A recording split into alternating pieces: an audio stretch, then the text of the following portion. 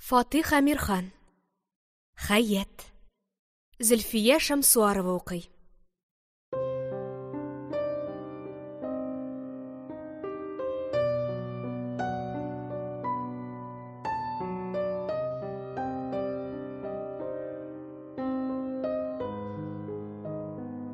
Беренче бүлек. Ах, Хаят, нинди матур син. Майның бер якшәмбесе көндезге сәгать эшләр иде. Бер сәгать кенә моннан әвәл яуып киткән җиңел яңгыр шәһәр урамнарының тузанын баскан. Һәм һавадагы кызулыкны җиңелчә язгы җылылык белән алмаштырып, көнне ямьлелекнең чигенә ирештергән иде. Әле һаман һавадан җуялып бетмәгән яз җиле кояш батышы ягыннан аерым бер акрынлык вә тынычлык белән исә дә, дөньяга яңару вә яшәрү исләре чәчә. Һәм бөтен җанлы вә җансыз нәрсәләрне үзләренә бер төрле тереклектә кыендыра иде.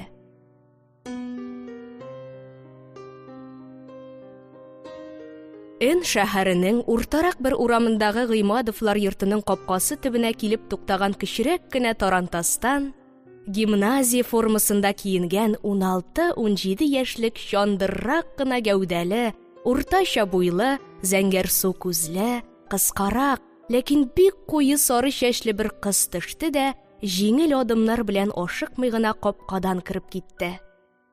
Һәм ишек алдына кергәч тә, каршысына очраган искерәк вә шапшаграк киенгән калын йөзле асрауны туктатып, «Биби, Хаечка дома?» дип сорады.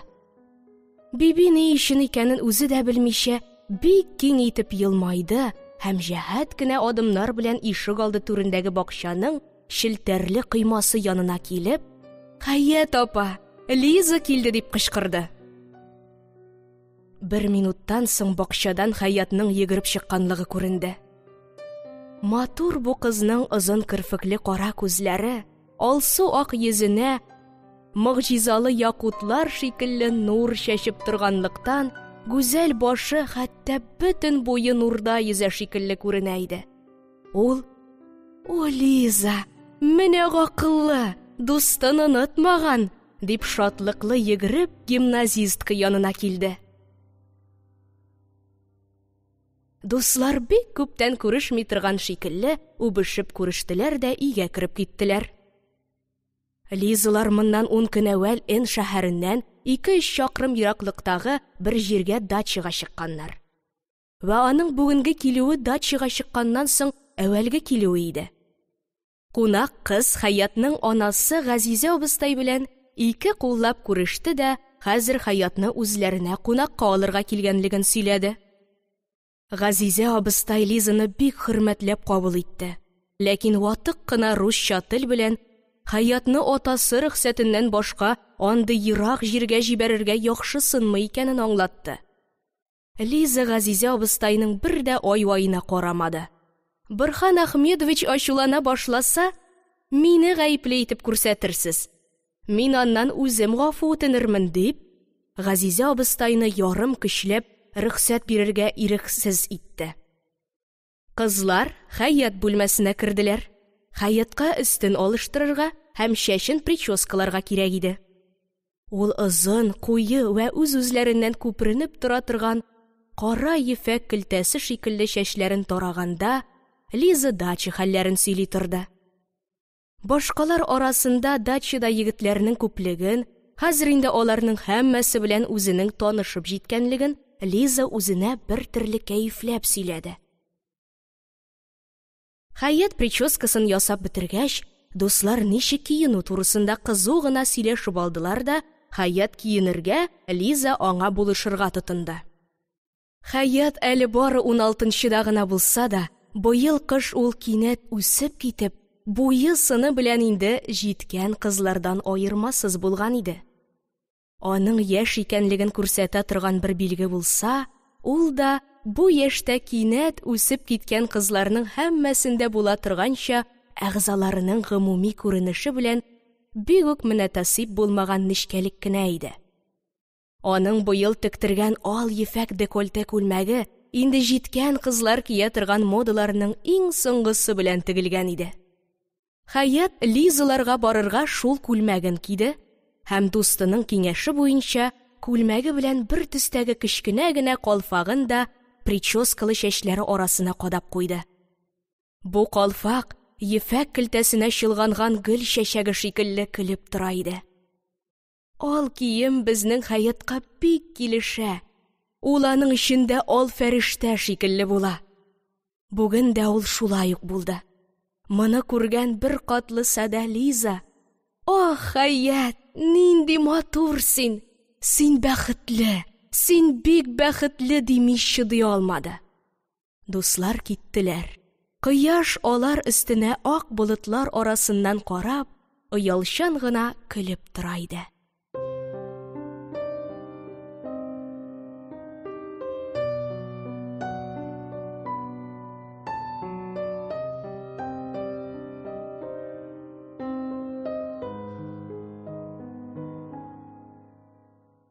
Фатих Әмирхан. Хаят.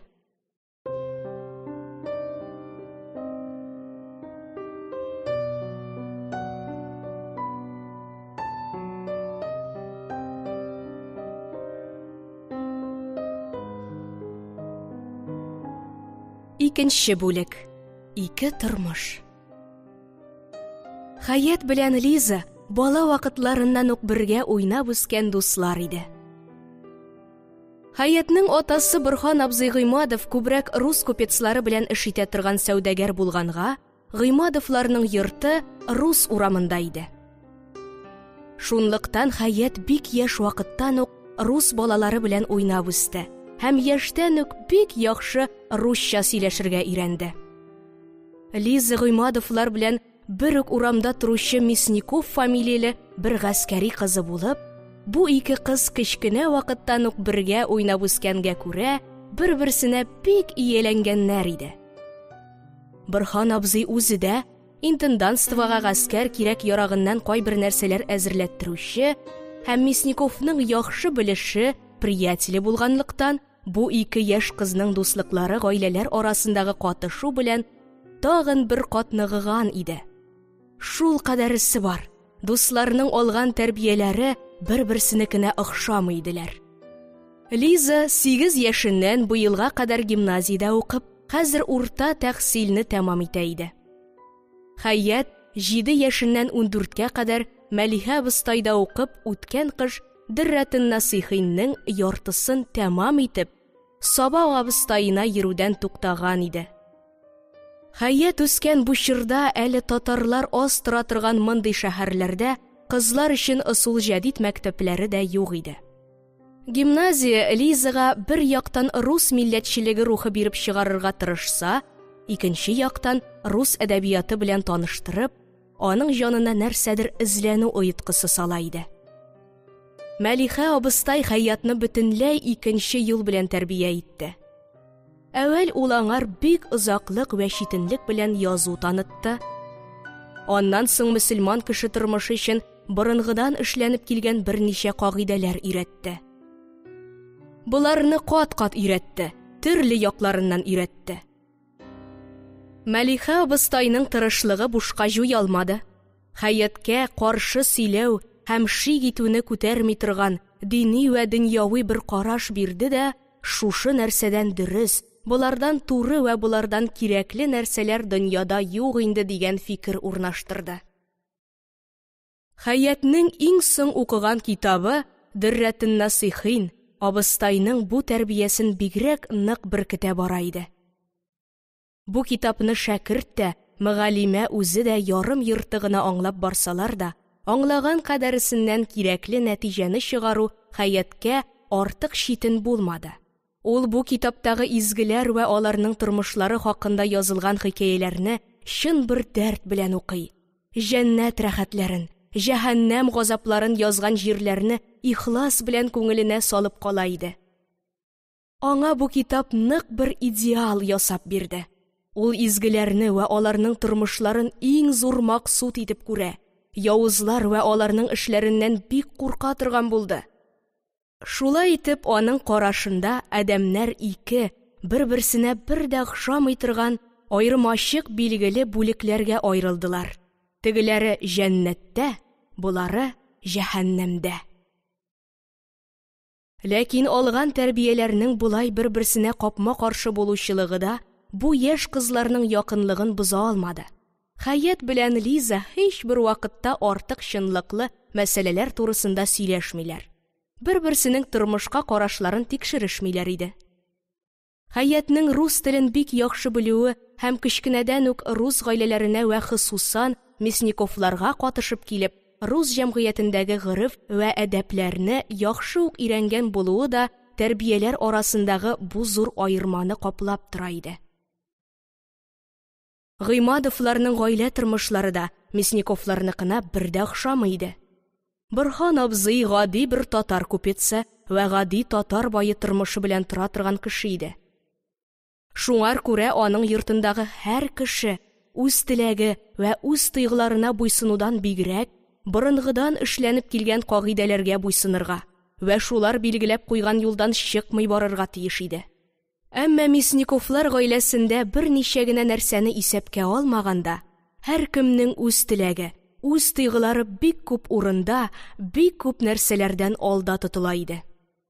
Шулай итеп безнең Хаят ике бер-берсенә бөтенләй каршы тормыш агымнары уртасында үсте.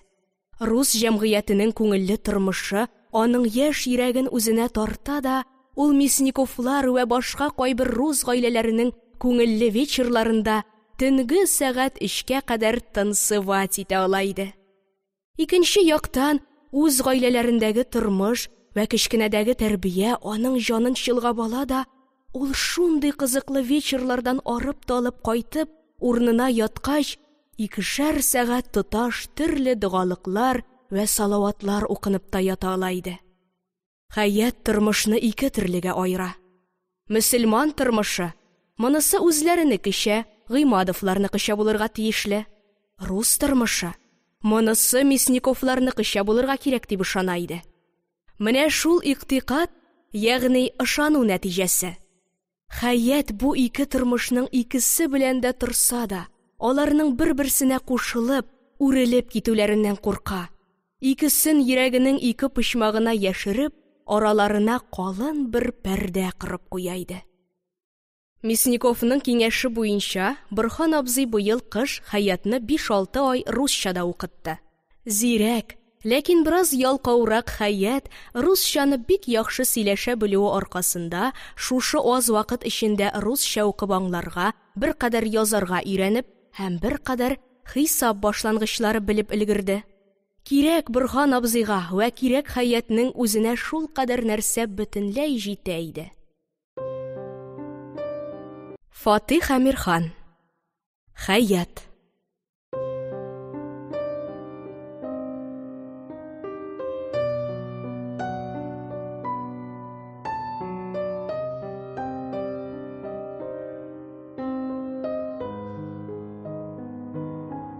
Өченче бүлек. Хаят, каш, мөселман килә. Лизалар тора торган дачага бару өчен татарлар күбрәк тора торган берничә урамнарны да кичеп, шәһәр янындагы бер кырга чыгарга кирәк иде. Шәһәр урамнары яңгырдан соң тузансыз, йөрүчеләре дә яңгыр белән үсеп, тазарып, яшәреп киткәннәр шикелле булганлыктан, Мясниковларның матур йөрешле атлары белән бу урамнар буенча бару күңелсез түгел иде. Бары безнең Хаят бу урамнарда иркенләп бара алмады. Еш-еш очраган татарлардан ул йөзен качыра барырга тиеш иде. Хәер, бу эш ирәнгән Хаят өчен әллә никадәр авыр эш түгел. Аның кулчыгы, күзләр бер татарны күрү белән хәзер үзеннән үзе күтәрелә дә шәлнең бер чите белән йөзенең 3 чирек өлешен каплый бара. Хәтта күп вакытта Хаят үзе кулының бу эшне эшләп өлгергән икәнен сизми дә кала иде. Шулай булса да, җан үзен бер төрле кысынкылык астында күреп тарсына. Бары бу кысынкылыкны бетерә алу, бәндә кулыннан килә торган эш түгел дип уйлаганлыктан гына сукранмый буйсына иде. Хаятның булай татар ирләрдән качуына Лиза да күптән өйрәнеп җиткән иде инде. Хәтта бәгъзе вакытларда Хәят татар килгәнне күрми калса, Лиза аңар акрын гына: «Хаечка, закройся, вон мусульманин идет», дип аңдырудан кире тормый вә үзенең бу эшен дустының дин тойгысын хөрмәт итүдән килә дип уйлый иде. Кырга чыктылар. Монда чыккач, Хәят та иркенләп утыра ала башлады. Чөнки мәхрәмнәр күренмиләр иде. Кар, яңа баш күтәргән очсыз-кырыйсыз чәчәкләргә батып, ерак түгел генә агып тора торган Идел елгасы күтәргән саф вә бераз юшрак һавага бер-берсеннән хушрак 100 төрле ис чыгарып тора иде. Дөньяның җылы тарафларыннан Хәят туган илгә җәй үткәреп кенә китәргә килгән кадерле кунак, вак-вак кышчыклар табигатьнең бу күренешенә гашыйк булган шикелле, мәгънәсен үзләре генә белә торган музыкаларын яңгыраталар. Вак кына канатлары 1000 төрле төс белән чуарланган юаш күбәләкләр дә көләч йөзле чәчәкләр белән кызу-кызу үбешеп йөриләр иде. Дусларның хәзергә кадәр кызып китә алмаган сөйләшүләренә дә җан керде. Лиза күрше дачаларында тора торган Евгений исемле бер яшь офицер белән үзе арасында булып үткән вакыйганы бик озайтып, бик чуарлап сөйләде. Өченче көн Евгений Лизага үзенең аны сөюен әйтеп, бер хат язган икән. Дуслар Лизаның редикүленнән алып, аны да укыдылар. Лизаның кирәк сөйләү рәвешеннән вә кирәк йөзенең яктылыгыннан Хәят нәрсә аңларга кирәклеген туры чамалады да, кучерга ишетелмәслек шыпыртрак тавыш белән: «Лизочка, дөрес түгелме? Евгений синең үзеңә дә ошаган булырга кирәк», дип сорады. Лизаның йөзе бер генә секундка алсуланып китте. Ул дустының сорауына туры җавап бирмичә: «Күрсәң, син дә ошатырсың әле аны. Бик мәхәббәтле егет ул», диде. Безнең мусафирларыбыз бу вакытта инде дачаның урманына килеп җиткәннәр иде. Лиза үзенең кечкенә, ләкин мәхәббәтле сопраносы белән бер романсның башын җырлап җибәрде. «Еще тобой полны воспоминания». Куе агачлы карт урман да шул ук сүзләр белән җавап кайтарды. «Еще тобой полны воспоминания». Ләкин урманның тавышы Лизаныкына караганда киңрәк, тирәнрәк, калынрак вә картрак шикелле тоела. Колакларда тупасрак, ләкин мәхәббәтрәк тойгы калдыра иде. Килеп җиттеләр.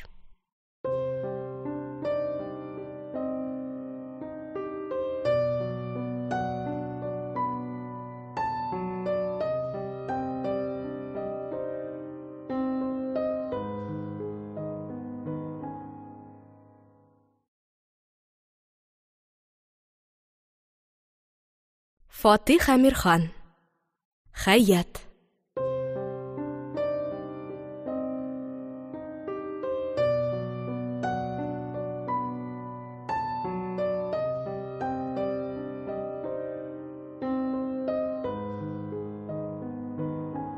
Дүртенче бүлек.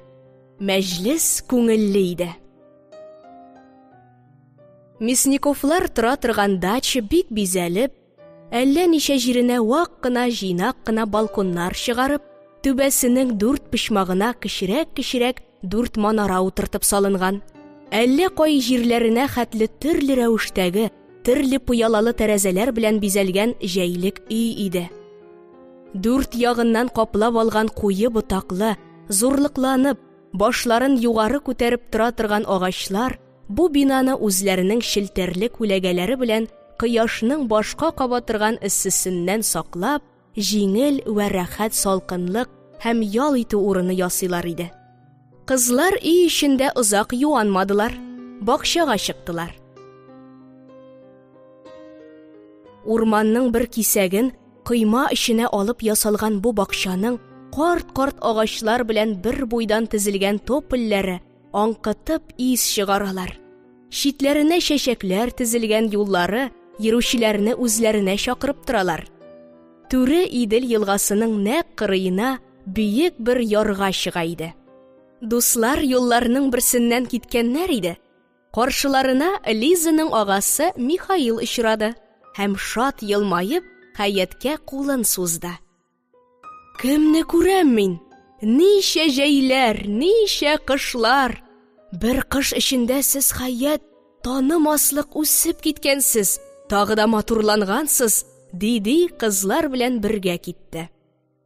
Михаил да Лиза шикелле үк Хәятның кичкенәдән бергә уйнап үскән иптәше иде.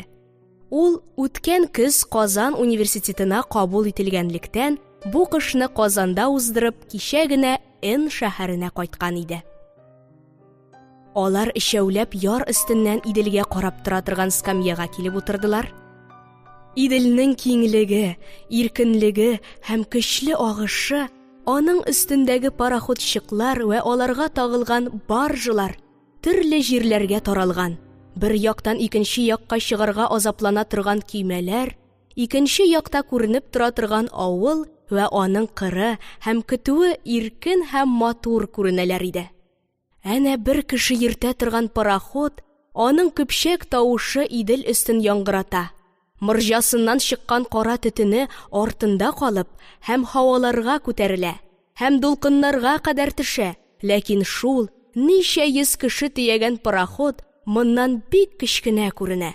Өстендәге кешеләре чыпчыклар кадәр генә. Кояш, шул бөек кояшның күз чагылдыргыч шәүләсе, пароходчы калдырган дулкынчыкларда сикеренеп, чумып, шаярып йөри.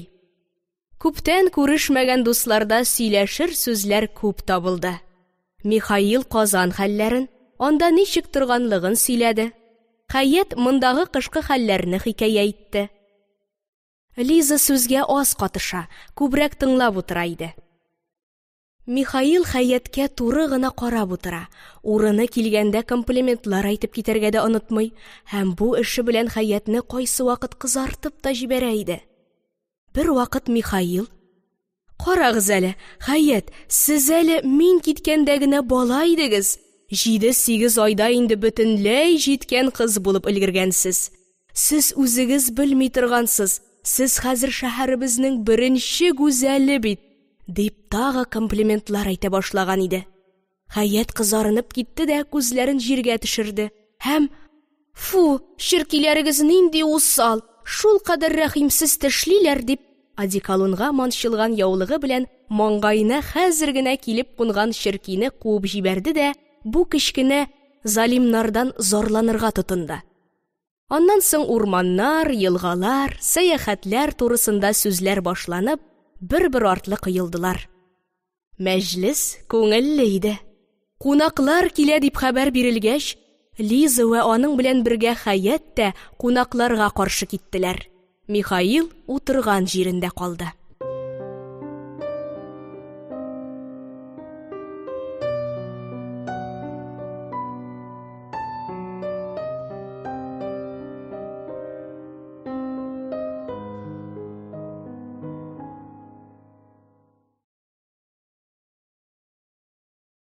Фатих Әмирхан. Хәят.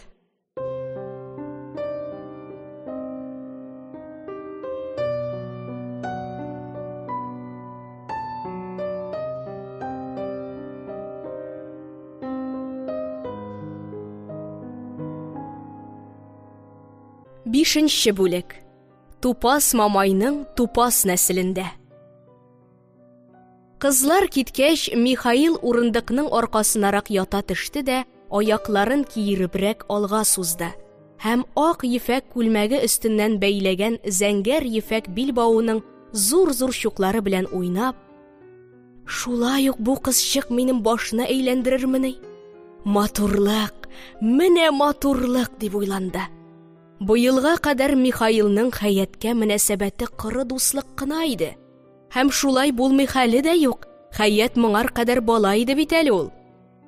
Шулай да үткән көз Казанга китәр алдыннан Хәят белән ахыргы күрешүендә Михаил үзе аңламый торган бер тойгыдан әсәрләнгән иде. Ләкин барган яңа шәһәре, әүвәл бусагасын атлаган гали мәктәбе һәм яңа белешләр Михаилның ул белемсез тойгысын тиз оныттырып, Хаятның сурәтен аның фикреннән качырганнар иде. Мартның соңгы көннәреннән берсендә Михаил Лизадан бер хат вә хат эчендә аның Хаят белән бергә төшкән портретын алды. Хатта Хаятның быел кыш кинәт үсеп киткәнлеге вә тагы да матурланганлыгы язылган иде. Михаил портретны бик яхшылап карап, бу сүзләрнең дөрестлегенә күзләре таныклыгы белән ышанды. Портретта инде Хаят бала түгел, бөтенләй җиткән кыз иде. Бу Хаят инде Михаилның бала чагыннан бирле үк белеп килә торган, дус итеп кенә яратылырга мөмкин кызчык түгел, бәлки кыз итеп сөйләргә мөмкин бер матур иде. Михаил рәсемгә бик озак карап торды да, аңар хыялый бер тереклек бирде һәм Хаятның бөтен кыланышларын, күз йөртешләрен, гәүдәсен тотышын, озын кара тылымнарын селкетеп чабып китешен, матур кыйгач кашларын җиңелчә генә сикертеп сөйләшен күз алдына китерергә тотынды. Ул Хаятның бу кыланышларын моңар кадәр дә ярата иде. Ләкин ул ярату, сөйкемле бала, сөйкемле дус баланың гөнаһсыз кыланышларын яратудан гына гыйбарәт иде.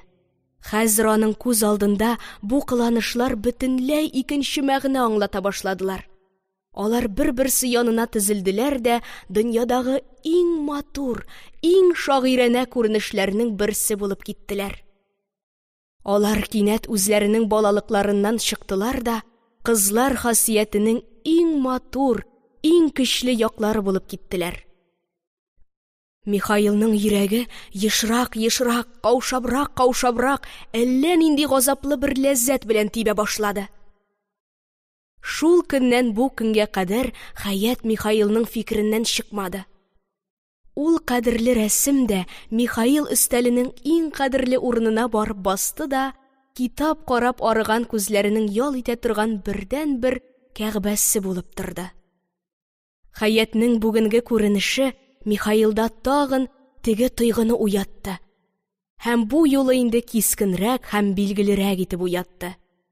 Михаил борылып кызлар киткән юлга караганда, алар инде юлның аргы башына барып җиткәннәр иде. Хаятның кечкенә аякчыкларын җиңелчә генә ике тарафка каратып, нечкәрәк, ләкин бик зифа буен иркә тотып барышын карап торганда, Михаилның йөзе бер төрле серле җыерылып китте. Тупас мамайның монгол йөзле нәселендә шундый кыз.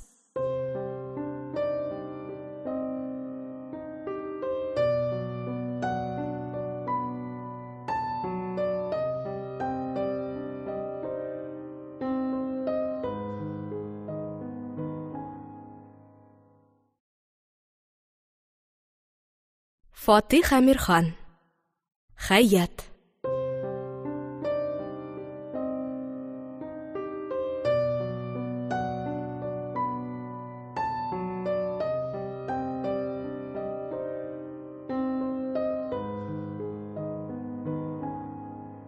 Алтынчы бүлек.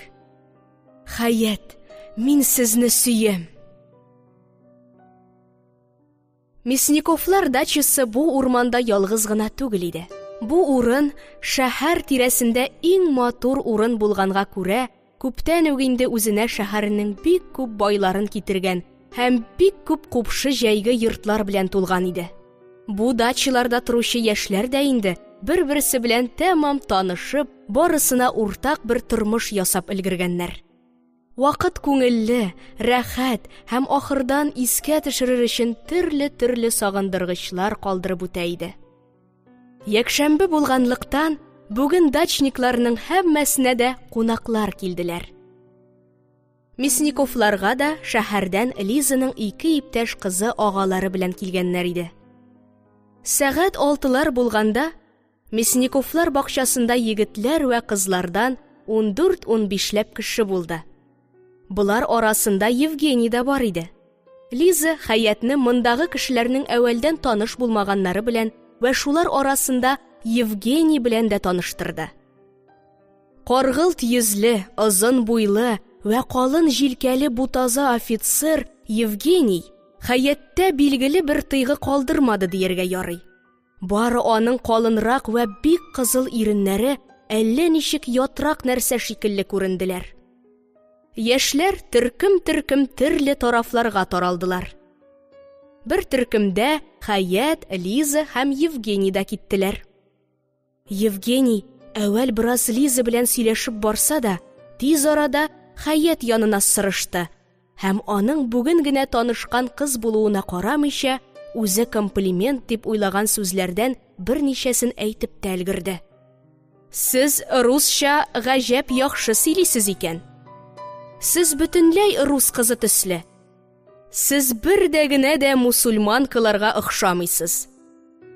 Әгәр бу чәчләрегезгә кадаган матур нәрсәгез калфак булмаса, сезне мусульман кызы дип танып та булмас иде. Мин әүвәл мәртәбә сезнең шикелле мусульман кызын күрәм һәм танышканыма бик шатланам. Ул чәчләрегезгә кадаган нәрсәгез сезнеке шикелле матур чәчләргә бик килешә икән. Хаят икенче бер егет белән бара торган Лизаның пышынып каравы астында гадәтендәгедән артыграк кызарынып китте дә: «Лизочка, сиңа бер сүзем бар», дип Евгенийдан читкәрәк китте. Лиза бергә бара торган егетеннән арттарак калып, кылагын Хаяткә якын китерде.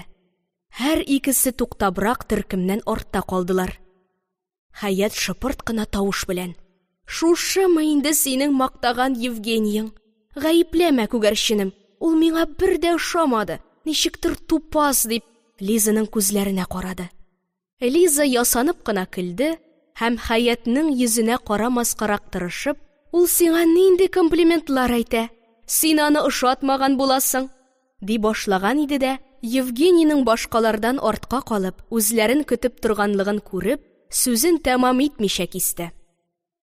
Евгений ачык вә булдыклы тавыш белән: «Әфәнделәр, мине дә серегезгә катыштырсагызла», дип боларның сүзләренә катышып китмәкче булган иде дә, Хаят йөзенә чын риза булмаганлык төсе чыгарып, өзек вә батыр гына тавыш белән: «Үтенәм, безне үз хәлебездә калдырыгыз», диде. Евгений шактый уңайсыз хәлдә калырга тиеш булса да, осталыгы белән яхшы йырылып чыкты. «Пардон, самаятларда бер мәкаль бар. Ике дус арасына кысылсаң, телеңнең сөякләре сынар диләр», диде, алдагылар артыннан китте. Лиза Хаяттә мондый батырчылыкны әүвәл мәртәбә күрә иде. Ул тавышына ясалма риза түгеллек яңгырашы биреп: «Ник ул кадәр каты?» дип йөзен Хаяткә якын ук китерде һәм аның җавабын көтмичә: «Син бәхетле, Хаят, синнән каты сүзне дә күтәрәләр. Син бик яхшы кыз, яхшы иптәш», дип тиз генә Хаятның маңгаеннан үпте дә, йөзен куллары белән каплап алга йөгерде. Ул үзенең бик нык кызарганлыгын сизә иде. Бу эш бер яктан Лизаны Хаяткә якынайта, икенче яктан аның йөрәгенең әллә кайсы җирен тырнап, уңайсызлап тора иде. Күңелдә Хаятның матурлыгыннан көнләшү туа башлады. Лиза Хаят яныннан киткәч, Евгенийны илтифатсыз гына узды да әүвәлге егете янына килде һәм җанындагы уңайсыз тойгысын яшерү өчен ясалма ис китмәгәнлек күрсәтеп, сөйләшергә һәм көлешергә тотынды. Бары тавышының гадәттәгедән катырак һәм әллә ничек кытыршырак чыгуы аның яшерергә теләгән нәрсәсен ачып күрсәтә иде. Хаят Лизаның бу серле үбүеннән һәм йөгереп китүеннән аптырашта калып, нәрсә дип уйларга белми барганда, үз артында Михаилның адымнарын ишетте. Яңадан бер-ике адым ул килеп тә җитте һәм Хаятның күренешеннән куркып киткән сыман каранып, йомшак һәм пышынган тавыш белән: «Дускаем, бу кадәр үз-үзегездән югалып, ни уйлыйсыз?» дип сорады да, җавап көтмичә, кулындагы чәчәкләр бәйләмен Хаяткә сынды. Бу бәйләм хәзерге вакытта үсә торган чәчәкләрнең һәр төрлесеннән оештырылып, килешле тезелгән, матур бәйләнгән иде. Хаят чәчәкләрне алып, йөзенә якынрак китерде дә, күзләре белән Михаилга тәшәккүр, рәхмәт ишарәсе итте. Чәчәкләр Хәяткә карап көләләр, һәм әллә кай җирләреннән генә аның борынына берничә исне бер юлы сирпеп торалар иде. Михаил сынын ия төшеп, Хәяткә култыгын сынды. Алар алдагылар артыннан китмәделәр. Читкә аерылып киткән бер юлга чыктылар. Таррак кына, кызыл кым белән түшәлгән бу юлның як-якларында озын һәм ире агачлар тезелеп, батып бара торган кояшның кызгылт нур тамчыларын шелтәрләндереп төшерәләр.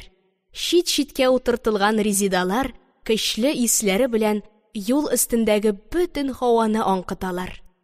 Яфраклар арасына яшеренгән кышчыклар, адәмнәр аңламый торган җырларын көйлиләр дә, бөтен бу юл, бу кызыл тамчылы нур һәм бу резидаларның тормышларына бер серлелек бирәләр иде.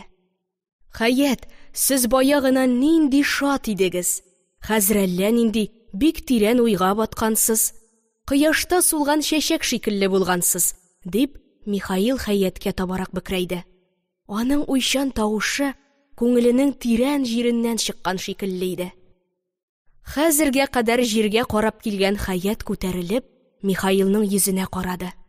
Бу йөздәге матур кыңгырт күзләр уйчан карыйлар. Күзләргә караганда каргылтрак киңчә генә кашлар да бик кирәкле берәр нәрсә уйлагандагы шикелле, эшлекле җыерылып торалар иде. Хәят уйчан гына елмайды һәм көчләнеп, җиңел шәвәнешкә генә итеп тамак кырды да: "Юк, бер нәрсә дә уйламыйм. Озак кояшта йөрсәм, мин арам бугай ахры", диде. Үзе Михаилны әүвәл мәртәбә күргән шикелле: "Кара, мәхәббәтле генә бит бу урыс малае", дип уйлады. Юл өстендәге скамьяларның берсенә килеп утырдылар. Сүз әллә ничек җайланып китми иде. Башка вакытта шул кадәр сүзчән Михаилның хәзер генә шулай сүз таба алмый утыруы Хәяткә сизелми калмады. "Сез мине уйга баткан дисез, әмма үзегез хәзер уйга баткансыз", дип Хәят күзләрен Михаилга төшерде.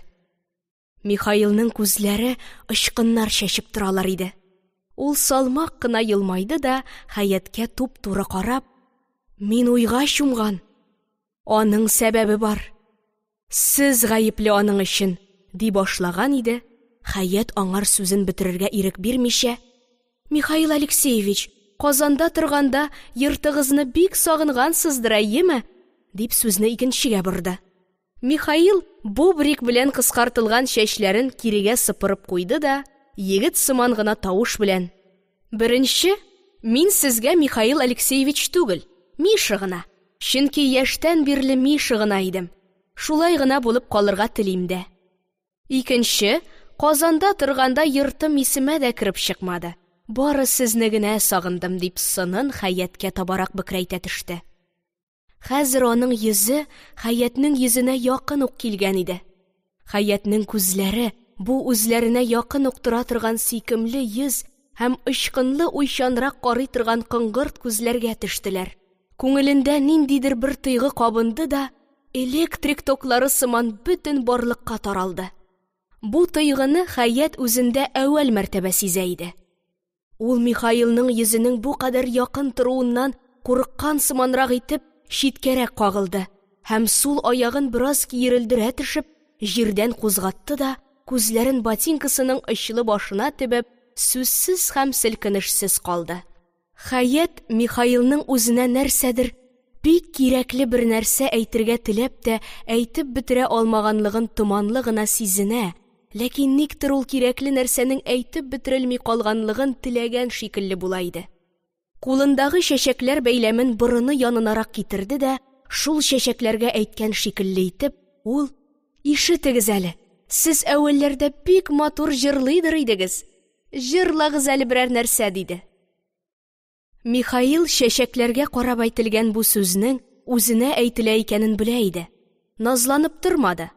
Уң кулын чалбар кесәсенә тыкты, йомшак кына тамак кырды да, зәгыйф, ләкин сөйкемле тенор белән: "В темной аллее заглохшего сада, сидя вдвоем на дерновой скамье", дип башлады да, үз-үзеннән көлеп җибәреп җырын кисте һәм: "Юк, Хәят, Мондый тавыш белән җырлаганны тыңлап утырганчы, әнә ул агачта сайрый торган кошчык сайравын тыңлагыз.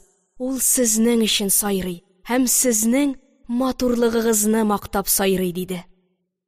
Чынлап та, ниндидер бер кошчык башкаларыннан аерым бер осталык вә аерым бер дәрт белән булар утырган скамья каршысындагы агачның яфраклары арасына яшеренеп сайрана иде.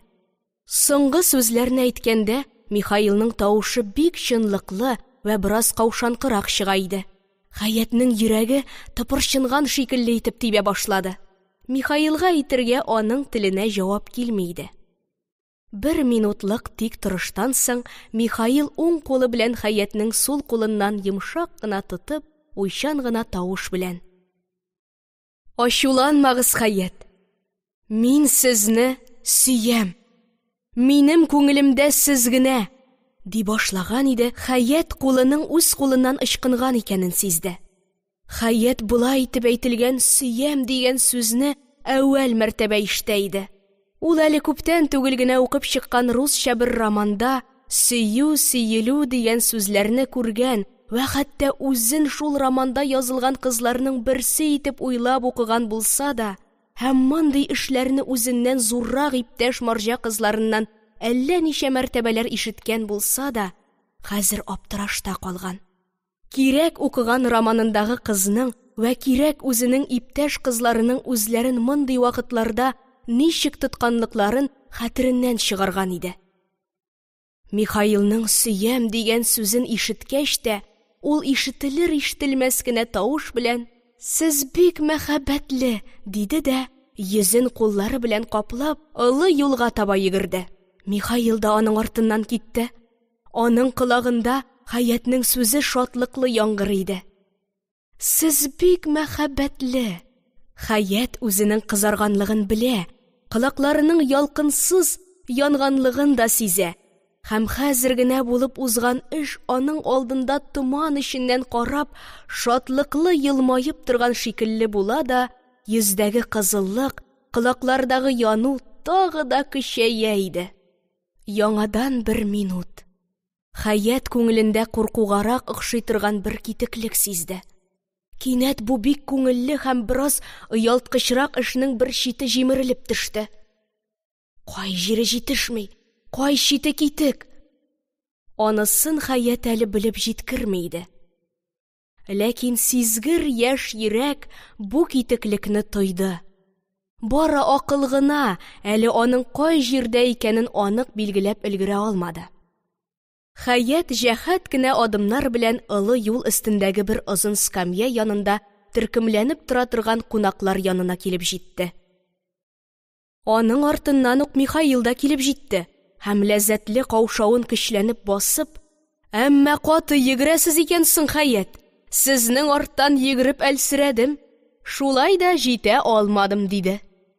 Скамьяда утырып тора торган бер студент Хаяткә урын бирде.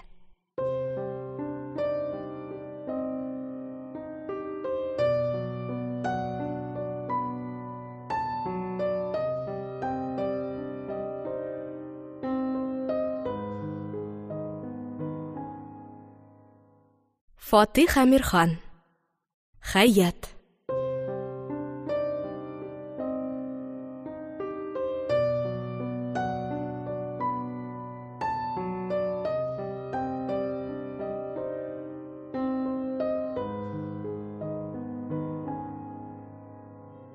Җиденче бүлек.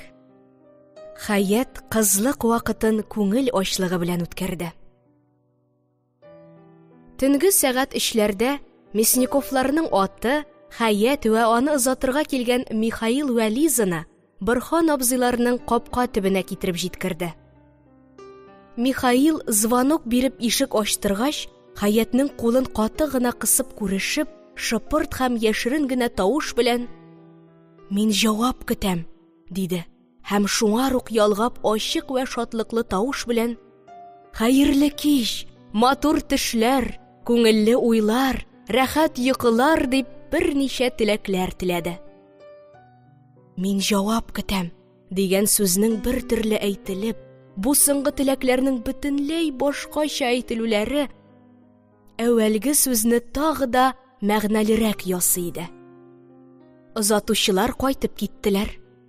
Берәр квартал җир киткәч, Лиза күзләрен күккә күтәреп, йолдызларга сөйләгән сымак кыяфәт белән: «Хәят хәзер әүвәлге хәят түгел, егетләр алдында чытлыкланырга бик ярата башлаган» дип куйды.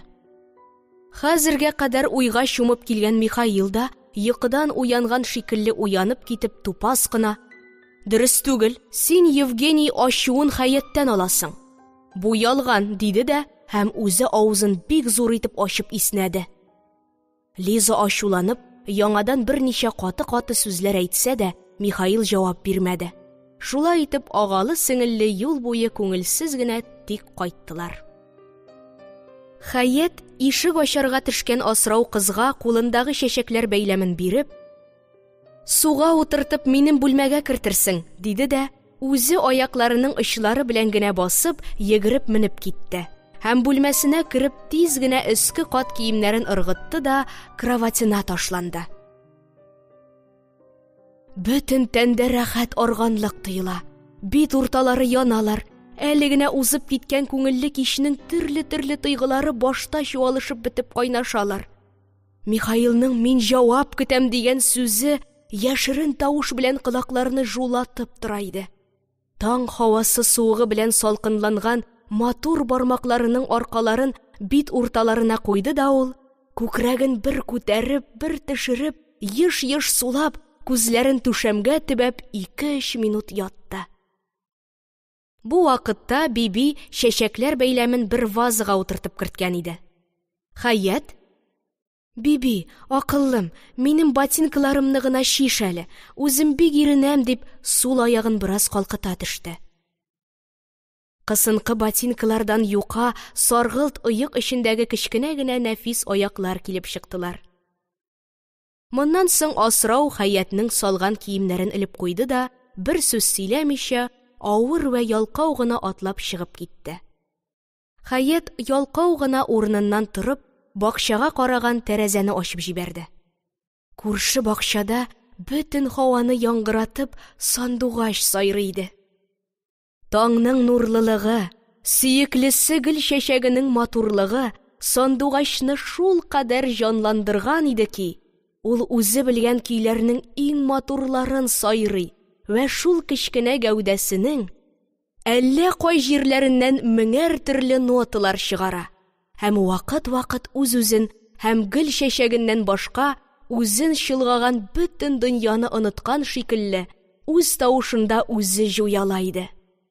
Хәят бер минутка бөтенләй тик калды, тында алмады. Аның хәтеренә Михаилның «Ул кыш сезнең өчен сайрый һәм сезнең матурлыгыгызны мактап сайрый» дигән сүзләре килде. Аннан соң кечкенә кулчыклары белән тәрәзә бусагаларына таянып, гәүдәсенең яртысын тышкы якка чыгарды да, сандугачны ләззәтле бер дәрт белән, аерым бер бирелү белән тыңларга тотынды. Сандугач чынлап та Хәят өчен сайрый, аның матурлыгын мактый. Ул матурлыкка әллә нинди якты бәхетләр, күңелле киләчәкләр вәгъдә кыла шикелле иде. Бөтен барлык ниндидер бер рәхәт онытылуга чумды.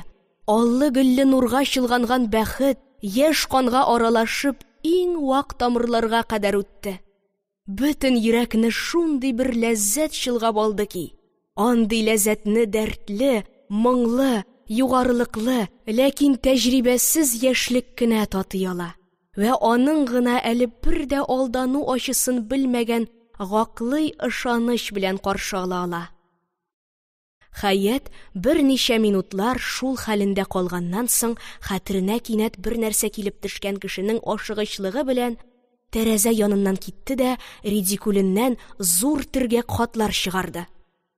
Бу хатлар узган кичтә уйналган почта уены вакытында алынган хатлар иде. Буларны Хәят вакытында берәр, хәтта икешәр катта укып чыккан булса да, һәммәсен бик тикшереп, яңадан берәр кат укып чыгудан үз-үзен тыя алмады. Хатларның берсеннән башка һәммәсе комплиментлар белән генә тулы иделәр. Бер хатта Сез матур, сез шәрык хикәяләрендә очрый торган пәри падишакларының мөгъҗизалы гүзәл кызларыннан да матур. Кызганыч ки, миңа сезне күрергә бик сирәк туры килә, дип язылган иде. Хәят, вакытында бу хатның кемнән икәнен белмәсә дә, уен беткәч, бакчада үзенә урын биргән студенттан икәнен белгән иде. Хатларның берсендә «Сезнең шикелле матур кызның мондый ачучан булганын күргәнем юк иде. Хәер, мин моны булай гына әйтәм. Гөл чәчәге бик матур да, сабы бик шәнечкеле бит. Сез миңа бик салкын булсагыз да, мин сезгә бик мәхәббәт итәм», дип язылган иде. Хәят бу хатның Евгений хаты икәнен башта ук аңлаган. Ләкин ни дип җавап язарга да белмәгәнлектән җавапсыз калдырган иде. Хатларның берсе һәм иң озыны Михаил хаты иде. Михаил бу хатта үзенең Хәяткә мөнәсәбәте башкару, дуслыктан күчү тарихын озын язганнан соң: «Хәят, сез мине булай ачыктан-ачыкка үз тойгыларымны язган өчен гаепләмәгез. Сез мине яшьтән беләсез. Мин булай үз-үзендә тота алмый торган кешеләрдән түгел идем. Ләкин 8 ай күрми торып, яңадан сезне күргәч, һәм шундый искиткеч сөйкемле һәм матур итеп күргәч, мин иске Михаиллыгымны югалттым.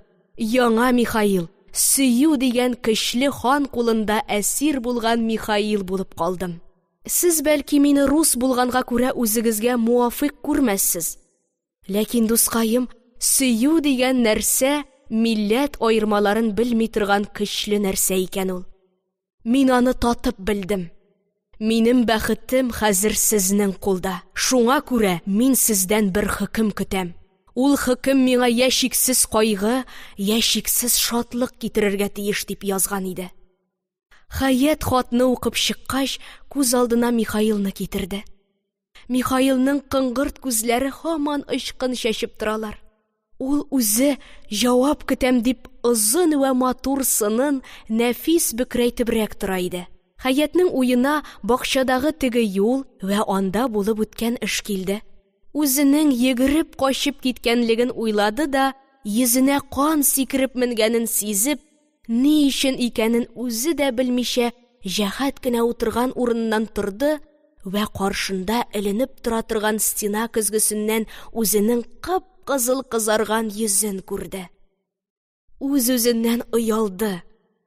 Йөзен куллары белән каплап, тиз генә яңадан урынына утырды. Фикергә җәһәт алмашына торган сүрәтләр килделәр. Михаилның җырлый башлавы, сөям дип, йомшак кына итеп кулыннан тотуы, үзенең аптырап калуы, кызарынып йөгереп китүе. Бу соңгы сүрәт уйга кат-кат килде. Соңгы катта әллә ничек килешсез булып килде дә, Хәятның эшен пошырды. Сөям дигән сүзгә йөгереп китү белән җавап бирү әллә ничек килешсез чыккан, мантыйксыз чыккан, башкаларныкына охшашлы чыкмаган шикелле иде. Арадан бер хатны Хәят яңадан укып та чыкмыйча йырткалап тәрәзәдән ыргытты. Бу хат ирләр язуына охшатып язылган булса да, кызлар язуы икәнен белгертеп тора иде. Мәгънәсе дә кыска. Сүз юк. Сез матур, ләкин үзегезнең мөселман кызы вә мондагы егетләрнең рус егетләре икәнен онытуыгыз гына килешми, диюдән гыйбарәт иде. Вакытында бу хат Хәятның бераз ачуын китергән иде дә, тиз онытылган иде. Хәзер шул ачу яңадан кузгалды һәм әүвәлге эшен пошырган сүрәткә кушылып, яңа бер сүрәт, белемсез, кәефне җибәргеч сүрәткә әйләнде. Ул хатларны җыеп, комодның бер тартмасына салды да, бер нәрсәдә уйламаска тырышып кына, ялкау гына шишенергә тотынды. Һәм шишенеп, эчке күлмәктән генә калгач, көзге алдына барып, тылымнарын сүтте дә, куе, озын, тәртипсез, ләкин матур таркалган чәчләрен ал якка, күкрәге өстенә чыгарып куйды. Һәм көзгедән карап, үз сүрәтеннән үзе кәефләнде. Эчке күлмәктән һәм куе кара чәчләр арасыннан күренә торган җиңелчә генә алсурак ак муен, урта гына, ләкин бик беленерлек калкып тора торган күкрәк, кружева арасыннан чыгып тора торган кыеп куелган шикелле матур иңнәр, тулырак кына, ләкин арыклыктан ерак түгел кулчыклар, көзгедән күренгән матур йөзнең гүзәл кушымталары иде. Эч пошыра торган сурәт онытылды. Уйда бары шул кадәр күп бәхет вәгъдә иткән шикелле күренә торган үз матурлыгын сизү тойгысы вә шуннан килгән шатлык калды. Берәр минут көзге алдында торгач, ул акрын гына тәрәзә янына килде. Таң атып, агачларны берәм-берәм күрсәтә башлаган. Сандугач әле һаман үзенең сөеклесе алдында җырлап арымаган иде. Хәят акрын вә тавышсыз гына тәрәзәне япты. Сандугач шут-шут, шыр дип бетмәс төкәнмәс сөюен бөтен дөньяга фаш итә калды. Хәятның колагында яңадан ул кыш сезнең өчен сайрый һәм сезнең матурлыгыгызны мактап сайрый дигән сүзләр яңгырады.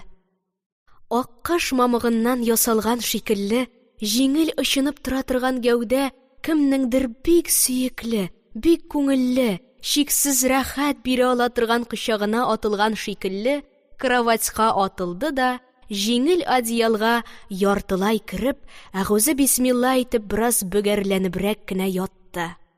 Өйрәнгән тел үз-үзеннән «Әмәнтә билләһи, Аллаһумма инни әгъүзе бикәләрне укып китте. Һәм алар янына аятел көрси, сүрәи ихласлар, әллә никадәр салаватлар да кушылды. Тән һәм уйдагы рәхәт арыганлык, һәм гадәтендәге йоклар вакытның узып киткән булуы, Хәятны йокыга якынайтканлыктан, ул тәртипсез булып, бөтен гәүдәсе өстенә таркалган чәчләрен яңадан бер кат ипләп кенә көлтәләндереп куеп, менә инде чынлап йоклыйм дигән шикелле иткән генә иде. Михаилның күзгә күренми торган сүрәте Хәятның колагының нәкъ янына гына бөкрәйде дә, акрын вә уйчан тавыш белән «Мин көтәм» диде. Бер секунд эчендә уй яңадан эшкә кереште. Чынлап та, Михаилга ни дип җавап бирергә кирәк инде? Михаил матур бит, Михаил сөйкемле бит. Ул бик сөйкемле, бик чибәр бит. Аның калынрак кына кашлары, матур гына итеп карый торган кыңгырт күзләре, тагы әллә кайсы тешләре бик килешле бит. Ул мине сөя, чынлап та сөя. Ул минем кулымны да үпмәкче булды. Сөя инде, сөя. Мин аны сөямме? Мин, Михаилны. Михаил урыс малайы бит ул. Менә башка шушы соңгы уйлар килгәндә, Хәят кинәт Михаил белән үз арасында үтеп булмый торган чыкыр барлыгын сизде. Ничектер моны әүвәл бер пәрдә белән каплап торганнар да, кинәт ул пәрдәне тартып алып, аның артында капланып торган салкын һәм куркыныч нәрсәне күрсәтеп калдырганнар шикелле итеп кинәт сизде. Бакчада Михаилдан йөгереп качканда, күңеленә килгән китеклекне ул хәзер генә аңлап җитте. Михаил мөселман түгел бит, ул кәфир бит. Хәятның күңелендә әллә нинди бер салкынлык, сызлавыклыга охшашлы салкынлык туды да, ул йөрәген җылытырга теләгән шикелле итеп, күкрәген кечкенә мендәргә бастырып, йөз түбән ятты. Ул мөселман түгел, ул кәфир бит. Йөрәкне хәзер генә җылытып торган сөекле Михаил сүрәте әллә кая китте дә, аның урынына кәфир Михаил сүрәте килеп басты. Бу сүрәт салкын һәм куркынычлы иде. Бу сүрәтнең тирәсендә җәһәннәмнәр, гырзиләрен күтәргән зубанилар йөри башладылар. Йөрәктәге салкынлык һәм сызлану артканнан арта вә куркынычланганнан куркынычлана башлады. Хәят бу куркыныч сүрәтне күңеленнән чыгарыр өчен бакчада урын биргән студентны, калын вә кызыл иренле Евгенийны, ниндидер бер уен уйналганда, берәр кызның кулын үбү җәзасы куелгач, Хәятның кулын килеп үпкән бер яшь офицерны, тагы әллә кемнәрне уйлап карады. Ләкин күңелдәге белемсез курку һаман бетмәде генә түгел, бәлки көчәйде генә. Студент та кәфир, калын вә кызыл иренле Евгений да кәфир, яшь офицер да кәфир, әллә кемнәр дә кәфирләр, һәммәсе кәфир, кәфир, кәфир. Хәят үзен кәфирләр арасында чылганып калган итеп күрә башлады. йөзе белән мендәргә капланды. Тын да алып булмаслык итеп капланды да, «Әстәгъфирулла, я Раббым, әстәгъфирулла» дип уйлады. Бу истигъфар астында кефердән вә кафирне сөюдән Алланың кыдрәтенә сыену яшеренә иде. Бу истигъфардан соң теге кафир сүрәтләр юялып торган шикелле булдылар. Хаят шалкан әйләнеп, бер беләген маңгае өстенә куеп ятты да, «Үзегезнең мөселман кызы икәнегезне, мондагы егетләрнең рус егетләре икәнен онытуыгыз килешми» дип язылган хатны исенә төшерде. Үзенең ничек бу хатны алгач та, хәзер уйлаган нәрсәләрен уйламаган икәнчелегенә таңга калды. Кафир сүрәтләр тагын башны капладылар. Хаят одеялы белән кашынып, «Әстәгъфирулла, Илаһи, үзең сакла» дип тагы Аллага сыенды. Кафир сүрәтләр тагы юялган шикелле булдылар. Моннан соң Хаят, «Раббым, соң мөселман егетләр беткәнмени?» диде дә одеялын яңадан ачып җибәрде. Уйга мөселман егетләр килә башладылар. Ләкин ни өчендер булар һәммәсе малахай бүрек кигәннәр иде. Малахай бүрекләрен салып җибәрәләр дә, эченнән чәчсез, җирәнгеч ак баш чыга. Малахайдан пар күтәрелеп, бик начар ис чыга иде. Хаят көч-хәл белән күз алдыннан бу начар картинаны куып җибәрде дә, үз-үзенә, «Һәммә мөселман малахайлы буламыни?» дип суал бирде. Җавап урынына фикергә үзе белә торган 10-15 яшь байлар килделәр. Булар һәммәсе ак якалы иде, ләкин һәммәсе исерекләр, һәммәсе качырып тота торган содержанкалар яныннан кайтып баралар шикелле иде. Хаят сүз аңлый башлаган заманнан ук үзләренә гайбәт сатып утырырга керә торган хатыннардан шулай ишетеп килә иде. Аның өстенә бу егетләр һәммәсе «Без мөселманнар бит, бездән мөселман кызлары качарга тиешләр бит» дип торган шикелле торалар иде. Тагы кафир сүрәтләр килә башладылар. Бер вакыт Хаятның башына Михаилның мөселман була алуы уе килеп, күңеленә ләззәтле җылылык чәчә башлаган иде. Кинәт җуялды. Ул яшь вакытында анасыннан мөселманлыкка чыккан русларның асылып үтереләләр икәнлеген ишеткән иде. Бу кара фикерләр бик озак вакытлар Хаяткә тынычлык бирмәделәр. Бу фикерләр арасында берсе бигрәк куркыныч иде. Хаят яшьрәк заманында бер вакыт Газизә абыстайдан әллә кайсы мөфтинең урыска гашыйк булып чукынган кызлары турысында ишеткән иде. Гомеренең бер генә вакытында, бер генә мәртәбә ишетеп калганы бу кызлар хәзер сүрәтләре белән аның алдына килделәр. Алар әвәлдә бик матур булганнар да, чукынгач йөзләреннән иман нуры китеп, зәңгәр су акланып калганнар шикелле. Алар әвәл бик яшь булганнар да, чукынгач карчыкланып дуңгыз ите ашап утыра башлаганнар төсле. Аларның күңелләрендә әвәл шатлык кына булган да, чукынгач ачы кайгы, әвәлге заманнарны ата-аналарын сагынып ачыну гына калган шикелле тоела иде. Бу нәрсәләр Хаятның башын соң дәрәҗәдә авырттырдылар һәм нервларын тиз төзәлмәслек итеп көйсезләндерделәр. Ул йоклап киткәч тә тиз генә тынычлап җитә алмады. Йомшак кына йомылган озын кара керфекле күзләренең аскы капкачлары әледән-әле нервны калтыранып алалар иде. Бу вакытта ике фәрештә кояшны алтын зынҗырлар белән Каф тауы артыннан өстерәп чыгардылар. Дөнья нурга манчылды, урамнарда тереклек кайный башлады. Шул кадәр аптыраш, шул кадәр уйлану белән үткәрелгән бу төн Хаятның үзен чолгаган рус җәмгыятенә карашын бөтенләй үзгәртте. Ул бу җәмгыять бирә ала торган рәхәт вә күңеллелеккә кул селки алмый. Ләкин аңар әвәлге шикелле бер ышаныч, мәхсүмәнә талымсызлык белән дә карый алмый иде. Нәкъ әвәлге шикелле үк тышкы күренеш астында зур бер ышанычсызлык, ихлассызлык яшеренеп тора башлады. Ул яшьлек теләү буенча бу җәмгыятьнең сөйкемле егетләрен читкә кагып җибәрә алмаса да, алар белән катышуын бик гади бер дәрәҗәдән уздырмаска, артык бер мәгънә күрсәтә торган иттермәскә, бары тышкы яктан гына ясап, күңелгә һич бер төрле итеп катыштырмаска тырыша иде. Үз-үзенә ясап куйган бу рамкасы бәгъзе вакытларда аны бик каты кыса, бик күп уңайсызлыкларга сәбәп була.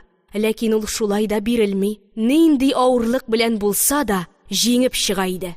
Бик күп вакытларда аңар яшь йөрәгендә яңа гына туып килә торган бик матур тойгыларны буып ташларга туры килә дә, соңыннан күңеленә әллә нинди бер бушлык, бер эч пышу каплап ала иде. Ләкин ул һаман үзе билгеләп куйган рамкадан чыга алмый. Чөнки ул рамканың як-ягын кытышыргыч сакчылар, әллә кайсы мөфтинең чукынган кызларының сурәтләре саклап торалар иде. Ул кызларның әле һаман битләреннән нур суырылып чыгарылып тора. Алар әле һаман дуңгыз ите ашап утыралар. Алар әле һаман ата-аналарын сагынып елашалар шикелле була да, Хаят йөрәгенең капкачларын бик ныгытып ябып вә бикләп куя иде. Менә бу ясалма бикләнү Хаятның бөтен кызлык вакытын күңел ачлыгында үткәрде.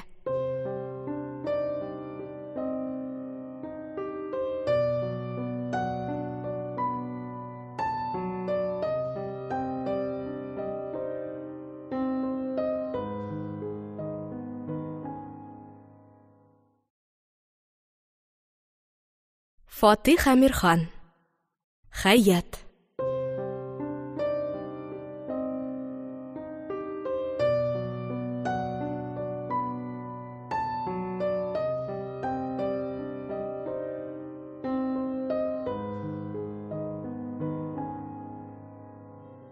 Сигезенче бүлек. Намазны ул булдыра алган хәтле тиз тотты. Кышның озын кичләре һәрбер уртача тормышлы урта татар иләрендәге шикелле, Борһан абзый өендә дә бик акрын һәм эш пыштыргыч уза иде. Шулай булмаска мөмкин дә түгел. Борһан абзый алыш-биреш эшләрен вә аның хисапларын базарда эшләп бетереп кайта. Кирәк Газизә абыстай вә кирәк Хаят ул эшләрне аңламыйлар да, алар белән кызыксынмыйлар да. Шуңар күрә Борһан абзый да гаиләсендә ул турыда сөйләшергә дә кирәк тапмый иде. Татар йортларында музыка фәлән дигән шикелле нәрсәләр белән шөгыльләнүдә иң кимендә эшсезләр эше хисаплана. Әле бу мин яза торган чакларда татарча китаплар да бер дә юк диярлек дәрәҗәдә аз. Булганнары да инде берәр генә кат түгел, икешәр кат укылып беткән. Декабрь кичләреннән бер кич, сәгать 6-лар иде. Борһан абзый белән Газизә абыстай ястүләрен укып алдылар да, көндәгечә Газизә абыстай кухняга аш өлгертешергә чыгып китте. Борһан абзый кәнәфигә утырды һәм кул бармакларын аралаштырып эләктереп, баш бармакларын бер-берсе тирәсендә әйләндереп, аш өлгергәнен көтеп тора башлады. Хаят бу кич туганымнарына чакырулы иде. Ул озаклап вә бик пөхтәләп кенә юынып бетереп, аягындагы каюлы читекләрен ботинкалар белән алмаштырырга гына тотынган иде. Аның янына Газизә абыстай керде һәм кызының киенә башлаганын күреп, "Хәзер аш булды, Хаят. Аш ашап намазыңны укып барырсың", диде. Хаят туганымнарында ужин була икәнен һәм намазны да анда баргач укыячак икәнен сөйләп караса да, Газизә абыстай өендә аш торган кеше шикелле анда баргач йотлыгып ашап утыру бер дә килешкән эш түгел ул. Намазыңны да моннан укып китәрсең. Үз өебездә укымаганны кешегә баргач укып йөрисең бармысың синең, дип Хаятны бик кыска тотты. Газизә абыстай кызының "Мин әни мәсихимне бозган идем шул" дигән гызырын да кылагына алмады. "Һай кызым, шул намазга ялкаулыгыңнан бик куркам мин синең. Үз бәхетеңне үзең генә киметмәсәң ярар иде. Безнең әти мәрхүм бер генә намазны калдырган өчен дә эт итеп тирги торган иде. Малдан бәрәкәт, йорттан гафият җибәрәсез ди торган иде. Намаз калдырганга атаңның да бер дә ризалыгы юк." Шулай итеп Хаят теләсә дә, теләмәсә дә аш ашарга вә намаз укырга ирексез иде.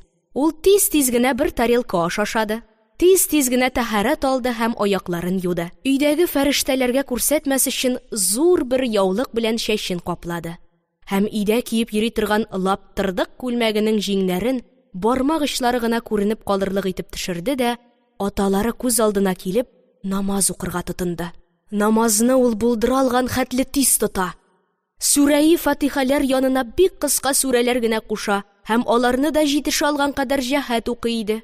Шулай да аңар ул шиксез озакка сузылган шикелле. Моннан соң да әле тиз бетмәс шикелле тоела иде. Бу ашыгычлык аркасында ул намаз эчендә төрле уйларга да төшеп бетте. Кайсы вакытта аңар башка мәсих тарту онытылып калган шикелле, кайсы вакытларда бер рәкъәгать артык укылган да ястү 5нче рәкъәгатькә киткән шикелле. Кайсы чакларда кәгъдәи әүлә бөтенләй онытылып калган да намаз уртасында утырусыз булып чыккан төсле. Кайсы вакытларда витрның 1нче рәкъәгатендә сүрәи Фатиха бөтенләй укылмаган шикелле тоела иде. Ахыр тәмам булды. Хаят тиз-тиз генә сәлам бирде. Җәһәт кенә намазлыкны алып бер җиргә атты да үз бүлмәсенә чыкты.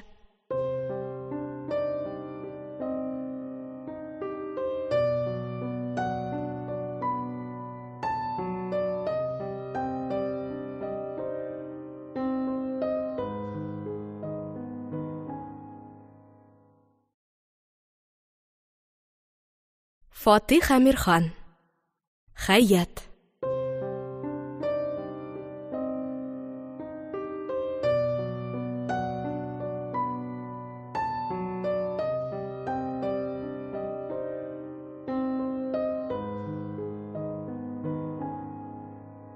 Тугызынчы бүлек. Алар безгә, без аларга буласы түгел. Хаятның туганымы Әминә Н шәһәрендәге иң бай татар Мустафа Рәхимов кызы иде. Гыймадов һәм Рәхимов гаиләләре быел җәй көне генә йөрешә башлаган иделәр. Мустафа абзый үзе елның күбрәк вакытында шәһәрдән 60 чакрым ераклыктагы сукну фабрикасында тора. Хатыны Рәхимә абыстай, 2 кызы вә 3 ир баласы белән күбрәк вакытта шәһәрдә торалар иде. Хаят барып кергәндә, Рәхимовларның ялтыратып яктыртылган йорты һәр вакыттагы шикелле шау-шулы, ыгы-зыгылы иде. Марҗа асрау коридор буенча чәй дирбиясе, ягъни җиһазы күтәреп, җәһәт кенә столовыйга таба бара. Коридорның аргы башында 7-8 яшьлек бер ир бала ду килеп кулга өйрәнгән куян баласын куып йөри. Күп санлы электрик кандилләре белән яктыртылган залдан кемнәрнеңдер тигез вә ачык тавыш белән русча сөйләшкәннәре ишетелә иде. Туганымын каршыларга чыккан Әминә аны: "Ник бу кадәр соңга калдың, туганым?" дип каршы алды. Хаят көзгегә карап прическасын төзәтә, "Әни, ястүеңне укып кит" диде дә, тәһарәтләр алып, намазлар укып кичектем диде һәм көлемсерәп Әминәгә кулын сузды. Әминә: "Шул әниләр үзләре безнең шикелле яшь вакытта бер намазларын юньләп укымаганнардыр әле", диде. Хаятның кофточкасының арт ягын рәтләде дә: "Мин абыйга әйтим, залдан чыксын", дип туганымыннан алдарак китте. Хаят Әминәнең агасы Сәгыйдтән гади татар кызлары шикелле үк итеп качмаса да, аның белән бер мәҗлестә утырмый иде. Хаят залга кергәндә, Сәгыйд аны борылып карый-карый чыгып китте.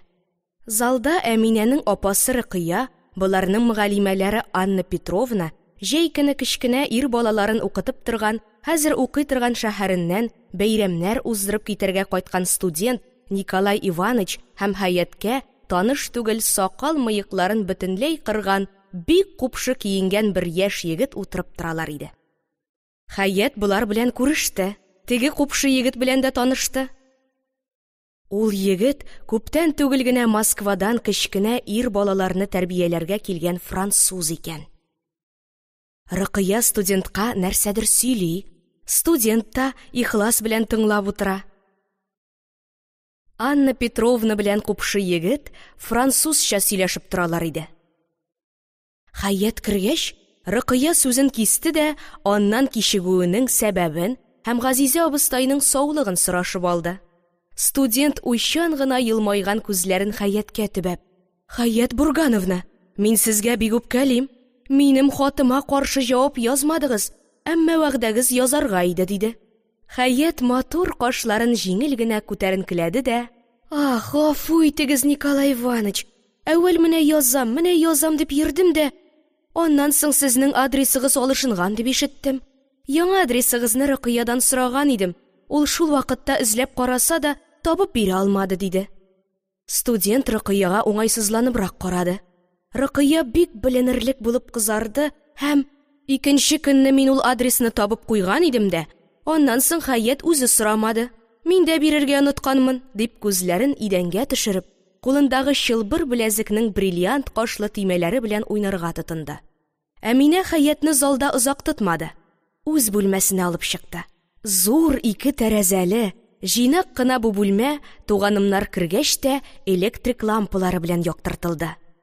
Бүлмәнең бөтен креслолары һәм диваны яшькелт хәтфә белән тышланган.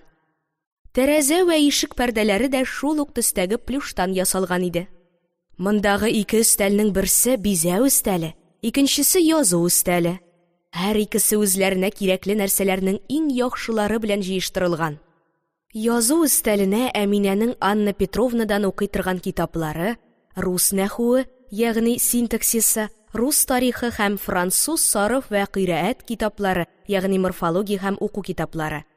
Һәм 1-2 сурәтле журнал да салынган иде. Бүлмәнең сул стенасына эленгән кыйммәтле урман рәсеменә каршы, уң стенага бик яхшы рам эченә тыгылган, күфәчә язу белән язылган Аятел Көрси куелган иде дә, урман күфәчә язуга карап көлеп тора.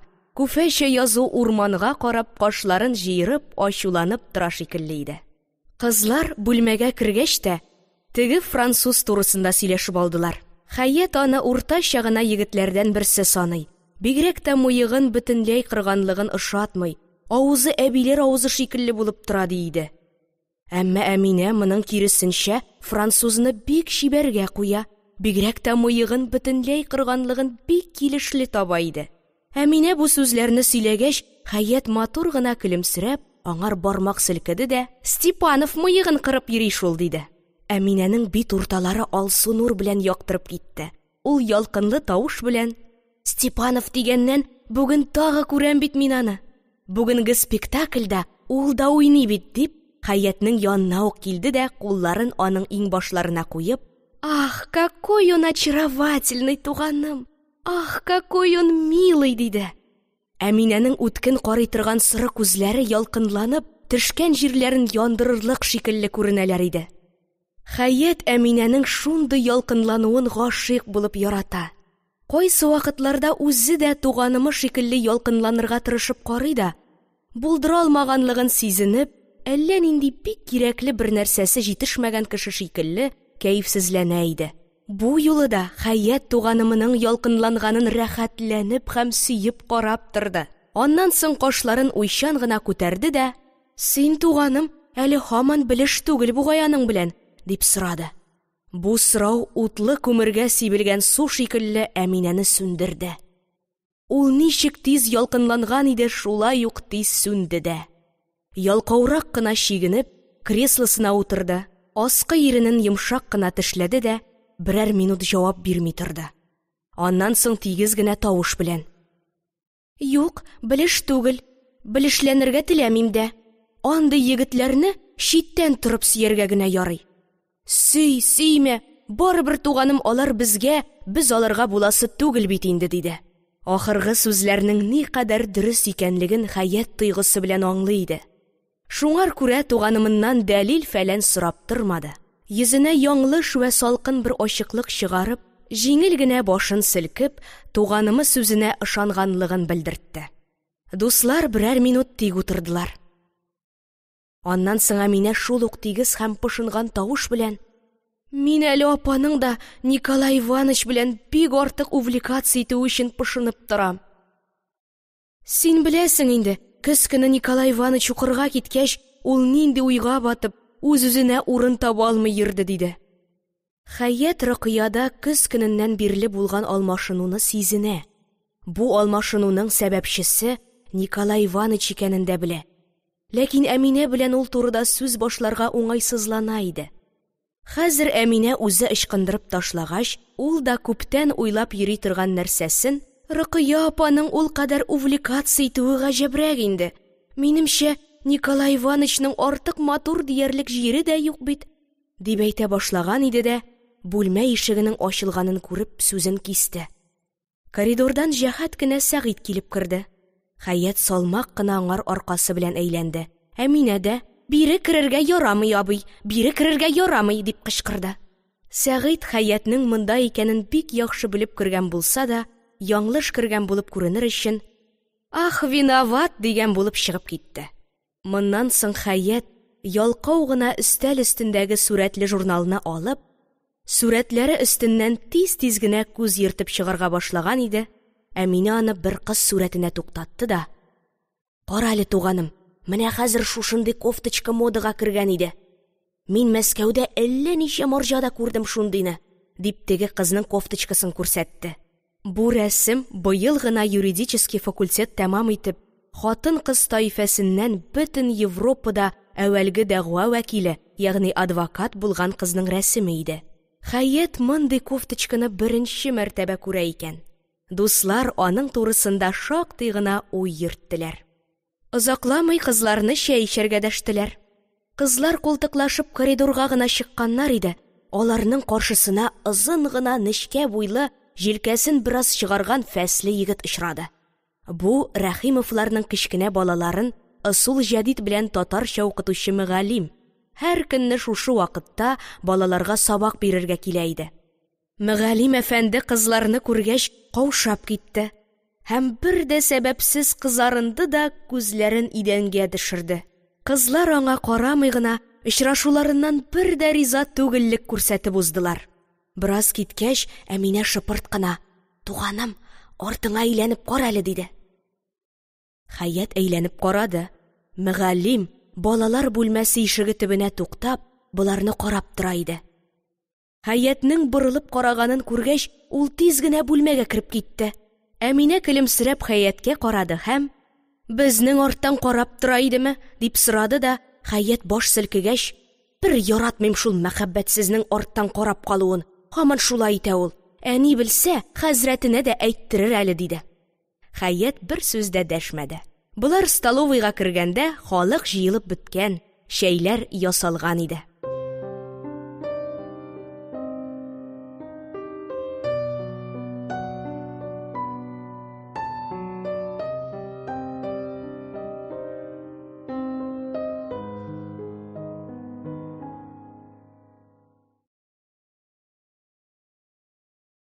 Фатих Әмирхан. Хаят.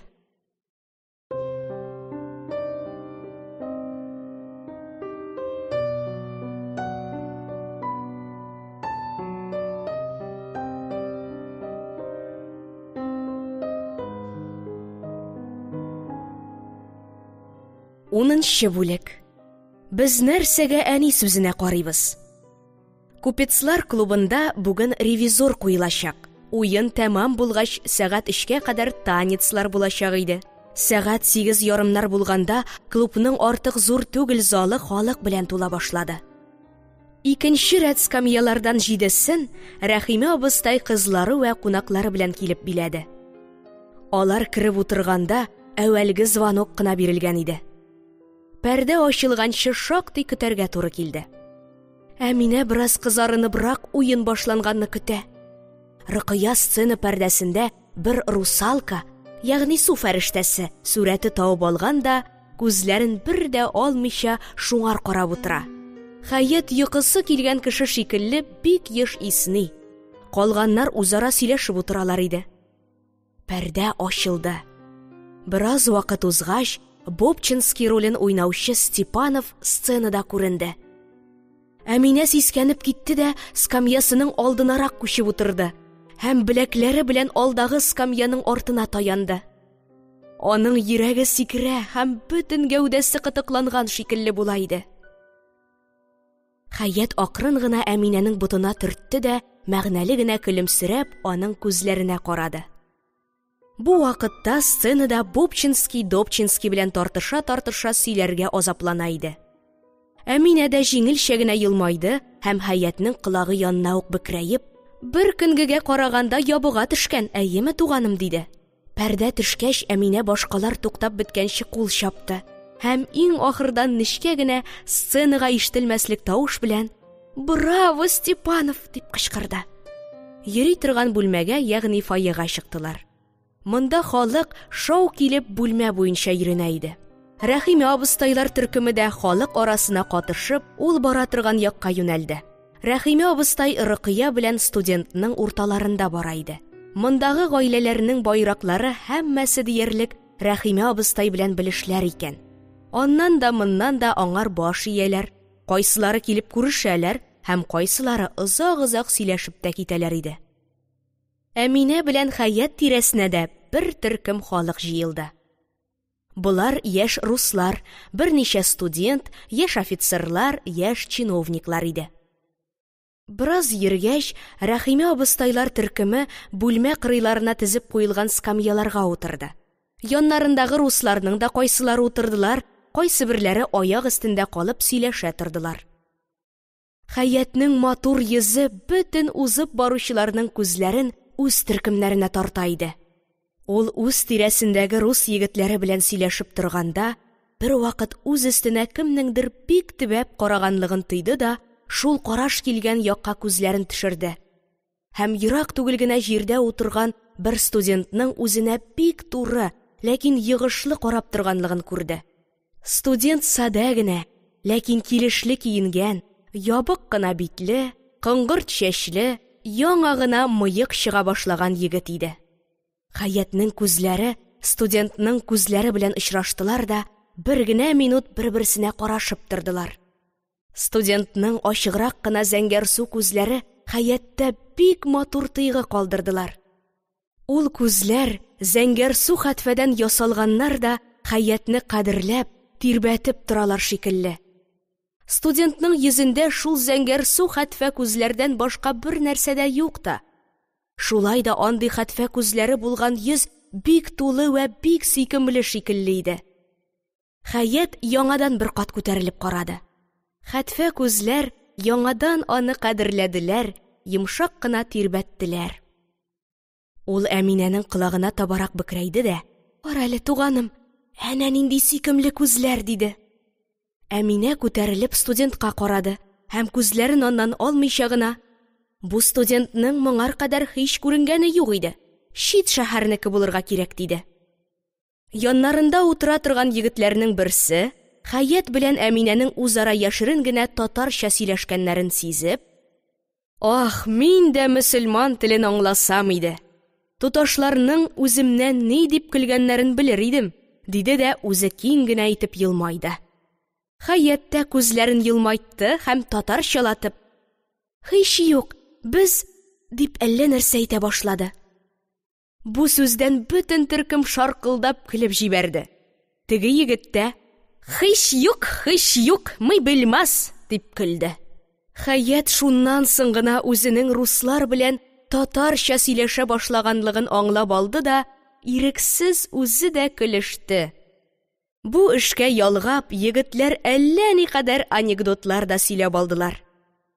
Бераз вакытлардан соң Хәят үз төркемнәреннән кузгалган Николай Иванович артыннан хәтфә күзле студентның киткәнлеген күрде дә эченнән генә: "Бу студент безнең белән танышырга тырышып йөри инде", дип уйлап куйды. Мондый җирләрдә Хәят белән танышырга теләүче рус егетләре күп була. Аларның күбесе тырыша-тырыша әллә нинди сәбәпләр табып танышалар да иде. Шунлыктан безнең Хәят соңгы вакытларда инде үзенең егетләр күзендә бик югары урында торганлыгын ачык белә, тоя иде. Бу юлы да Хәятның уйлаганы яңлыш чыкмады.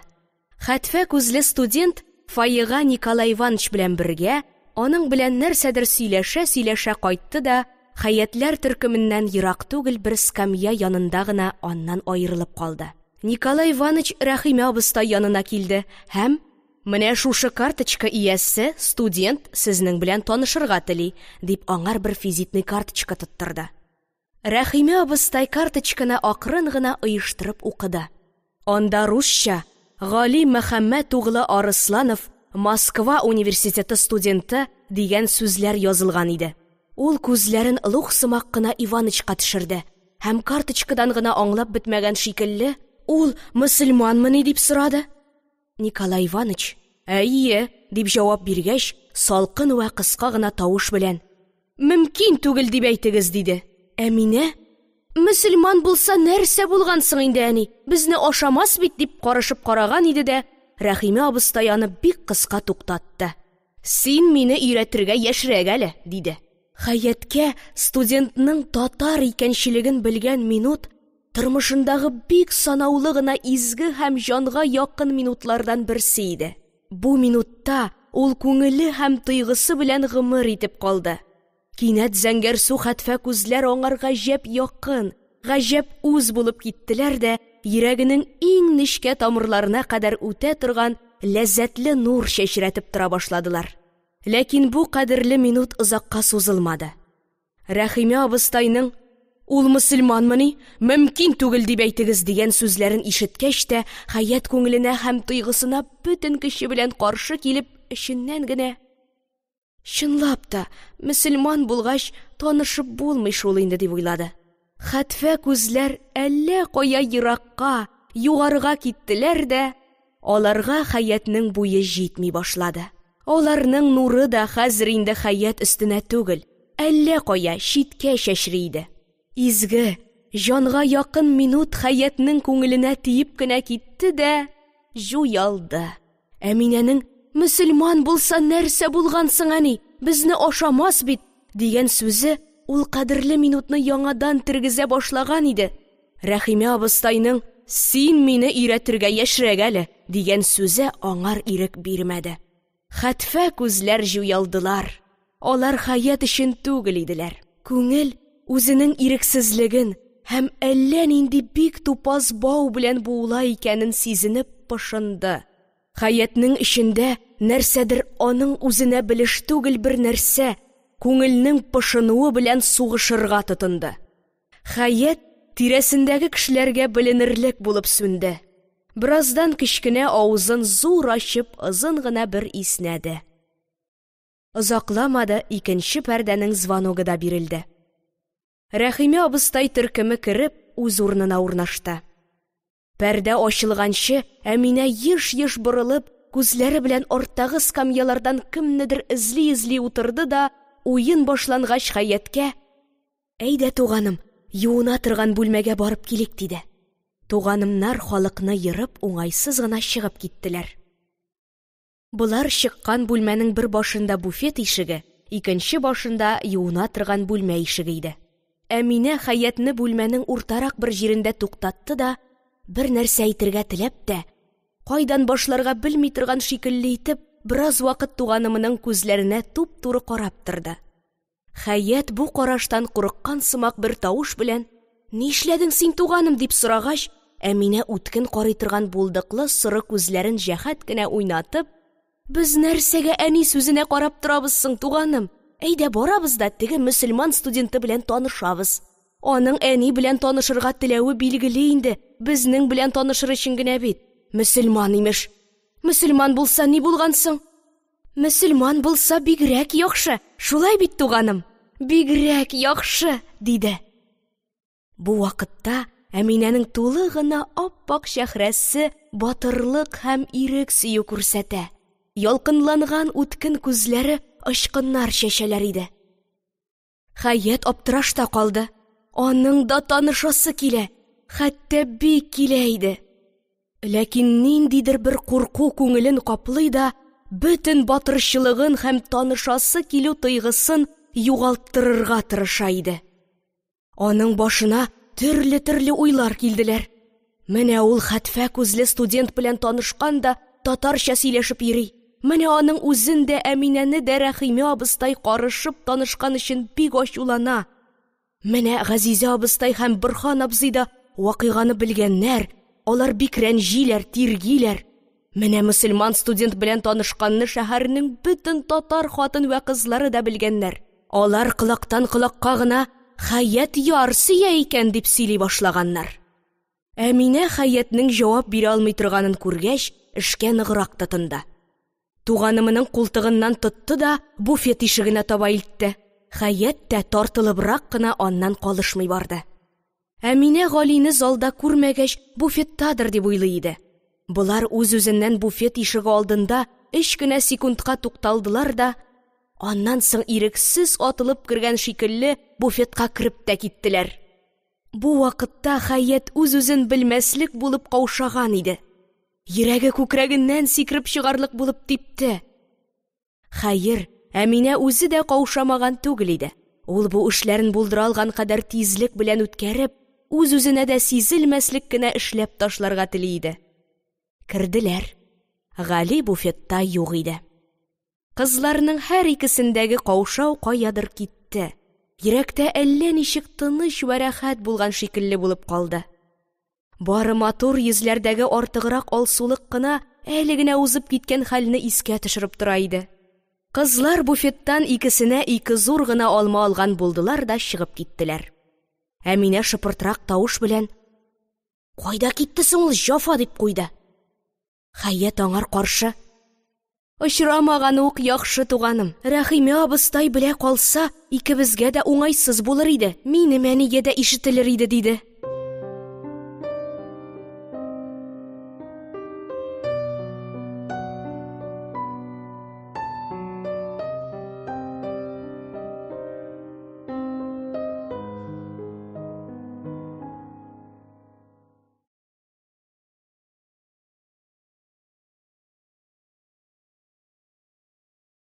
Фатих Әмирхан. Хәят.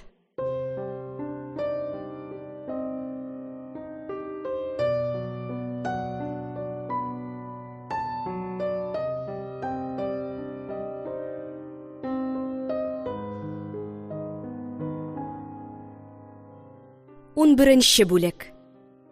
Яшәсеннәр рус кызлары. Гали Арсланов юридический факультетта укучы татар егете иде. Ул бу шәһәргә берничә көнлек кенә эш белән килгән иде. Шәһәрдә яхшы белеш танышлары юклыктан, ул бу кичне клубта уздырырга уйлады. Бу егет кирәк укый торган җирендә вә кирәк ата-аналарның тора торган җирләрендә бары рус гаиләләре белән генә таныш булганга, татар кызлары хакында кайсы бер рус китапларында күргән нәрсәләрен генә белә вә шуңар күрә аларны кабыгына яшеренеп ята торган әкәм-төкәмнәр шикелле итеп кенә күз алдына китерә ала иде. Кинәт ул бу шәһәрдә, бу кечкенә шәһәрнең клубында үз-үзләрен рус кызлары кадәр үк ирекле тота ала торган калфаклы татар кызларын күрде. Бу минут аның өчен онытылмаслык минут иде. Бу калфаклы кызлар аңар әллә нинди якты, нурлы булып күренәләр. Булар аңар кардәшләр, якыннар, булар аңар бөтен мөселман хатыннарының кыллыктан кытылуының алдынгы галәмәтләре булып күренәләр иде. Аның җанында әле хәзергә кадәр үзендә һич күренгәне булмаган бер тойгы, милли тойгы кузгалып китте. Хәтта бу калфаклы кызларның берсенең, Хаятның, шул кадәр матур булышлыгы аның җанында әллә нинди бер милли мактаныш кузгатты. Ул ничек итеп булса да бу мөкаддәс кызлар белән танышырга карар бирде. Әгәр теләгәненә ирешкән булса, ул бу кызлар белән әллә нинди матур вә мәгънәле сүзләр сөйләмәкче вә кирәк булса берничә көн шәһәрдә артыграк калып булса да, аларның гаиләләре белән дә яхшырак танышмакчы иде. Шулай итеп, ул бу калфаклы, ирекле кызларны тудырган шәһәрдә, мондый изге шәһәрдә белеш танышсыз юлчы гына булмыйча, үз кеше булмакчы иде. Белешергә җай чыкканны көтеп, Хаятләр утырган скамьяларга каршы бер урынга утырды. Һәм нуры вә фәрештәлеге кимүдән курыккан шикелле бик саклык белән күзләрен Хаяткә төшерде дә: «Я Рабби! Нинди матурлык! Әлфе Ләйлә вә Ләйләдәге, ягъни 1001 кичәдәге күз чагылдыра торган пәри патшалары кызларының матурлыгы бит», дип уйлады. Менә нәкъ шул вакытта зәңгәр су хәтфә күзләр белән кара якут күзләр очраштылар да, бер-берсен кадерләштеләр һәм тирбәтештеләр. Моннан соң Гали Хаятның Әминә кылагына нәрсәдер сөйләгәнен һәм Әминәнең үзенә күтәрелеп караганын күрде. Бу минутларда Гали үзен чын бәхетле итеп сизә иде. Ул Хаятның рус егетләренә татарча җавап бирә башлаганын вә аларның көлеп җибәргәнлекләрен һәм берсенең «Хыш юк, мы белмас» дип Хәят сүзләрен кайтарып әйтергә азапланганын күрде дә, ихтыярсыз көлде вә эченнән генә «һич юк» дигән сүзне әйтеп карады. Галинең дә «һич юк» дигәне Хәятнеке шикелле үк чиста чыкмый иде. Шулай да теге егетнекенә караганда бик күп туры чыкканлыгын ул үзе сизде һәм шуңар куанды. Бераздан соң ул Николай Иванычның урыныннан кузгалып киткәнлеген күрде дә аның артыннан китте. Һәм куып җитеп, тәкәлифсез генә үзен тәкъдим иткәч, үзе дә татар булганга күрә, теге татар гаиләсе вә татар кызлары белән танышасы килгәнлеген сөйләде һәм васита булучылыгын үтенде. Николай Иваныч Галинең үтенечен бер дә авырсынмый гына кабул иткәч, бергә залга кайттылар. Гали Рәхимә абыстайның һәм кызларның үзе белән танышуны кабул итүләрендә бер дә шик тотмый иде. Скамьяларның берсенә утырды да, әүвәл белешкәч тә сөйләр өчен сүзләр хәзерләргә тотынды. Ул Рәхимә абыстайга ирекле татар кызларын күреп, үзенең бик шат булганлыгын вә татар арасында мондый кызларның була башлавын халкыбызның алга китүенең галәмәте дип каршы алганлыгын сөйләмәкче. Аннан соң туташларны яз җиткәнне белдерә торган әүвәлге карлыгач булулары белән тәбрик итмәкче иде. Николай Иваныч килде һәм тәэссүф иткән сыман бер тавыш белән: «Сезнең мөселман икәнлегегезне белгәч, танышырга мөмкин тапмадылар», диде. Галинең күңелендә әллә нәрсә җимерелеп төште. Бераз вакыт аның теленә җавап килми торды. Аннан соң ул үз-үзенә килде дә, салкын һәм уңайсыз көлемсерәп: «Гаҗәп! Ну, хәерле булсын», диде һәм Николай Иванычка мәшәкате өчен рәхмәт әйтеп, залдан чыгарга ашыкты. Адамнар әллә ничек авыр һәм уңайсыз атланалар иде. Әле күптән түгел генә аңар мөкатдәс булып күренгән бу калфаклы кызлар хәзер инде бөтен мәгънәләрен җуйдылар. Галинең зиһенендәге төркем-төркем әкәм-төкәмнәр янына тагы 2 әкәм-төкәм кушылды. Шул кадәр аерма бар. Галинең әүвәлдән белә торган әкәм-төкәмнәре былчыраклар, әмма бу соңыннан килеп кушылганнары өс якларыннан чиста вә нәфисләр иде. Гали буфетка кереп бер өстәл янына утырды. Аның өстәле янындагы икенче бер өстәлдә 19-20 яшьләрендәге бер кыз һәм 25-27 яшьләрендә булыр яшь купецларча киенгән бер егет чәй эчеп утыралар иде.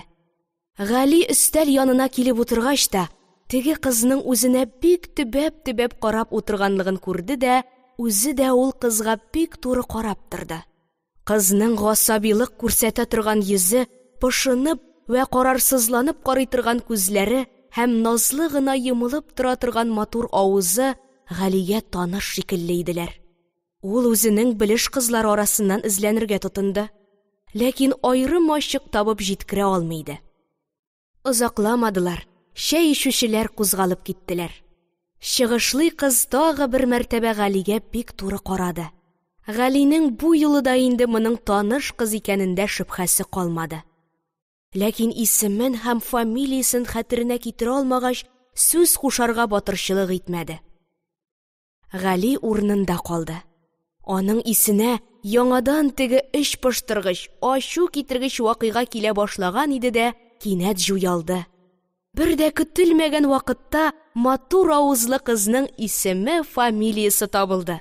Ольга Алексеевна же, дип ул бер бармагы белән үзенең маңгаена бәреп куйды һәм үз-үзенә генә ишетерлек тавыш белән: «Нәрсәгә миңа татаркалар? Яшәсеннәр марҗа кызлары», диде дә буфеттан чыгарга ашыкты.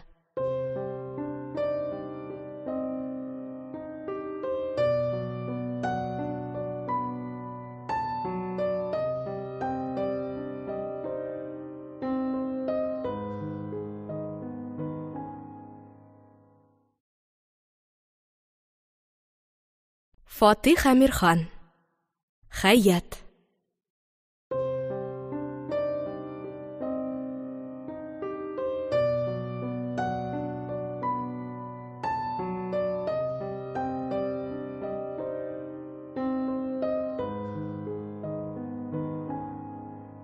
Уникенче бүлек. Без белешмәсәк тә, белешүче табылган. Галине антракт вакытларында күрә алмагач, Хәят белән Әминә аны клубтан киткән булырга кирәк дип уйлаганнар иде. Хәят моңар бер яктан кайгыра вә икенче яктан куана. Әмма Әминәнең Рәхимә абыстайга ачуы килә иде. Уен тәмам булды. Халык залның тирәсенә түгәрәкләнеп утырып, танецлар башланганны көтеп калды. Хәят, Әминә вә Рәхимә абыстай да бер рәттәнрәк төзелеп утырганнар. Музыка вә танецлар башланганны көтәләр иде. Бер вакыт Хәят сөйкемле генә бер кыз белән култыклашып залга кирип килә торган Галине күрде. Гали янындагы кызга елмаеп кына нәрсәдер сөйләп килә. Һәм аның күптән түгел генә Хәятны кадерләгән вә аны тирбәткән зәңгәр су хәтфә күзләре хәзер ниндидер Хәяткә мәгълүм түгел кызны кадерлиләр вә аны тирбәтәләр иде. Галинең елмаюы да Хәяткә яшерен мәгънәле вә серле шикелле күренде. Теге кызга сөйләп бара торган сүзләре дә әллә нинди матур сүзләрдер шикелле тоелды. Жан кыры гына сызланды. Аның әллә нәрсәсен кисеп алганнар шикелле иде. Хәят Әминәнең тезенә төртеп күзләре белән Галине күрсәтте дә: «Без белешмәсәк тә, белешүче табылган әле», диде һәм үзе кыры гына елмайды. Әминә Галинең янындагы кызны бик ныклап карады да Хәяткә: «Бу Виноградовның Москвада укый торган кызы Ольга булырга кирәк. Впрочем, танып әйтүем түгел, Виноградовның улына охшатып кына әйтәм», диде. Бу вакытта Әминәнең күңелендә бик куәтле усаллык кузгалган иде. Йөзе күгелҗем төскә керде. Ул үзе ачулы күзләре белән Рәхимә абыстайга карады да: «Аны өйрәтергә ярамый имеш. Бик шәп эш эшләдең инде. Кызларыңны ашатмый калдырдың. Син тырышмаган булсаң, әлбәттә ул безне ашаган булыр иде», дип уйлады. Гали Хәят вә Әминә өстенә күз салды да, аларның үзенә караганлыкларын күргәч, күзләрен тиз генә янындагы кызга күчерде. Ул кыз да башын бераз күтәребрәк, күз очлары белән Галигә карап көлемсерәде. Гали йөзендәге матур көлемсерәвен хәтфә күзләренә күчереп, сүзендә дәвам итте. Музыка вальс башлагач, зал биючеләр белән тулды. Булар арасында Степанов та бар иде. Әминә бераз кызарынып, аның биегәнен карап утырды. Хәят биючеләр арасыннан Гали белән Ольганы эзләп тапты да, музыка туктаганчы инде күзләрен алардан айырмады. Галинең фигурасы матур йөри. Аяк астыннан эләктереп, тарттырылып куелган тар чалбар балаклары серле җыерылалар да, әле бөтен буйларына елмаялар. Әле назлы гына каш җыералар, яки бик булдыклы кыяфәт белән киереләләр иде. Хәятның эше пыша башлады.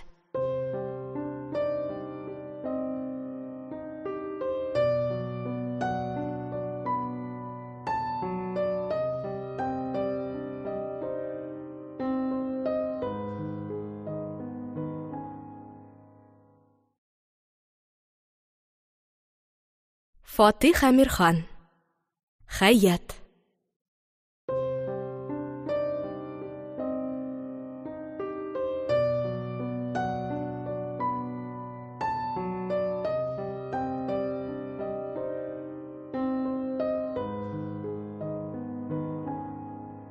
Унөченче бүлек. Яшерен елаш. Төн яктырак кына шатырдаган суык төн иде. Бит урталары суыктан уялып кызаралар. Аяк астындагы кар да йөрүчеләр баскач тапталып кимсетелүдән зарланып шыгырды иде. Рәхимә абыстайлар йортларына кайтырга чыктылар.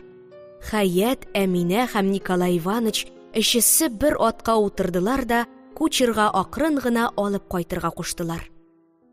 Николай Иваныч әледән-әле колакларын тоткалап карый иде дә, туташлар аннан: «Шәлләребезне бирмикме, Николай Иваныч?» дип көләләр иде. Акрын гына бара торган ат бер чат янына җитте. Монда бер ямщик зур бияләйле кулларын бер-берсенә суктырта һәм аяклары белән тыпырчынып аларны җылытырга тырыша, һәм ара-тирә «их» дип кычкырып куя иде. Кинәт ямщик бу эшләрнең һәммәсеннән бер юлы туктады да, булдыклы гына тавыш белән: «Хысни Җамал әйтә икән, мин кияүгә барам» дип, «Әнкәсе аңар әйтә икән, бармагайың, кадал» дип җырлап та җибәрде. Хәят белән Әминә моны ишеткәч бер-берсенә караштылар да чыркылдашып, көлешеп җибәрделәр. Николай Иваныч көлүнең сәбәбен белмәгәнгә туташларга аптырап кына карады да: «Әгәр сәбәбен белсәм, мин дә сезнең белән көлешер идем» диде. Кызлар бер-берсенә караштылар. Хәят, менә Әминә сәбәбен сөйләсен дип үзе яңадан бер кат көлде. Әминә әүвәл татарчалатып: «Эй Җафа, Галигә булса, бер дә сөйләп торырга кирәк булмас иде» диде дә, аннан соң ямщикның җырының тәрҗемәсен русча сөйләргә тотынды. Хәят бер сүз дә дәшмичә генә уйга чумды. Аның колагында Әминәнең «Галигә булса, бер дә сөйләп торырга кирәк булмас иде» дигән сүзе яңгырый да, күңелен әллә кайларга, Галинең зәңгәр су хәтфә күзләре янына өстери иде. Кинәт аңар Әминәнең бу сүзләре бик зур мәгънә белдертә торган һәм бик артык дөреснең аргы ягында дөрес шикелле тоела башладылар.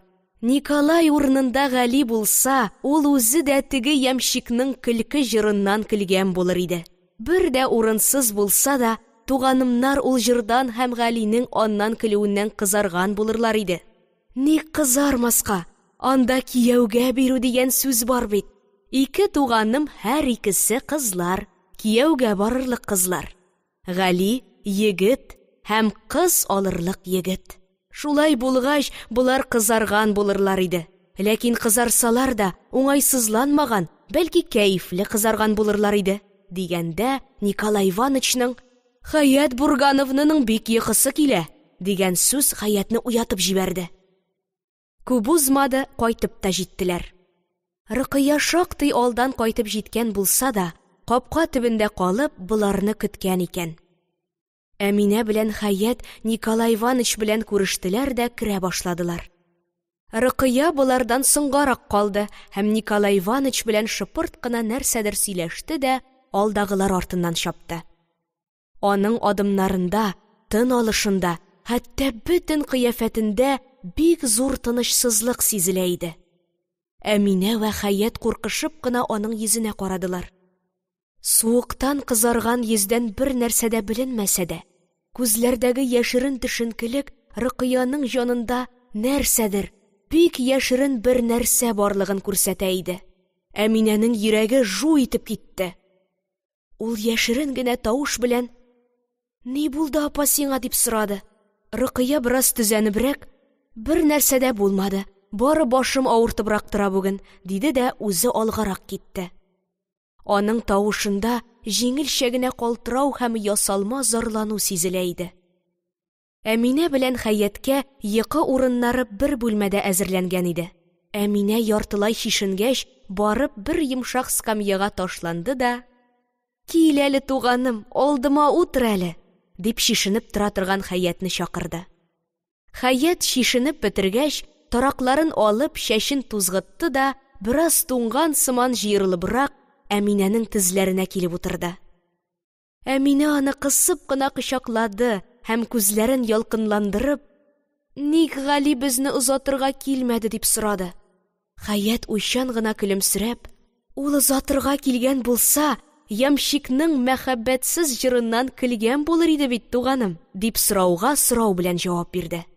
Туташлар ул мәхәббәтсез җырдан тагын бер мәртәбә көлеп алдылар да, Әминә: «Ул да көлгән булыр иде шул, көлгән булыр иде. Хәер, белеп булмый тагын. Ирләр кайсы вакытта бик көлке нәрсәдән дә көлмиләр алар», диде. Туташлар озакламадылар, яттылар. Галинең зәңгәр су хәтфә күзләре һәм матур сыны шактый вакытлар Хәятның йомылган күзләре алдыннан китәргә теләмичә тордылар. Бары баса башлаган йокы гына акрын-акрын ул нәрсәләрне томан эченә качыра иде. Хәят укына башлады һәм бераздан йокыга да китте. Әминәне йокы алмый иде. Ул Әл-Кәүсәр сүрәсен укып, урнын да эшкереп бакты, ләкин һаман йоклап китә алмады. Шулай пошынып ятканда, аның кылагына күрше бүлмәдә берәүнең мыш-мыш елаган тавышы килә башлаган шикелле булды. Кем елый? Ник елый? Бу вакытта нинди елау? Әминә бераз вакыт колакларына ышанмый ятты. Ләкин тавыш һаман басылмады. Тирән төннең тирән тынлыгы эченә яшеренгән бу елау әллә ничек серле һәм җан пошыргыч иде. Әминә җитез генә кроватеннан төште дә, аякларының очлары белән генә басып, тавыш килгән бүлмәгә юнәлде. Һәм ялан аяклар аркылы бөтен тәненә җәелгән суыктан вә үзе билгеләп җиткерә алмаган җан тынычсызлыгыннан чытаебрак кына Рөкыя бүлмәсенә барып керде. Елаучы Рөкыя иде. Ул эчке күлмәктән генә алдындагы өстәлгә кулларын салып вә алар өстенә башын куеп акрын гына елый иде.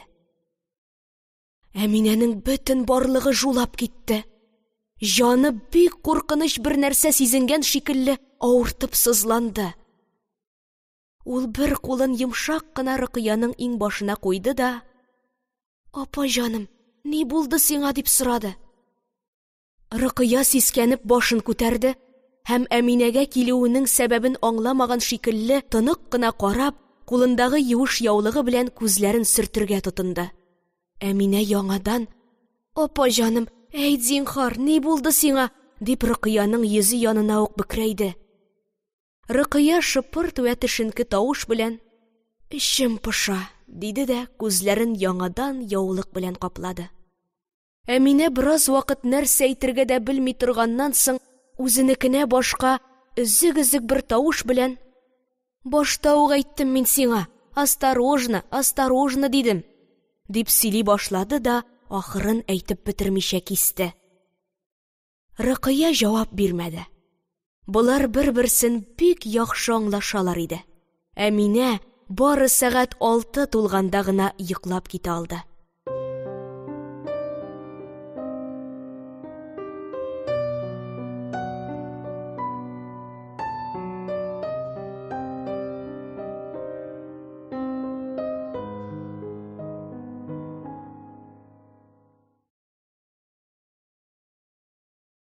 Фатих Әмирхан. Хәят.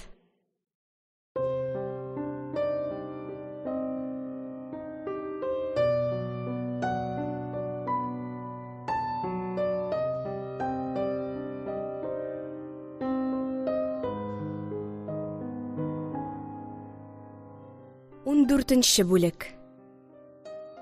Хәят тә модадан калышмады. Рәхимовлар гаиләсе белән катышу Хәяткә бер кадәр үзгәреш бирми кала алмады.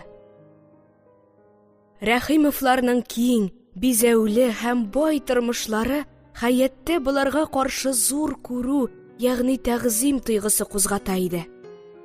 Күбрәк татар балалары шикелле Хәят тә кечкенәдән үк үзеннән байрак кеше алдында кечелекле булырга өйрәтелгән иде. Хәят бу гаиләгә катыша башлагач та, акрын-акрын үз тормышларын ярлы, кечкенә һәм тар итеп күрә башлады. Әминә кия алган нәрсәләрне һәммәсен кия алмау, ул тага торган бриллиант кашлы нәрсәләрне тага алмау, үз йортларының Рәхимовларныкы шикелле электрик белән яктыртылган булмавы, асрауларның да марҗа булмыйча биби генә булуы шикелле, тормышның вак кына нәрсәләре кайсы вакытларда Хәятны шактый кәефсезләндерәләр иде. Хәятымны урынсыз рәнҗетү булмасын өчен мин шуны да әйтеп китим. Укучылар бу кәефсезләнүдә Әминәдән көнләшү фәлән дигән бер тойгы бар дип уйлый күрмәсеннәр. Бу кәефсезләнү көнләшүдән түгел, бәлки Хәятның Әминә файдалана торган нәрсәләрдән файдаланасы килүдән. Гарәпчә әйткәндә, гыйбтадан, ягъни кызыгудан килә иде. Мәгълүм я гыйбтаны китап та яманламый. Чынлап та, Хәяттә хатын-кызның бер бүлегендә бик куәтле була торган көнләшү тойгысы аз иде. Хәят үзенә генә терәлеп тора торган эшләрнең һәммәсен диярлек Рәхимовлар гаиләсеннән күчереп эшли башлады. Рөкыя һәм Әминә мөселманнардан йөзләрен качырмыйлар. бәлки бер мәҗлестә утырмау һәм танышмау мәгънәсе белән генә качалар иде. Хәятта модадан калышмады. Ул да капланып качуны ташлады. Бу эш өчен Газизә абыстай аны бер-ике мәртәбә ачуланып караса да, сүзен тыңлата алмады. Хәер, Хаят дәлил итеп Әминә белән Рөкыяның качмый йөрүләрен китергәч, Газизә абыстай үзе дә артык үз сүзләнеп азапланмады. Хаятны иркенә куйды. Рәхимовларның залында кыйммәтле рояль тора. Вә ул рояльдә Рөкыя берничә төрле көйләрне матур гына итеп уйный да белә иде. Хаят Борһан абзыйдан рояль алдыртырга тырышып караса да, булдыра алмагач, 3-4 көн атасына караңгы чырай күрсәтеп йөрде дә ташлады. Әминә белән Рөкыя французча да укыйлар иде. Хаят та быел кыш рус сарфы вә нәхүе һәм хисап белән бергә французча да укып чыкты. Туганымы укый торган бу телне Хаят кенә укымый калсынмыни соң? Француз теле башта Хаяткә бик җиңел вә матур тыелганлыктан, әүвәлрәк ул аны шактый дәрт белән укып барды. Ләкин сарыфка җитеп, мөгаллимә аның шактый авыр субъюктивләрен, иррегулирләрен бикләп чыгарга көчли башлагач, кинәт Хаятның дәрте сүнеп китте. Һәм ул, шушы белгәнем җитә инде, артыгы хатын-кызга әллә нәрсәгә кирәк түгел аның дип уйлый башлады. Рус теленең сарыф вә нәхүен дә ул ялкау укыды. Ят хәрефенең истигъмалы, придаточное предложение шикелле кайсы нәрсәләр аңар аерым охшамыйлар иде. Яз якынлаша башлады. 15-нче бүлек. Эш пышу. Март числосының бер пәнҗешәмбе киче иде. Борһан абзый ястү намазыннан соң һәр пәнҗешәмбедәге гадәтенчә намазлык өстендә килеш моңлы һәм карт тавыш белән кычкырып, лә ястәви укый башлады. Аның тавышындагы калтырану һәм каләм белән аңлатып булмый торган бер яңгыраш бу укуның чын күңел вә ихлас белән уку икәнлеген һәм моның эчендә үлгәннәрне искә төшерү, терекләрне кайгырту, тагы әллә нинди ят вә авыр тойгылар бар икәнен күрсәтә иде. Йортта тавыштан бетте. Газизә абыстай намазлык өстеннән тормыйча картының укуын тыңлый. Хаят бүлмәсендә тын гына утыра. Биби аягын булдыра алган кадәр йомшак басып йөри иде. Тыштагы буран вә аның тәрәзәгә бәрелүе һәм җилнең выжылдавы йорт эчендәге бу тынлыкны бераз боза.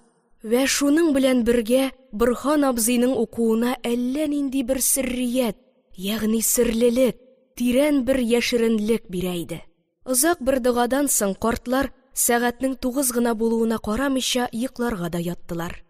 Озакламады, биби дә ятты. Хаят гадәтенчә комод тартмаларын актарып ташлады да, 100 кат күргән нәрсәләрен 101-нче кат күздән үткәреп чыкмакчы булды. Ләкин тыштагы буран куәтләнгәннән куәтләнә барып аның тынычлыгын бозды. Ул эшен бүлде дә тыңланып утыра башлады. Җил бик ачы тавыш белән сызгыра, бик калын тавыш белән үкерә, әле ыжгырынып, бүре улаган тавышлар чыгара, әле җен алмаштырган бала шикелле елый да тагы үкерә, тагы сызгыра, тагы ыжгыра башлый иде. Түбә калайлары урыннарыннан кубарга теләп шалтырыйлар. Яфраксыз агачлар тагы әллә нәрсәләр шатырдыйлар, ыңгырашалар, өметсез күтәрелеп бәреләләр. Тәрәзәләр шатырдыйлар, ишекләр яман хәбәр китерүчеләр тартканы шикелле шылтырыйлар иде. Хаят урынына сеңеп калды. Аны курку дисәң, курку гына түгел, эш пышу дисәң, ул гына да түгел, бер тойгы каплап алган иде. Бераз вакыт урынында тын да алмый утырганнан соң, ул җәһәт кенә торды һәм хәүкәлә укый-укый бүлмәсенең ишеге ягына атылды да, аны ачып, икенче бүлмәләрдән үзенә ниндидер бер җавап көткән шикелле тыңланып тора башлады. Ул бүлмәләрнең эчендәге үле тынлыкны тыштагы куркыныч буранның тынычсыз шау-шуы дер селкетә иде. Хәят җәһәт кенә үз бүлмәсеннән чыга башлаган иде дә, кире кайтты. Караңгы бүлмәләр аңар куркыныч шикелле, һәм аларның берсендә моннан бер генә ай әүвәл үлгән Хәлимә абыстайның өрәге сузылып басып тора шикелле тоелды. Хәят укынып кына лампасы янына килде дә, 1-2 минутлык аптырап торыштан соң аны алып бүлмәсеннән чыкты һәм артында бик куркыныч нәрсә барлыгын сизгән кеше шикелле атлыгып, Биби йоклый торган бүлмәгә таба китте. Юлда очраган бүлмәләр почмакларына качынган караңгы шәүләләре һәм тыштагы кытычыргыч давылдан бозылган үле тынлыклары белән Хәяткә бик эч пошыргыч һәм шыксыз күренәләр иде. Ахыр Биби янына барып җитте. Биби өсте ярым ачык килеш бер дә кайгысыз кулларын җәеп йоклап ята.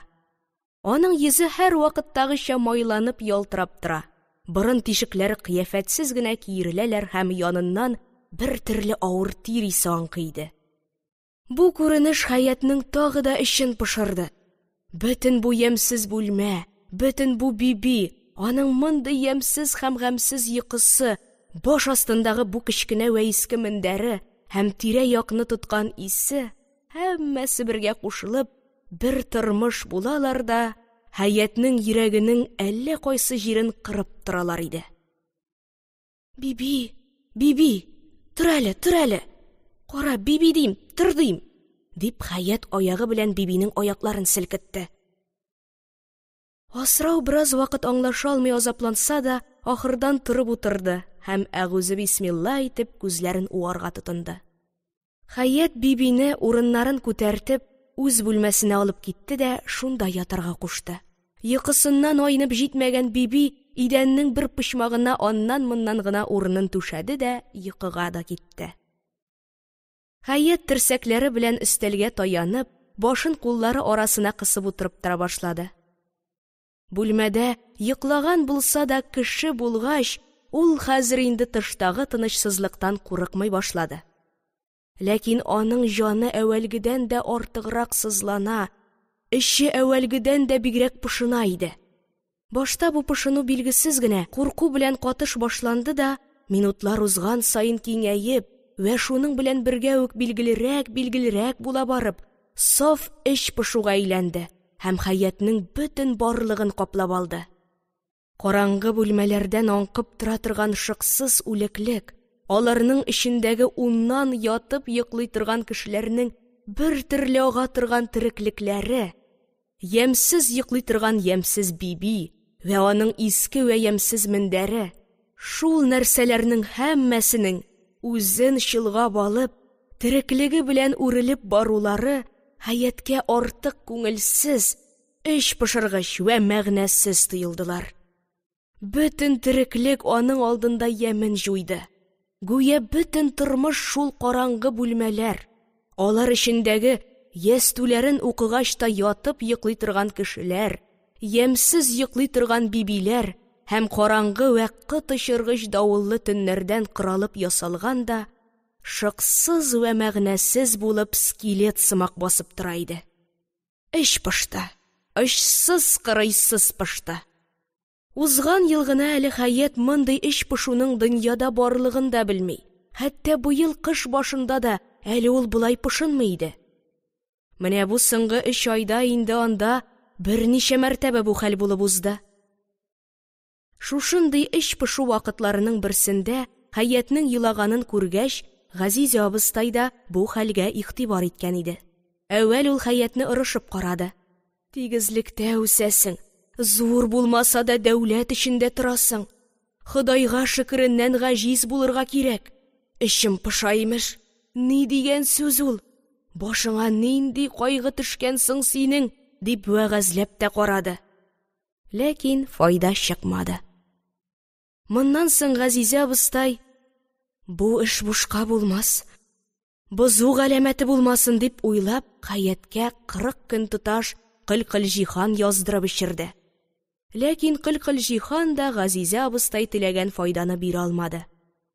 Хәятның аш казанын боза, эч пошуын төзәтми иде.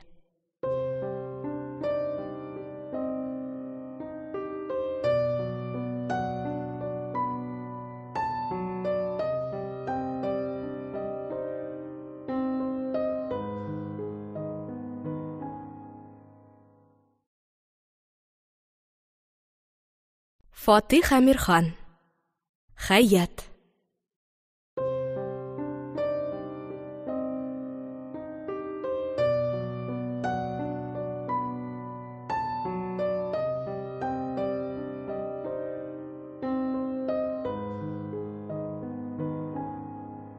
Он алтынчы бүлек. Барыбер кайчанда булса бер бармый хәл юк. Фу, Ходаем, кай җиреннән тилгәнмен бит, дип Хәят кулындагы кайчысын өстәлгә куйды да, хәзер генә икегә кискән батистын карап тора башлады. Батист чынлап та кирәкмәгән җиреннән тиленгән иде. Хәят батист кисәкләрен берничә төрле итеп әйләндереп карады. Бер-берсе янына китереп бакты, ләкин файда чыкмады. Кирәкмәгән җиреннән тиленгән, хәзер инде күлмәкнең иң күренә торган бер җиренә ялгау керергә тиеш. Хәятның кәефе бозылды. Ачуы килә башлады да, кайчыны бераз арырак төртеп җибәрде. Яңлыш киселгән батистларны кровать өстенә атты. Кайчы яңлыш кисүдә, батистлар яңлыш киселүдә гаепле табылганнар иде. Бүлмәгә кулына ниндидер бер конверт тотып Газизә абыстай керде. Хәят йөзен кыйланышланып чытты да, зарланган тавыш белән: "Кара әле, якшәмбе көн эш тотарга бер ярамый миңа. Менә ничек телеп ташлаганмын", дип, теге батистларны алып күрсәтергә тотынды. Газизә абыстай мондый эш булып киткән чакларда йөзенә кәефсезлек чыгарып Хәятны бераз кыздыра. Бер эшне күңел биреп эшләмисең син. Үзең монда, күңелең әллә кайда ди торган иде. Ләкин бүген Хәятның гаҗәпләнәсенә каршы йомшак кына елмайды һәм Хәяткә матурлыгына кызыккан сыман бер караш белән карады да: "Я, кызым, юкка борчылма. Монысы бозылса, икенчесе бетмәс әле", диде. Һәм әллә ничек уңайсызланып кына кулындагы конвертны Хәяткә сузды да: "Менә шушы кешене таныйсыңмы дип күрсәтергә кергән идем әле мин сиңа", диде дә, бик кирәкле бер эше исенә төшкән сымак, җәһәт кенә бүлмәдән чыгып китте.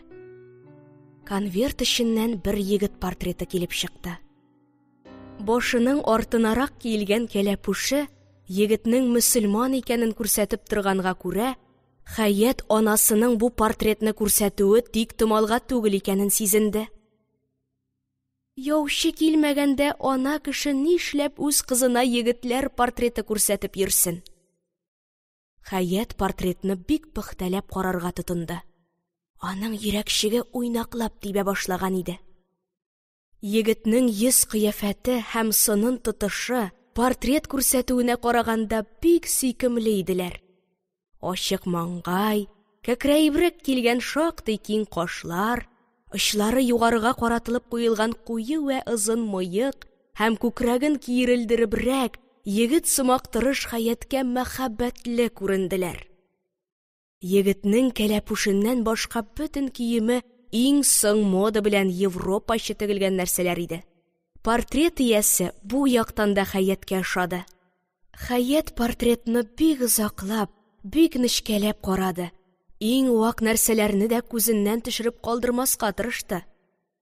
Шулай карый торгач, бер вакыт аңар егетнең кәләпүше артыграк артка киелгән шикелле тоелды да, ул кәләпүшен бераз алгарак киертәсе бар икән дип уйлады. Аннан соң Газизә абыстайның аяк тавышы ишетелгән шикелле булгач, Хәят портретны тәрәзә төбенә ташлады да, бүленгән эшенә тотынган сыман итте. Газизә абыстай кергәч тә кызының йөзеннән карап берәр нәрсә аңларга тырышса да, булдыра алмады. Хәятның йөзе һәр вакыттагы шикелле матур, тыныч һәм ачык иде. Яңа бер тойгы аңлатмый иде. Газизә абыстай уңайсызрак елмайды да: "Таныдыңмы, кызым?" дип сорады. Хәят йөзен бер дә үзгәртмәскә һәм тавышын илтифатсыз ясарга тырышып кына: Мин җүнләп карамадым да әле аны", дип карточканы яңадан кулына алды һәм өстән генә бер кат күз төшерде дә: "Юк, таный торган кеше түгел", дип анасына сузды. Газизә абыстай бу егетнең Г шәһәрендәге Салих Фатихов исемле яшь бай, бик тәүфиклы вә бик образованный кеше икәнчелеген сөйләде. һәм берникадәр сүзләрдән соң шул егеттән яучы килгәнлеген вә шушы 1-2 көн эчендә аңар бер җавап бирергә кирәк икәнчелеген дә әйтте. Хәят үкшәләре өстендә җәһәт кенә анасына аркан әйләнде. Аның матур йөзе нурлы кызгылтлык белән капланган иде. Газизә абыстай яңадан бер кат кыска гына Салих Фатиховның бик бай вә бик тәүфиклы һәм образовны егет икәнлеген сөйләп, иртәгә ачык бер җавап бирергә кирәк икәнлеген аңлатты да, карточканы Хаятның өстәлендә калдырып чыгып китте. Хаят берничә секундлар баскан килеш торды. Аннан соң якындагы скамьяга авыр гына ташланып, бик нык яна торган бит урталарын кулчыклары арасына кыстырды да, тик кенә калды. Уй үзенә эшли башларга вакыт икәнен сизенә, ләкин кайдан тотынырга кирәк икәнен белми дә каушап кала иде. Бүлмә тарая башлады.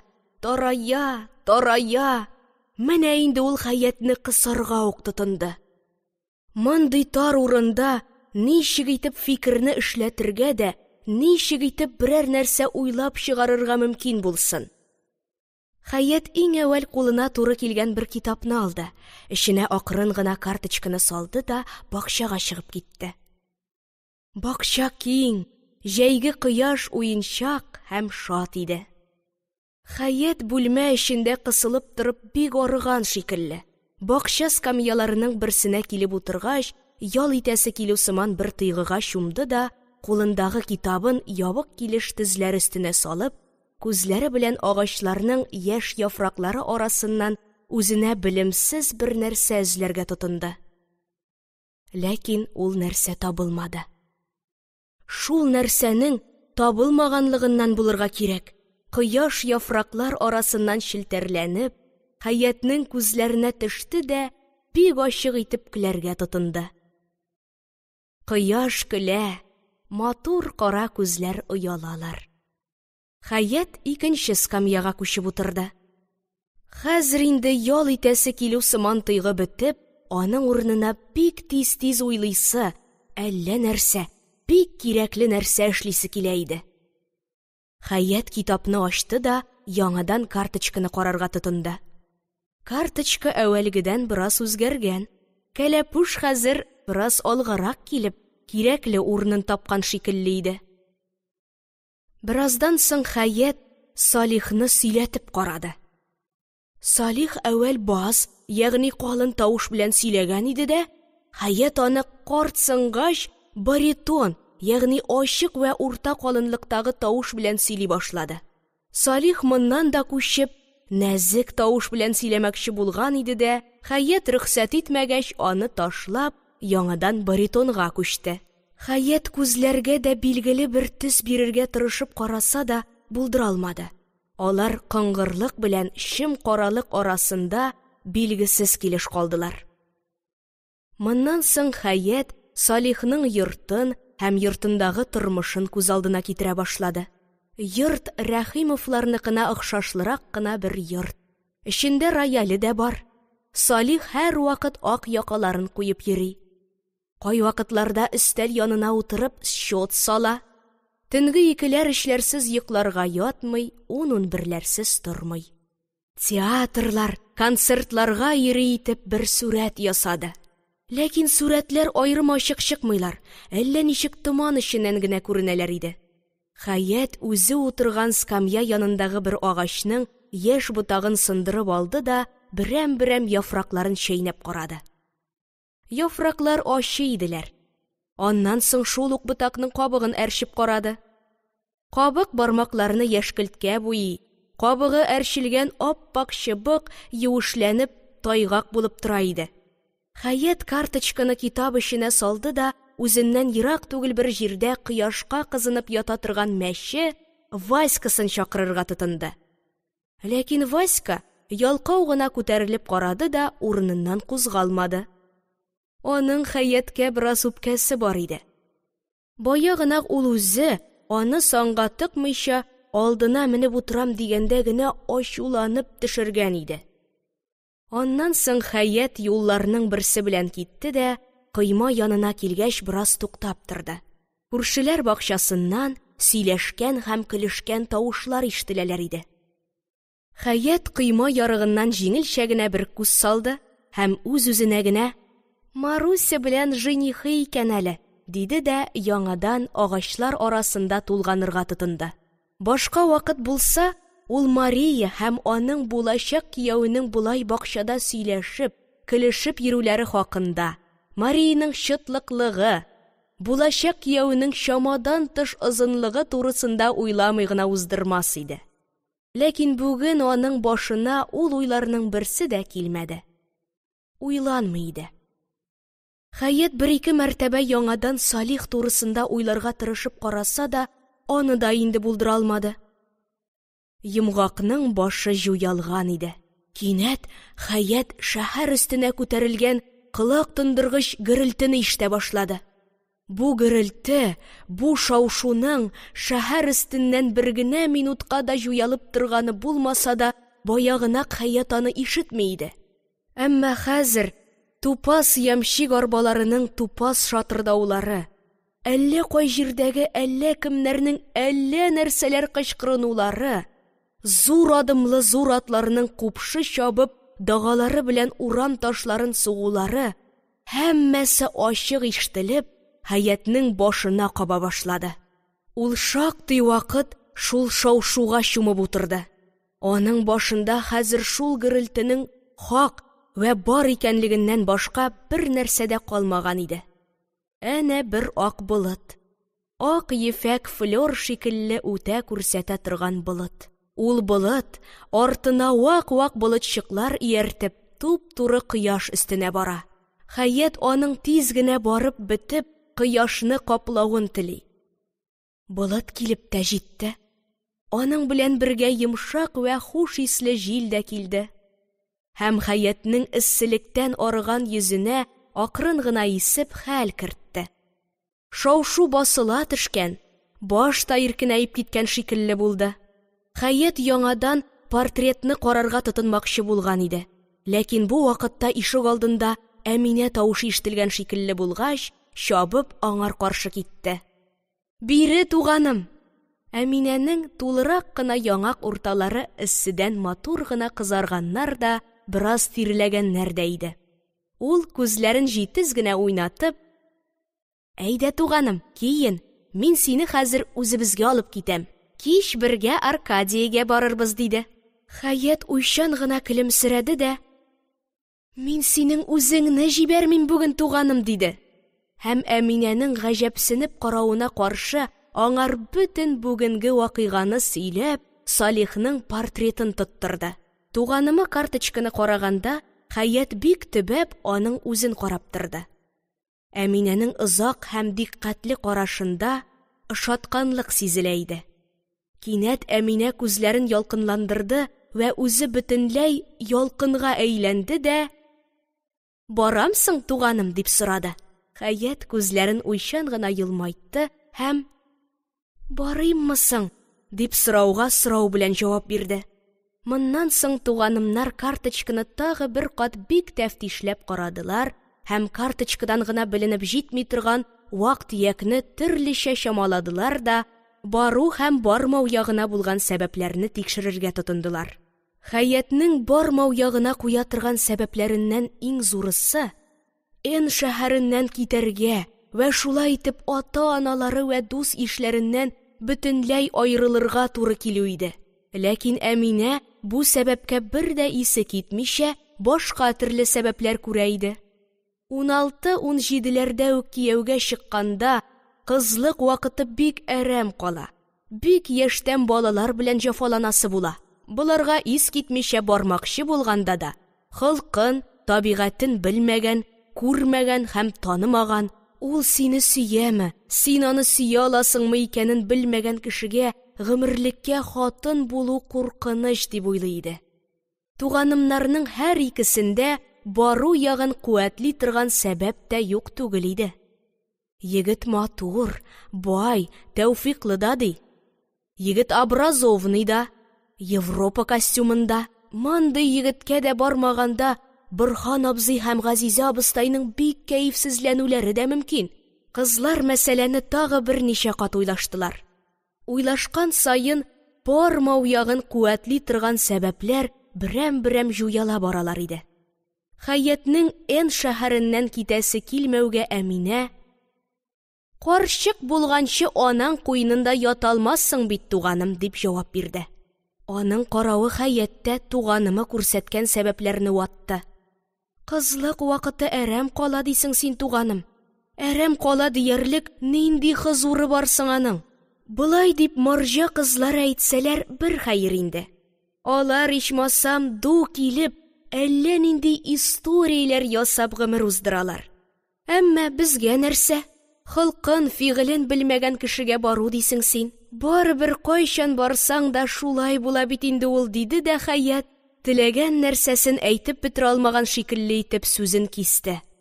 Әминә уйга баткан иде. 1-2 минут тик тордылар. Моннан соң Әминә кинәт кенә күзләрен Хәяткә төзәде дә батыр вә катгый тавыш белән: «Бар, туганым, бар. Барыбер кайчан да булса бер бармый хәл юк», диде. Ләкин күзләренә чыккан салкынча вә кырыча ут аның да туганымы сүзләренә ышана икәнен күрсәтә иде.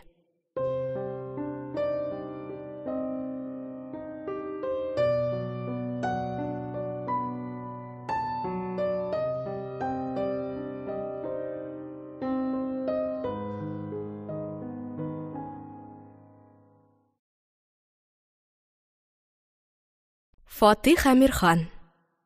Хәят.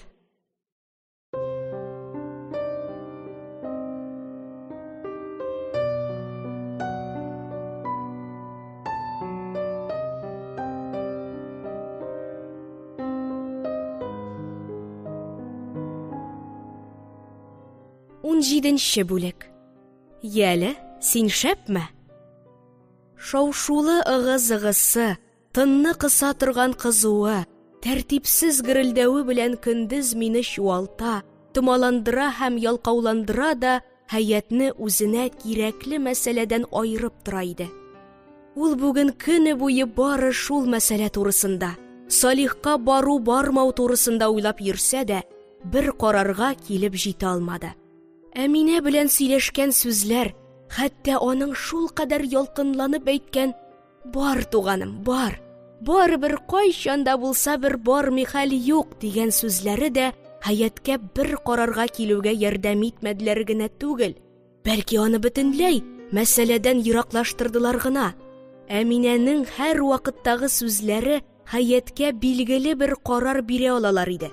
Чөнки Әминә үзе әйткән сүзләренә чиксез кырыйсыз ышанып, әйткән минутта гына булса да ышанып әйтә һәм биниһая ышанып, ялкынлана да Хәяткә шик итәргә урын калдырмый иде. Ләкин бүгенге сүзләрен ул алай итеп әйтә алмады.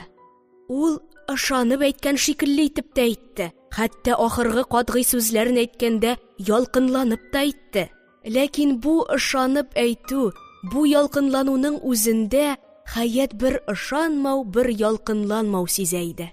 Шулай итеп, бару-бармау мәсьәләсе Әминә белән сөйләшкәннән соң бигрәк буталды, бигрәк томанланды. «Бар, туганым, бар.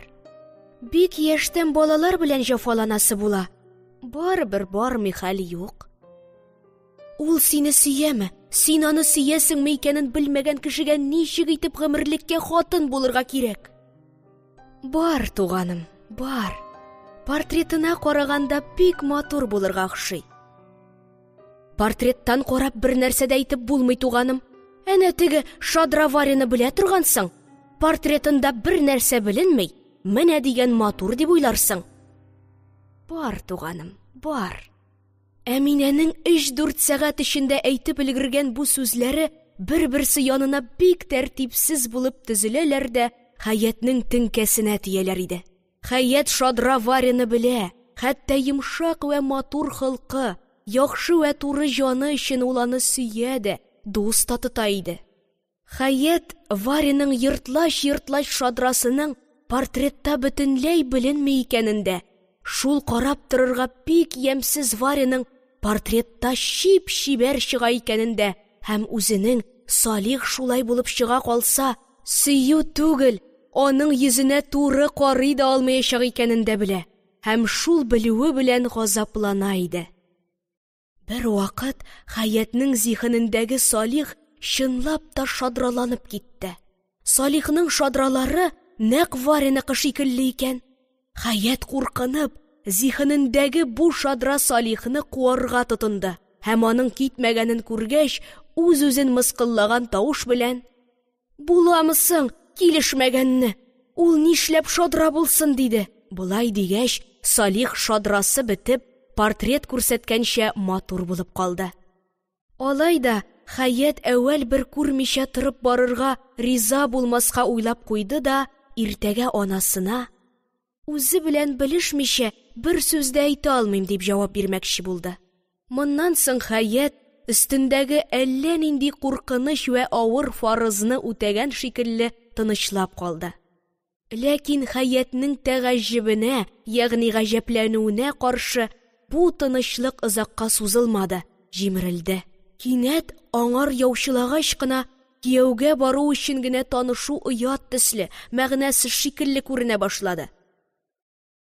Кирәк Салихка, кирәк үзенә былай итеп танышу бик уңайсыз, авыр һәм килешсез булыр шикелле тоелды.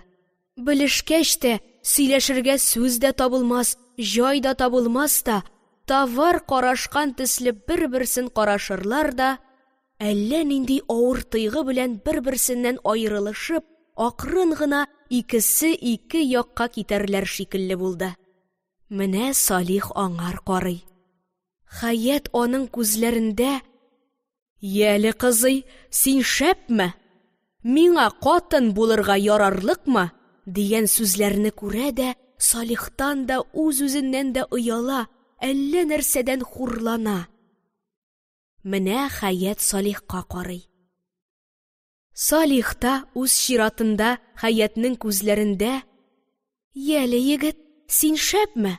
Миңа кияү булырга ярарлыкмы?" дигән сүзләрне күрә дә, Хаяттан да үз-үзеннән дә ояла.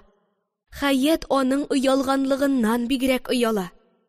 Салих та Хаятның бу оялуын күреп, яңадан ояла, кашларын җыера, йөзләрен чыта. Һәр икесе кып-кызыл кызарышалар. Бу нәрсәләрне уйлаганда, Хаят чын-чынлап кызарды да, куллары белән йөзен каплап: "Юк, булмас, мәңгегә булмас" диде. Хәзер инде ул Салих белән никахка кадәр танышуны теләү түгел. Салих үзе танышмакчы булса да, риза була алмас иде. Төн килде. Бөтен табигать, бөтен җир йөзе, бөтен яшь йөрәкләр шикелле, Хаят та язгы төннәрне сөя иде. Язның салкынчарак хуш исле төннәре, бигрәк тә ул төннәрнең шундый хуш исле булучылыгы Хаятның йөрәгендә үзенә белемсез бер тойгы уята иде. Бу тойгыда җиңелчә генә моң, җиңелчә генә шатлык, нәрсәнедер җиңелчә генә сагыну, нәрсәнедер җиңелчә генә көтү, нәрсәгәдер җиңелчә генә кугану, тагы әллә нәрсәләр бар иделәр. Хаят язгы төннәрдә бу тойгы белән исерә дә, үз-үзен онытып, томанлы рәхәтлек эченә батып кала иде. Бүгенге төн Хаяткә үзенең салкынчарак кына аязлыгы, язлыклы хуш исе эченә төрендереп, катгый бер карар да китерде. Хаят һәр көнге гадәтенчә бакчага ачылган тәрәзәсе төбенә килеп утырды да, бакчадан керә торган салкынча һаваны зур-зур йотымнар белән эчеп, әлеге үзенә билгесез тойгының томанлы рәхәтлегенә талды. Һәм шул томанлы рәхәтлек эченә төренеп, иртәдән бирле башын әйләндергән мәсьәләне салмак вә тыныч кына шишеп ташлады. Карар булды. Хаят Салихка барырга риза. Салихка баргач, бу соңгы айларда була башлаган эш пышу бәләсе дә бөтенләй бетәчәк булды. Чөнки Хаят тормышының тойгы белән генә беленә торган китек ягын Салих бөтенләй тутырачак. Бу вакытта ай, җир белән күкнең бер-берсенә тоташкан җиреннән аз гына күтәрелеп, Хаяткә күренмичә генә Аның арка ягыннан агач башларына көмеш сыман тынык нур чәчеп тора иде. Айның күтәрелүе белән кыскара барган агач күләгәләре Хаятның күңелендә хыялый картина тудырдылар. Әнә шул күләгәләр арасында плащка төренгән, башына зур читле кара эшләпә кигән Салих килә. Хаят кайчандыр театрда, шундый бер бакча буйлап, шундый бер егетнең үзенең сөеклесе янына килгәнен күргән иде. Салихның да кулында теге егетнеке шикелле бер думбрасы бар икән. Ул шул думбрага бик матур шиертеп, кычкырып җырлап, Хаят утырган тәрәзәгә таба килә икән. Салихның «Сөям сине» дигән сүзсез җырлана торган җыры бөтен бакчаны яңгыратса да, Хаяттан башкаларга, Борһан абзый, Газизә абыстай һәм бибигә ишетелми икән. Ләкин Хаяткә аерым ачык ишетелә икән. Булай яшерен генә килгәч, Салих билгеле инде Хаят янына кермәкче булып килә. Ул тәрәзә аркылы керер. Кергәч, билгеле инде Хаятның матурлыгын мактап, баритон тавыш белән җырлар. Аннан соң үзенә барырга риза булган өчен Хаятның маңгай, яңак, күз һәм иреннәреннән үбәр. Салихның куе мыегы Хаятның йөзен дә, борынын да, маңгайын да кытыкландырыр. Буларны хыялына китергәч, Хаят чынлап та кытыкланып китте. Кызарынды һәм үз-үзеннән оялып, мендәренә барып капланды да: «Илаһи, мәхәббәт бир! Илаһи, гомерлек мәхәббәт бир инде» диенде. Бу теләк кызлык вакытының иң ахыргы вә шуның белән бергә иң куәтле теләге иде.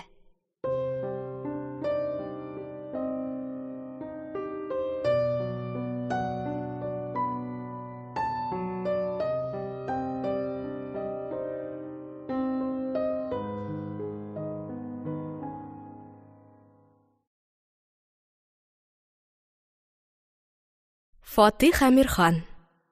Хаят.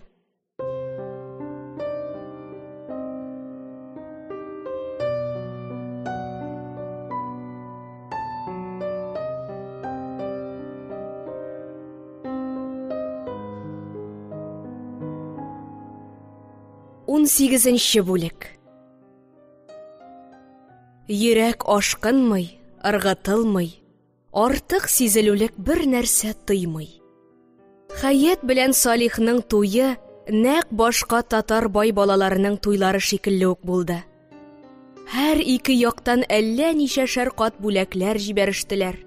Һәр ике яктан ул бүләкләрне табын-табын хатыннар җыеп күрсәттеләр.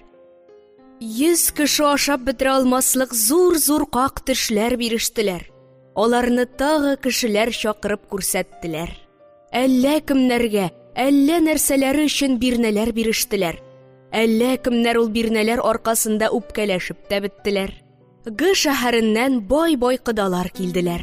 Алар янына Н шәһәренең дә бай-бай кешеләре җыелдылар. Бу кешеләр тавыш-тынсыз гына тамаклары туйганчы ашадылар. Берәр йотым ширбәт эчтеләр. Шалтыр-шылтыр акчалар салдылар да таралдылар. Кыз ягы да, егет ягы да тагы бүләкләр бирештеләр. Тагы бирнәләр җибәрештеләр. Һәм Г шәһәренең дә, Н шәһәренең дә әллә кемнәрнең байларныкы байларча була инде дип сөйләгәнлекләрен ишетеп, һәр ике як беркадәр куаныштылар. Мәшәкате күп, кызыгы юк бу нәрсәләрне бик чынлап вә бик текмәкләп эшләп йөри торгач, августның 5-е дә килеп җитте. Бүген Хаяткә кияү керәсе, зифаф буласы иде. Хаят бүген көне буе башына бик каты ис дигән кеше шикелле миңгрәүләнеп йөрде. Аның йөрәге бик каты сикерә, бөтен тәне бер кыза, бер туңа һәм бөтен тормышында курку сыман бер каушау сизелә иде. Газизә абыстай аны аулак бер бүлмәгә алып кереп, кияү белән ничек мөгамәлә итү тугрысында үзе тиешле тапкан сүзләрен сөйләде. Хаят бу сүзләрне бик тыңлап торса да аңламады. Ул берәм сүзләрне дә аңлый, җөмлә төзелешен дә аңлый, ләкин бөтен бу сүзләрдән нинди мәгънә чыкканлыгын аңлый алмый иде. Бары Газизә абыстайның кат-кат әйткән бер сүзе генә аның колагын яңгыратып калды. Анасы аңар әүвәл күрешүдә Салихның кулын үбеп күрешергә кушты. Әүвәл күрешүдә ир булган кешенең кулын үбеп күрешергә кирәк. Бүген көне буе Әминә дә кияү керәсе йортта булды. Ул һәм Хәят күбрәк вакытларын бер бүлмәдә бикләнеп уздырдылар. Хәят аңар анасының сүзләрен һәм Салихның кулын үбеп күрешергә кирәк дигән киңәшен сөйләгән иде. Ул бердә яратмады. Кашларын бераз чытты, йөзен җиңел генә җыерды да: "Китсәнә инде, туганым, хурланмыйча егетләр кулын үбеп торырга. Бердә үбән итә торма, туганым, үбәсе килсә, Салих үзе синең кулыңны үбеп күрешсен. Ир имеш, ир булса, нисең? Ир булса, ни булган?" диде. Хәят үзе дә Әминәчә уйласа да, эшкә килгәч, анасы сүзен тотумы, яки туганы сүзен тотумы яхшырак килешерәк буласын ачык билгеләп җиткерә алмый аптырады. Әллә нинди бер һавалылык аңар туганымы сүзен тотарга куша иде. Моңар кадәр аны чолгаган рус егетләре үзләре аның Хәятның кулын үбәйделәр. Бүген генә инде ул иң әүвәл күргән бер егетнең кулын әүвәл күрешүдә үк һич бер сәбәпсез үзе үпсә, кызлыкның, матурлыкның хөрмәтен җуйган була шикелле. Хәят моны үз-үзенә ачык әйтеп күрсәтә алмаса да, йөрәгенең әллә кайсы бер чите белән шулай итеп аңлый иде. Ләкин икенче яктан әллә нинди белемсез бер курку аңар анасы сүзен тотарга куша. Аны көчле, ирексезли дә аптырашта калдыра иде. Бераз аптыраш, яңадан бераз аптыраш, аннан соң курку җиңде дә, Хәят күңеленең теләмәвенә вә риза булмавына карамыйча, анасы сүзен тотарга, ягъни Салихның кулын үбеп күрешергә уйлап беркетеп куйды. Бу карар Хәятның кызлык көннәренең соңгы карары булды. Кич үзенең серле кара пәрдәләрен салындырды. Дөнья адәмнәр күзеннән яшеренергә, аларга тагы да белемсезрәк, тагы да серлерәк булырга тырышкан шикелле караңгылыкка батты. Бөтен тирә-якка тынлык, тынычлык инде. Әмма Гыймадовлар өендә моның киресенчә ыгы-зыгы вә шау-шу арта да арта иде. Монда әллә кемнәр, бүгенге эшләр Хәят белән Салихтан да бигрәк үзләренә гаит булган, ягъни караган шикелле итеп, ах-вах килеп йөриләр, ашыгалар, ашкыналар, каушыйлар, буталалар, әллә нәрсәләрне җыештыралар, әллә нәрсәләрне хәзерлиләр иде. Шул ук әллә кемнәр Хәятны карават чаршавы арасына китереп куеп, аяк өстен Салихны көтәргә куштылар. Хәятның минутлары акрын һәм эч пошырып үтәләр. Фикернең бер нәрсә уйлыйсы килүдән бигрәк, бер нәрсә дә уйламый ял итәсе килә иде. Бер вакыт өй эчендәге шау-шу кинәт тагы да көчәеп китте дә, кинәт кырт киселгән шикелле басылды. Бу кияүнең килеп җиткәнлеген белгертә иде. Менә нәкъ шул вакытта гына Хәятның исенә бер нәрсә төште. Аңар анасы кияү көткәндә укый торган бер дога өйрәткән иде. Менә шул доганы укырга хәзергә кадәр аның исенә килмәгән икән. Үзенең шундый тиешле бер нәрсәне онытуыннан каушаныбрак, Хәят хәзер ул доганы укымакчы булып карады. Ләкин булдыра алмады, чөнки доганың нинди сүз белән башланып киткәнлеге дә аның хәтеренә килми иде. Моннан соңгы эшләр әллә ничек Хәяткә артык сизелмичә, тыелмыйча үттеләр. Ул эшләр белән аның арасында ниндидер бик калын бер пыяла тора да, һәммә нәрсә шуның аркылы гына, сыздылы-быздылы булып кына күренә шикелле иде. Салих та аңар шул пыяла аркылы күренгән шикелле булды. Хәят аның ишектән керүен, үз янына килүен, күрешергә кул сузуын, һәммәсен томанлы итеп күрде. Салих күрешкәндә аның маңгаен үпте бугай.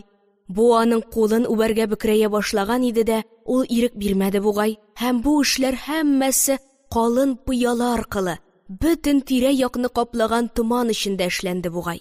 Хәят Салихның матур күзле, тенор тавышлы икәнен дә 1-2 сәгать утыргач, чәй ичеп бетерер алдыннан гына белде. Чәй янында сөйләшергә сүз булмады. Салих башлап карады, Хәят эләктереп китә алмады. Бер вакыт Хәят үзе башлап караган. һәм Салих инде эләктереп тә киткән иде. Ләкин озакка сузылмады, бетте. Сүзләр бөтен көчләре белән әйтелмәскә, сөйләнмәскә тырышалар иде. Шактый вакытлар узгач кына Хаятның күз алдын каплап тора торган томан акрын гына тарала башлады. Һәм бары шул вакытта гына ул Салихның матур һәм сөйкемле егет икәнен шактый ачык итеп күрде. Ләкин бу матурлык, бу сөйкемлелек Хаятта үткен бер тойгы тудыра алмады. Күзләр рәхәтләнәләр, әмма йөрәк ашкынмый, ыргытылмый. Артык сизелерлек бер нәрсә тоймый иде ки. Тойгы ничектер бер читендәрәк яшеренеп, нәрсәгәдер юл куеп тора шикелле иде. Хаят кыска гына бер вакытта Салихның үзенә ир, үзенең аңар хатын икәнлегендә уйлап алды. Ләкин бу уйда аның йөрәгендә әллә нинди үткен сизелерлек бер тойгы кузгата алмый. Әллә ничек ялкау вә салкын уйлана иде. Салихның ир кияү булучылыгы, Хаятның аңар хатын булучылыгы бер төрле заказ кушылып эшләтелгән. Гадәт шулай булганлыктан эшләнгән нәрсә шикелле иде ки. Булар һәр икесенә үткен йөрәкне катырак вә ешрак типтерерлек булып сизелми иде. Азан ишеткәч дога укый башлау, ашап бетергәч бит сыпырып кую кебек, теләү-теләмәүгә карамыйча, үз-үзеннән эшләнеп ташлана торган эшләр шикелле, Хаятның Салихка хатын вә Салихның аңар ир булуы да теләү вә кирәксенүдән бигрәк тиешлек өчен эшләнгән эш төсле иде ки. Күңел вә тойгы әллә ничек катышмыйча читтә вә керешсез калган иде. Төннең бер вакытында Хаят үзенә мәгълүм түгел бер сәбәп белән йыглады. Бу йыглау шатлык йыглауы булмаган шикелле кайгы йыглашы да түгел. Бәлки үткән кызлык вакытын күңел тулып озатып калу иде. Салих бу көтелмәгән йыглаштан әүвәл каушап вә куркып китсә дә, тиз арада үз-үзенә килеп, Хаятны җуатырга кереште. Аңар өйләнгән бер дусты бу хакта сөйләп керткән иде. Хаят тиз туктады. Салих аны кадерләп, иреннәреннән, күзләреннән үпте.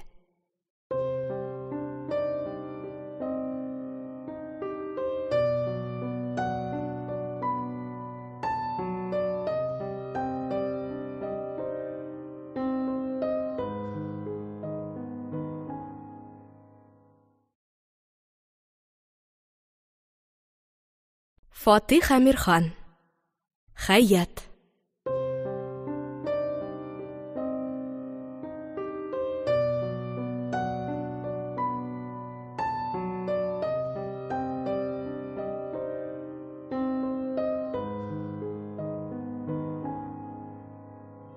Он 19-нчы бүлек.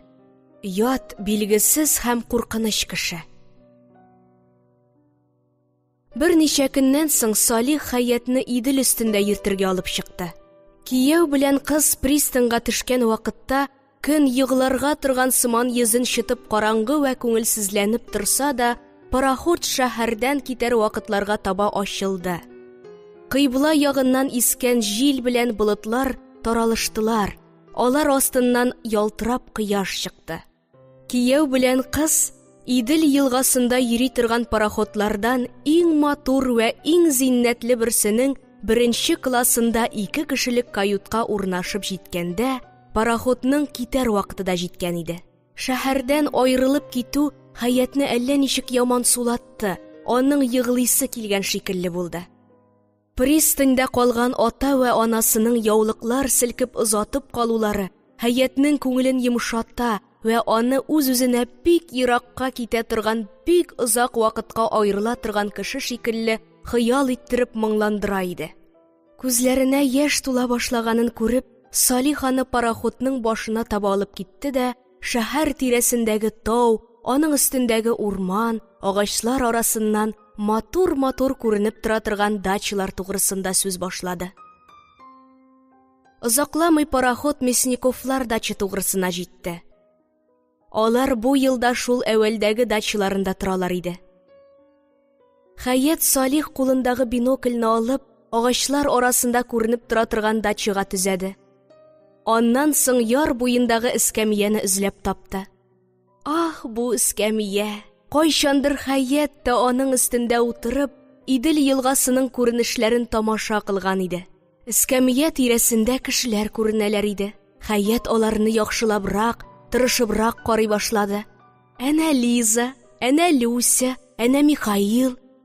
И Михаил, буйы-сыны, эшләпәсен бераз кыңгыррак киюе, кулындагы таягын тотышы, һәммәсе аныкы, Михаилныкы.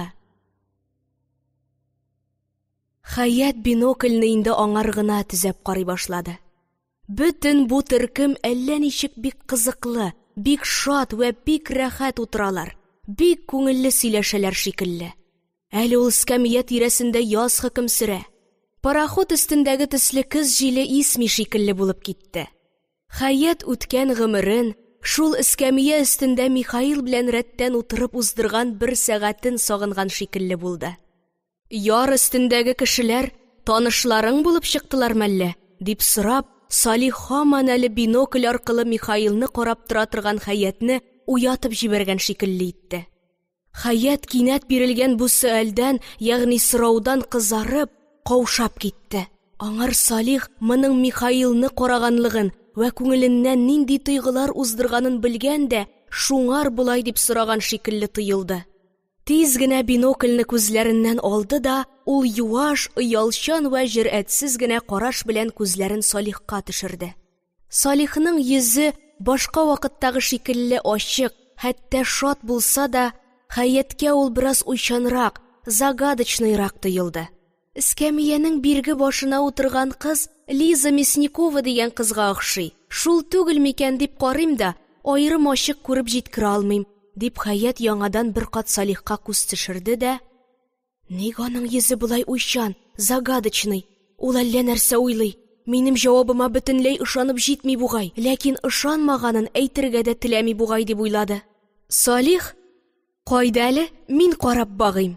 Яхшылап күрә алсам, мин сиңа аның нинди кыз икәнен сөйләрмен, дип бинокльне алып карый башлады. Хәят әллә ничек уңайсызланып, ул ышанып җитми, ышанмый дип уйлады. Аның йөрәге әллә ничек кәефсезләнде, әллә нәрсәдән кысылды. Бераздан алар каютыларына керделәр. Ятаклары кызыл хәтфә белән тышланган. Ипле вә матур каютның тәрәзәсе пароход селкенешеннән бераз калтыранып, излексез дерелдәгән тавыш чыгарып бара иде. Хәятның башы җиңелчә генә әйләнгән шикелле булды. Бераз гына тыны кысылды да, ул ятакларның берсенә утырды. Салих та аның янына утырды. Хәят аңар күтәрелеп караганда, ул туп-тугры Хәяткә карап торадыр иде. Бу караштан Хәят куркып китте. Хода белә, нәрсә уйлый торгандыр ул? Аның башында, күңелендә нәрсә бар? Нәрсә дип уйлады? Чынлап та Салихның уйлары, тойгылары Хәяткә бөтенләй караңгы, белемсез бит. Хәер, Хәятнеке дә Салихка шулай ук иде. Алай булса да, бу белемсезлек шушы минутка гына Хәяткә куркыныч, бик куркыныч тоелды. Ул үзен әллә нинди бөтенләй ят, бөтенләй белемсез, загадочный бер кеше белән бергә әллә нинди белемсез сәфәргә чыккан, куркыныч сәфәргә чыккан шикелле итеп күрде. Бу куркыныч тойгы озакка сузылган булса, эч пышу вә куркыныч моңлану белән Хәят бәлки йыглап та җибәргән булыр иде. Ләкин аның бәхетенә каршы бу тойгы озакка бармады. Салихның йомшак вә иркәләү тавышы белән, нәрсәдән ул кадәр моңландың, диюе һәм үбүе теге тавышны бер нәрсәсен калдырмыйча таратып җибәрде. Хәят Салихның кочагынарак керә төште. Ул үз-үзен бик ямьсез төш белән бастырылып ятканда уянып киткән кеше сыманрак итеп тоя иде. Бераздан яшьләр тагы пароход өстенә чыктылар.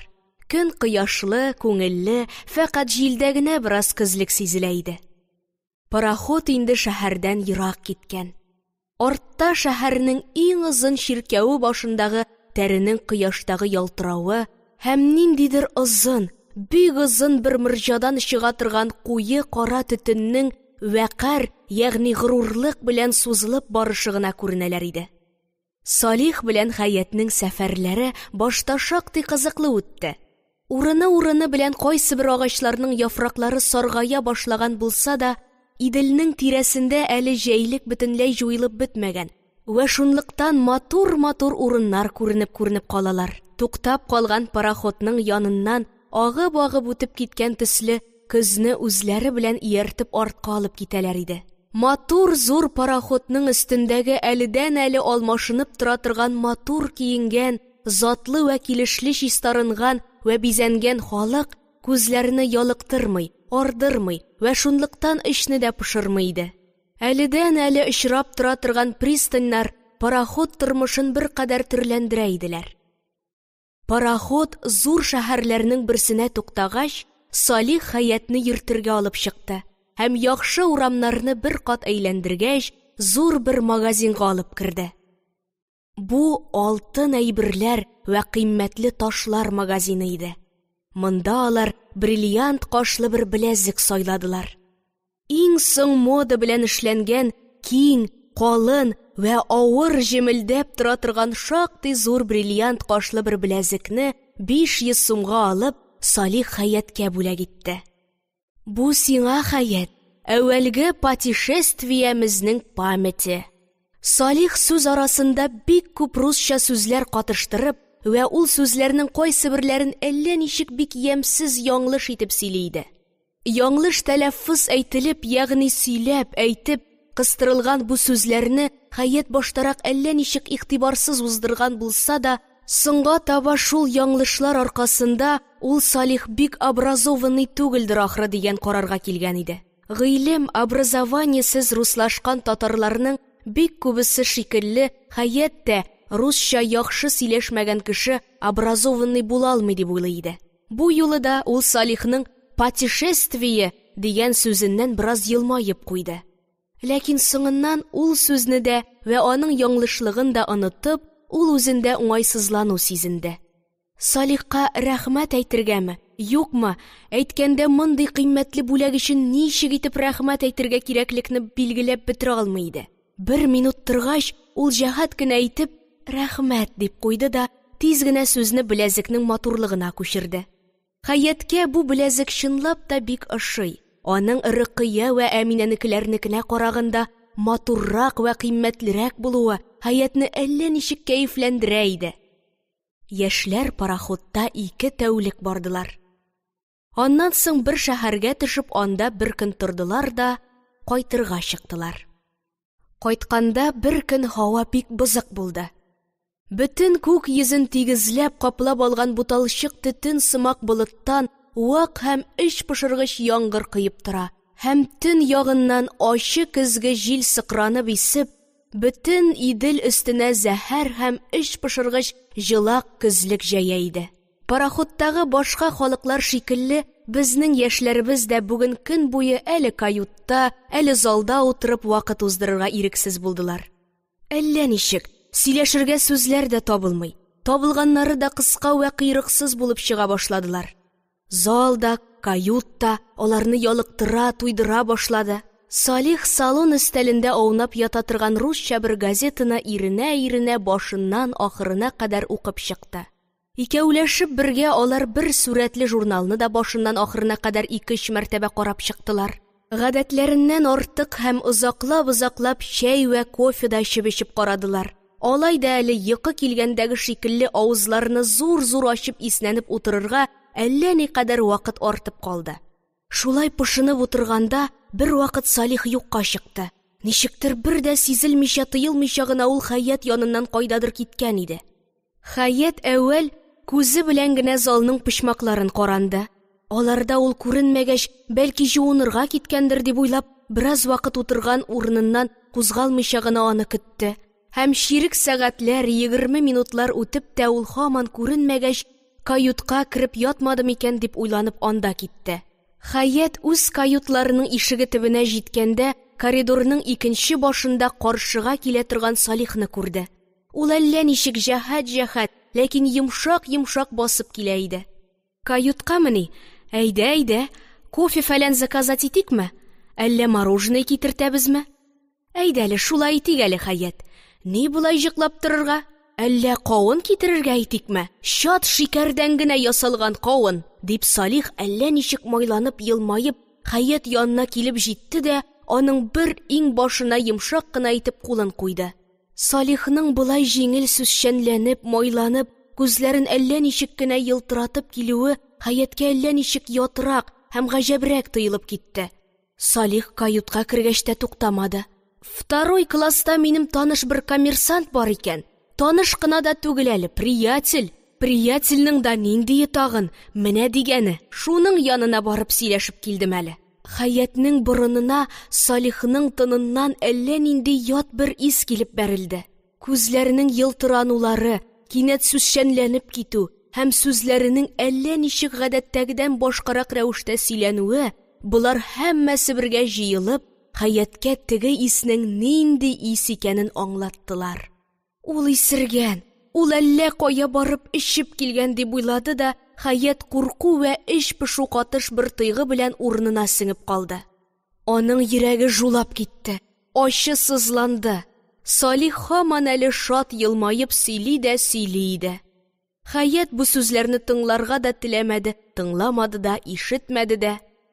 Бу минутта аңар Салих бөтенләй ят, куркыныч ят кеше булып калды.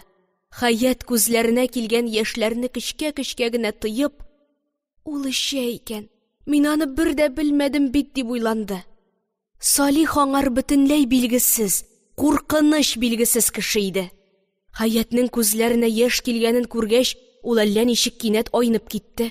Кәефләнеп сөйләп утыра торган бер-берсенә ябышып җитә алмаган сүзләрен кинәт кисте дә, бөтенләй чынлыклы һәм аек тавыш белән: "Хәят, кәефең юкмы әллә?" дип сорады. Шушы сорауны гына көтеп торган шикелле Хәят: "Син эчеп килгәнсең бит, син исерек бит", диде дә, күзләрендәге яшен тота алмыйча тавышсыз гына йыглап җибәрде. Көтелмәгән бу күңелсезлек Салихны бөтенләй айнытып җиткерде. Ул каушап, каударланып Хәятны җуатырга кереште. Үпте һәм: "Теге урыс көчләп берәр стакан пиво эчерде. Эчмәсәң яхшы түгел, безнең иң зур эш итә торган кешемез", диде, буталыбрак, үзенең гөнаһысының зарурияттән, ягъни чарасызлыктан чыкканлыгын исбат итәргә тырышып, бераз ялганланды. Дөресе, ул сөйләгәнгә караганда бераз башкарак иде. Второй класста Салихның танышы да фәләне дә юк. Ул үзе махсус барып 2 бутылка сыра эчеп килгән иде. Хәят тиз генә туктады да күзләрен сөртте. Хәзер инде Салих аңар баягы шикелле куркыныч тыелмый иде. Шулай да булып узган бу күңелсезлек аның йөрәгендә кытыршы бер эз калдырды һәм аны үзенең киләсе тормышы хакында тирән вә эч пошыргыч уйга төшерде. Икенче көн һаваның ачылып, җылынып китүе безнең юлчыларымызны уңайсызлыктан коткарды. Алар инде бүгенне пароход өстендә пошынмый гына утырдылар. Шәһәргә кайтып җитәр алдыннан Хәят бераз вакыт сөйләшмичә, әллә ничек кенә уйга батып йөрде. Салихның кичә эчкәнен Газизә абыстайга сөйләргәме, юкмы? Сөйләргә дә, сөйләмәскә дә тиеш шикелле иде. Шактый уйланып йөргәч, ул, бәлки ул чынлап та теге урыс кыстаганга гына, бик аз гына эчкәндер. Юк, әле үк сөйләргә кирәкми, дигән карарга килде дә, әллә ничек тынычлап һәм ачылып китте. Пароход шәһәргә якынлашкач, безнең юлчыларымыз каюталарына кереп, нәрсәләрен җыештырып куйдылар. Салих Хәяткә йомшак кына иркәләп кенә карап: "Менә кайтып та җиттек", диде. Хәят пароходтан килгән ялкаулык үзендә үк калсын дигән шикелле итеп җиңел генә киерелде. Һәр икесе дә кайтып җитүләренә шатланганнар шикелле иде.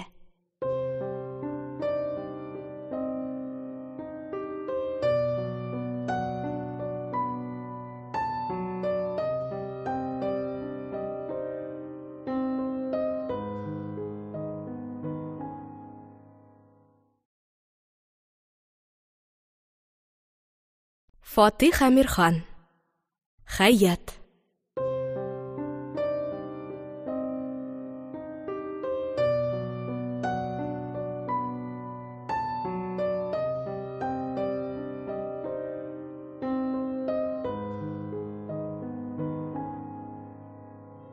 Егерменче бүлек. Сөям бугай. Салих үз шәһәренә кайтып килергә киткәч, Хәят бер кичне туганымнарында кунды. Рәхимә абыстай кечкенә балалары һәм Рөкыя белән бу ел җәй башыннан бирле Ялтыда тора. Шунлыктан бу шәһәрдәге йортларында әллә нинди кардәш карчыклар белән Сәгыйд һәм Әминә генә торалар иде. Хәят кунган көнне Сәгыйд тә фабрикаларында булды. Рәхимәләр өендә һәр вакыт шау-шу, ыгы-зыгы күреп өйрәнгән Хәяткә бу көнге кешесезлек һәм тынлык әллә ничек ят һәм шыр тыелып китте дә, ул Әминәдән: «Рәхимә абыстайда, Рөкыя да өйдә булмагач, скучнадыр, туганым», дип сорады. Әминә кашларын күтәребрәк баш селекте. Бер көнрәк скучны була башлаган иде, хәзер онытылды тагын. Бер арада без абый белән бик часто Аркадий бакчасына барамыз дип, ул кечкенә генә бер тыныш ясады да, күзләрен уйнаклатыбрак сүзен дәвам итте. Анда бик күңелле була. Безнең абый андагы һәммә артистлар белән һәм артисткалар белән знаком. Кайсылары белән мине дә таныштырды. Әле үткән атнаны анда яңа артист килде. Открытый сценада бик көлке куплетлар җырлый. Шәһәрнең байларын да эләктереп ала. Фонарьларның начарлыгыннан да әллә нәрсәләр җырлап көлә. Бик көлке инде, бик күңелле артист. Хәят ялкау гына елмайды. Син, туганым, влюбиться итмә тагын аңар. Бәлки укучылар диккать иткәннәрдер. Гади сүзләр сөйләшкәндә минем Хәятым русча кыстыручан түгел. Ул шома гына итеп татарча сөйли белә. Теге сөю, мәхәббәт мәсьәләсенә килгәч, ул инде русча сүзләр кыстырмый сөйли алмый. Күрәсезме, ул туганымына: «Син, туганым, аны сөеп куйма тагын» диясе урынга «Влюбиться итмә тагын аңар» ди. Чөнки ул сөю тугрысында русча әйтеп кенә уйлый ала. Чөнки ул сөюне рус җәмгыятендә генә була ала торган бер нәрсә шикелле итеп күрә. Чөнки ул әвәлге сөям дигән сүзне рус авызыннан русча әйтеп ишеткән. Чөнки ул люблю дигән сүзне берәү дә гөнаһка санамый. Әмма сөям дигән сүзне әти, әни, абый, күрше күрпеләр һәммәсе гөнаһ хисаплы икәнен белә. Чөнки «Кара әле, туганым, мин бер кызык хәбәр ишеттем әле» дип, Әминә үзе сөйләп утыра торган ниндидер сүзне кырт кисте дә, әллә кая ашыккан төсле итеп җәһәтләп: «Теге шәйче Виноградовның Мәскәүдә укый торган кызы Ольга бер мөселман студент белән аталарыннан качкан ди бит», диде дә, кечкенә генә тыныш ясап алып: «Ул студент теге үткән кыш безнең белән белешергә теләп, белешә алмый калган матур студент түгел микән?» дип туганымына карады. Хәят бу хәбәрдән һәм гаҗәпләнгән, һәм аптыраган шикеллерәк күренә иде.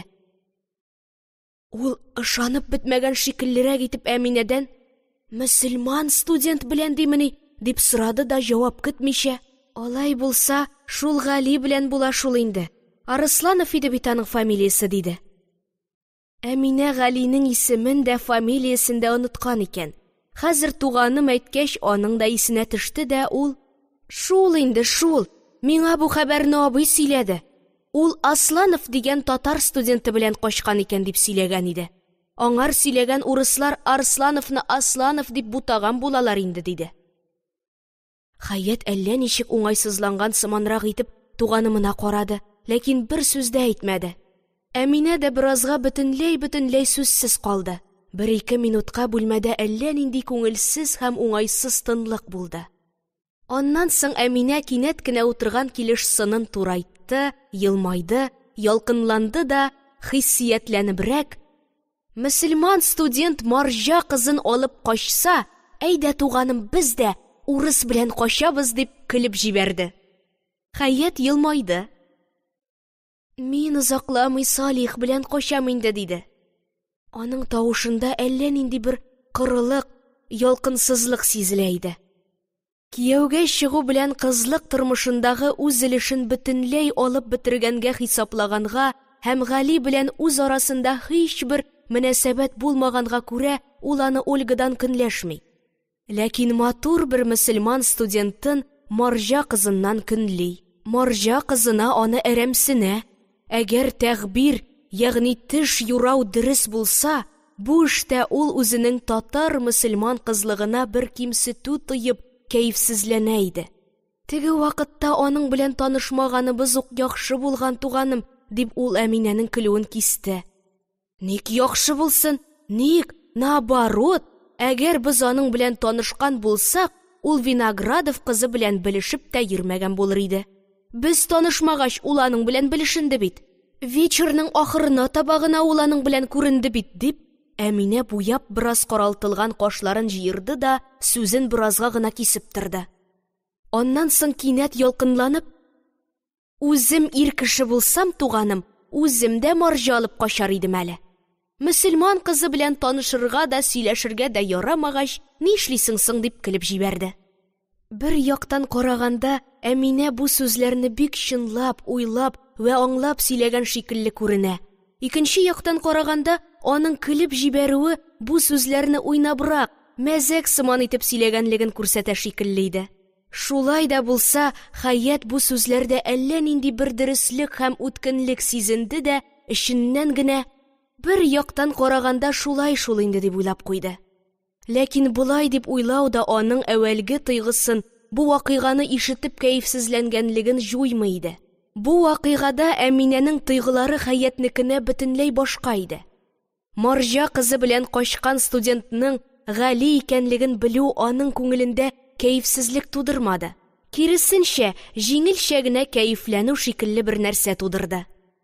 Бу вакыйга белән әллә нәрсәдән үч алынган, ниндидер Әминәгә бик дошман бер эштән, бер гадәттән үч алынган шикелле иде.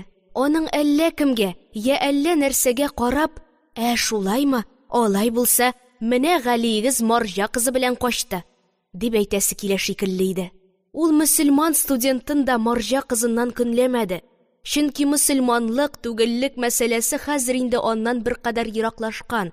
Гомумән булмаса да, мөселманлык вә түгеллекнең сөю вә сөешүгә килеп катыша торган кыйсеме аның карашында арткы сафка чигенгән иде. Соңгы еллар, хосусан менә бу үткән җәй Әминәнең табигатен әллә ничек саектырганнар һәм тойгыларын бик тиз була вә бик тиз бетә торган ясаганнар иде ки. Ул җиңел уйлаучан һәм тормыштагы бик күп нәрсәләргә шул көн, шул минутында кызыклы үтүе ноктасыннан гына караучан булып киткән иде. Бу кызыксыз мәсьәләдән күчеп Хаят: "Бу калфагыңны кайчан эшләттең әле, туганым? Кайда әле, салып бир әле. Бигрәк киң кырпулы", дип Әминәнең калфагын алып карый башлады. "Әле 3нче көн генә килде. Казаннан эшләтеп алдым. Менә хәзер инде Казанда шундый киң кырпулы итеп кию модага киткән. Кырпу үрнәге бик килешлеме, туганым? Бу үрнәкне корзинка үрнәк диләр икән." Ничә мыскал инҗи киткәнен, Казанда кем аркылы эшләтеп алганлыгын сөйләшеп бетергәннән соң, туганымнар киңәшләшеп, Хаяткә дә шундый кырпулы һәм шундый үрнәкле бер калфак эшләтеп алуны кирәк таптылар. Хаят белән Әминәнең бик күптән инде бергә кунганнары, хәтта озак сөйләшеп утыра алганнары юк иде. Шуңар күрә дуслар арасында сөйләр сүзләр күп табылды. Хаят үзенең Салих белән пароходта йөреп кайтуын шактый озын итеп тәфсилләп сөйләде. Ләкин Салихның сыра эчкәнен һәм үзенең җылаганын әйтми калдырды. Бу мәсьәләне ул бары, ул көнне пароходта бик күңелсез булгач, Салих әйтә: "Әллә Хаят ди, скука таратыр өчен икемезгә 2 бутылка гына сыра ичеп алабызмы?" ди. Үзе көлә. Мин: "Кирәкмәс", дидем, дип ялган катышыбрак кына сөйләп узды. Әминә ялкынланды. Туганым, юкка кирәкмәс дигәнсең. Үзең эчмәс идең, ул эчсен иде. Аз гына эчкәч, ирләр бик күңелле булалар алар. Сүзчәнләнәләр, көләчләнәләр. Мин исерек кеше белән ялгыз калырга куркам", дип Хаят туганымының сүзен бүлдерде дә сәяхәтләренең соңын сөйләп китте. Әминә Хаятка һәр икесенә белеш рус җәмгыяте эчендәге хәбәрләрне һәм Хаятны белә торган рус егетләренең аның бик яшьләй һәм белмәгән кешесенә кияүгә барганлыгына бик гаҗәпләнүләрен сөйләде. Хаят елмайды. Урыслар үз гадәтләренчә эшләнмәгән һәммә эштән бик гаҗәпсенүчән булалар инде алар. Бер вакыт Хаят Әминәдән Рөкыяның саулыгы тугрысында сораша башлаган иде дә, сүзен әллә ничек кинәт кенә кисте дә, уңайсызланып кына туктады. Әминә бу сүзләргә әллә ничек уңайсызланып, әллә нәрсәдән шикләнеп җавап биргән төсле, теләр-теләмәс кенә җавап бирә иде. Тәгаен белмим, яхшы, сауга буга инде. Бу сүз киселгәч, туганымнар берәр минут уңайсыз гына тын калдылар. Аннан соң Әминә рояль янына утырды да, нотасыз гына бер нәрсә уйнап җибәрде. Бу ачык сценаларда шынсанеткалар җырлый торган бер көй иде. Туганымнар сәгать 2-дә генә йокларга яттылар. Аларга урын икесенә бер бүлмәдә җәелгән иде. Әминә әүвәл үз караватына ятмаенча Хәят янына килеп ятты. Шукланып, аның өстенә бер беләген салды да, серле вә оялчанрак тавыш белән: "Сине Салихың ничек итеп кочаклый?" дип сорады. Хәят елмаеп аның күзләренә туп-тугры карады да: "Менә ятсыз кызый, нәрсә сорый бит?" дип көлеп җибәрде. Әминә дә оялган тавыш белән көлеп җибәрде дә, кызарынып мендәргә капланды. Аннан соң җитез генә кыланып карават янындагы бер быргычны борды да, электрик лампаларын сүндерде. Бер секунд эчендә бүлмәгә караңгылык вә аның белән бергә ниндидер бер серле тынлык инде. Йөздәге кызыллык, күзләрдәге хыялый ялтырану, бөтен гәүдәдәге уңайсызрак каушану, һәммәсе серле пәрдә артына өртенде. Башка вакытта Әминә мондый гына сүзләрдән кызарынмый иде. Бу юлы ул үз тавышының әллә ничек оялчан булып чыгуы һәм Хәятның туп-тугры карап көлүе аркасында кызарынды һәм гомумән әүвәлге мәртәбә Хәяттән оялды. Туганымының "Менә оятсыз кызый, нәрсә сорый бит" дигән сүзе аңар "Синең миннән кызларга сөйләнергә ярамый торган нәрсәләр сөйләтәсең килә бит" дигән мәгънәне аңлаткан шикеллерәк тоелып китте. Бераз сөйләшеп ятканнан соң Әминә шыпырт кына: "Кара әле, туганым, Салихны сөямсең?" дип сорады. Хәят бераз торыбрак җавап бирде. "Әле үк ничек әйтәсең аны? Сөям бугай."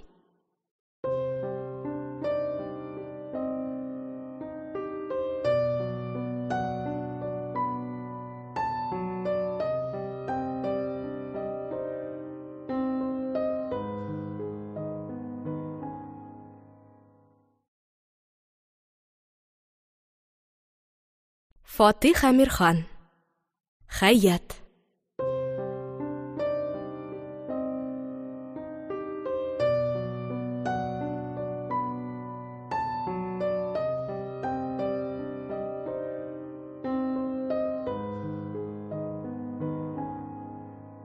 Егерме беренче бүлек. Салихның анасы Гаделбану абыстай уртача тормышлы бер авыл мулласының кызы, бик яшьләтәй Салихның атасына икенче хатынлыкка бирелгән иде. Табигаты белән эшчән, булдыклы вә гайрәтле бу хатын бер яктан яшь хатын булып кадерләнеп, урынсыз вә бузыкка иркәләнеп, икенче яктан көне-төне карт хатын белән дошманлашып торып, чая, ачучан, кире һәм сүзчән булып киткән иде. Хәзер инде карт Фатиховның үлгәненә 4 ел була. Гаделбану абыстай да шул көннән бирле үзенең 2 ир баласы Салих һәм Габдулла белән карт хатын һәм аның балаларыннан аерым тора иде. Гаделбану абыстай картыннан бер вакытта да начарлык күргәнен хәтерләми вә шунлыктан аның белән бергә үткәргән гомерен үзе һәйбәт уздырылганга саный иде. Әгәр аннан үткән гомереңдәге нәрсәләрне яхшыга саныйсың, нинди сәгатьләр, нинди көннәреңне күңелле вә рәхәт уздырылганга хисаплыйсың дип соралса, әлбәттә тиз генә җавап бирә алмас. Менә фәлән нәрсәләр яхшы уздылар, фәлән көннәр, фәлән сәгатьләр матур үттеләр дип шикләнми генә әйтә алмас иде. Ләкин Гаделбану абыстайдан бер кеше дә алай дип сорамый вә шунлыктан ул үзенең карты белән торып үткәргән гомерен канәгатьләнерлеккә хисаплап йөри бирә иде. Чынлап караганда, аның шул үткән шактый озын гына гомере эчендә сагынырлык бер нәрсәсе дә юк. Менә бу көнем, бу сәгатем бәхетле көн, бәхетле сәгать иде дип әйтерлек бер көне, бер сәгате, хәтта бер минуты да юк иде. Аның яшь хатынлык иркәлегенә чылганып узган гомере йомшак атласка уралган үләксә шикелле иде ки. Тыш ягыннан рәхәт вә ялтыравыклы, эч ягыннан агулы вә сырлы иде. Менә шуңар күрә Гаделбану абыстай яшенең 60-ка җиткәненә карамыйча, яшьләр шикелле бәхетле көннәрне киләчәгендә көтә иде. Менә Салих өйләнә, килен була, килен игелеге, килен хөрмәтләре күрер көннәр җитә. Укучыларның бәлки мондый, ягъни бәхетле көннәрне киләчәген дә көтә торган карт вә карчыкларны күргәннәре бардыр. Аларны күргәч, аларның әле һаман алдагы көндә теге бәхетне көтеп армаганлыкларын белгәч, ихтыярсыз елмаеп куела. Нинди шук кеше дип уйлыйсың. Аннан соң ук ихтыярсыз аларны кызганып куясың да, соң түгел микән инде карткаем. Яшьлек белән бергә бәхетле була алу кабилияте дә, ягъни сәләтлелеге дә агып китмәде микән, дип пошынып йөрүләренә карыйсың. Ярый, бәхетле булыгыз. Әллә сезгә озак, бик озак көткән нәрсәгезне соңгы көндә генә булса да, гомер кояшының байыр сәгатьләрендә генә булса да бирсен. Әллә нәрсәләр, әллә кемнәр сезгә вакытлы чагыгызда бәхетле булырга ирек бирмәгәннәр, тереклегегезгә агу сипкәннәр. Ходай бирсен дә, була алсагыз хәзер бәхетле булыгыз. Ләкин Алла хакы өчен ул бәхетне башкаларның бәхетле булыр чаклары үтмәгән кешеләрнең бәхетсезлегеннән эзләмәгез. Салих атасыннан калган зур суммалы сәүдә эшенең үзе, анасы һәм энесе өлешенә төшкән кадерлесеннән бөтенләйгә хуҗа иде. Гаделбану абыстай ул эштә бер нәрсә дә аңламый да һәм аңар тыгылмый да иде. Шуның бәрабәреннән булырга кирәк, ул үзләренең шактый күп расходлы зур йортларының эчке эшләренә Салихның да катышуын бердән теләми, өй эчендәге бөтен тормышка бер үзе генә хуҗа булып торуны ярата иде. Ул өйдәге иң вак эшләрне дә бик нечкәләп, үз күзеннән үткәрә. Шунлыктан йорт эчендә бер куелып киткән бер яклы тәртип бик яхшы бара иде. Бу эш бер яктан караганда Салих өчен бик уңай, икенче яктан караганда Гаделбану абыстай төзегән бу тәртип артык чын мөселманчылыгы белән аңар ук Салих өчен үк бик уңайсыз да иде. Салих фикре белән бик үк яурупылашкан кеше булмаса да, тышкы тормышны яурупыча итәргә ярата. Татар тормышының артык бер төрлелеген һәм тарлылыгыннан ялыга, аның шәхси эшләргә куйган рамкасыннан таруган өй тормышларын бер төрле киңрәк, яурупычрак куярга тели. Ләкин шул тугрыда эшли башлаган һәрбер эшнең анасы ягыннан каршылык күрә иде. Гаделбану абыстай бу эшләрдә хосусый бер кирелек, ишәк кирелеге шикелле мәгънәсез кирелек күрсәтә. Әүвәл бөтен көче белән булдырмаска тырыша. Аннан соң әгәр инде аның тырышуына да карамый була калса, ничек итеп булса да шуңа ватарга, җимерергә тырыша иде. Моннан 2 ел әүвәл Салих үз ашларын пешерү өчен бер рус повар алып карады. Гаделбану абыстай яллаган сала хатыннары пешерә белә торган токмаш, пилмән, пылау, бәлеш, куллама шикелле чын татар ашлары гына Салихны бик туйдырганнар иде инде. Гаделбану абыстай әүвәл повар алдыртмаска бик тырышты. Шул хакында Салих белән 2 мәртәбә ачуланышып та алды. Ләкин аңардан карамыйча повар алынгач, ул икенче төрле хәрәкәт итте. Повар Салихларда бер атнадан артык тора алмады. Гаделбану абыстай аны әллә нинди сәбәпләр табып, белер-белмәс русчасы белән 3 көн рәттән чыгып тиргәгән иде. 4нче көнне ул хисап алып чыгып та китте. Салихның көндезге ашына тагы токмаш, пилмән, кулламалар килә башладылар. Ул икенче поварда алып карады. Ләкин бусы да 10 гына көн хезмәт итте дә, Гаделбану абыстайны эт итеп тиргәп чыгып китте. Салихка яңадан токмаш, яңадан куллама ашый башларга тугры килде. Салих әле аның белән генә кытылса, бәлки Ходага шөкер итәр иде. Повар белән сүгешеп кергәч, Гаделбану абыстай әле аны буш кына калдырмады. Анаңны тиргәтер өчен бу урысларыңны аласың шул. Ул гына җитмәсә, әле 3нчесен дә ал. Мине кыйнап чыгып китсен. Анаңны урыстан сүктерәсең килә шул синең. Шуңар куанып торасың шул син. Моннан соң Салих повар алмады инде. Көндезге ашны күбрәк вакытта рестораннарның берәрсенә барып ашый торган булды. Иң вак нәрсәне генә дә үзенчә эшләтү Салихка әллә никадәр азаплардан соңга җиңел була ирде. Бер вакыт Салих варенье бүлеп ала торган вак пыяла савытлар алып кайтты да, һәр чәй янына шуларны да китерә башларга кушты. Ләкин аннан соңгы иң әүвәлге чәйдүк Гаделбану абыстай аларны китертмәде. Салих аңар һәркемнең авызына капкан бал кашыгы белән бер савытка тыгылуы җирәнгеч икәнен, шуңар күрә берәүнең дә авызына кабылмый торган бер чиста бал кашыгы белән һәркем үзенә генә хас кечкенә пыяла савытына варенье бүлеп алып, шуннан гына үз кашыгы белән алу тиеш икәнен сөйләп, бик кызу исбат итеп карады. Гаделбану абыстай аңар: «Анаң белән энеңнән җирәнәсең икән, синең үзеңә генә бер савыт белән варенье куярмыз», дип җавап бирде. Моннан соң Салих аңар үзенә сәүдә эшләре белән килә торган русларга чәй ичерткәндә бу савытларсыз мөмкин түгел икәнен, андый русларның һәркем төкрекләре бал кашыклары белән тыгыла торган савытлардан җирәнә икәнлекләрен сөйләп карады. Гаделбану абыстай аңар: «Исең киткән ул русларыңа. Алар үзләренең кымгансыз йөргәнлекләрен генә белсеннәр. Алар кешедән җирәнеп торганчы үз-үзләреннән генә җирәнсеннәр», дип кенә җавап бирде.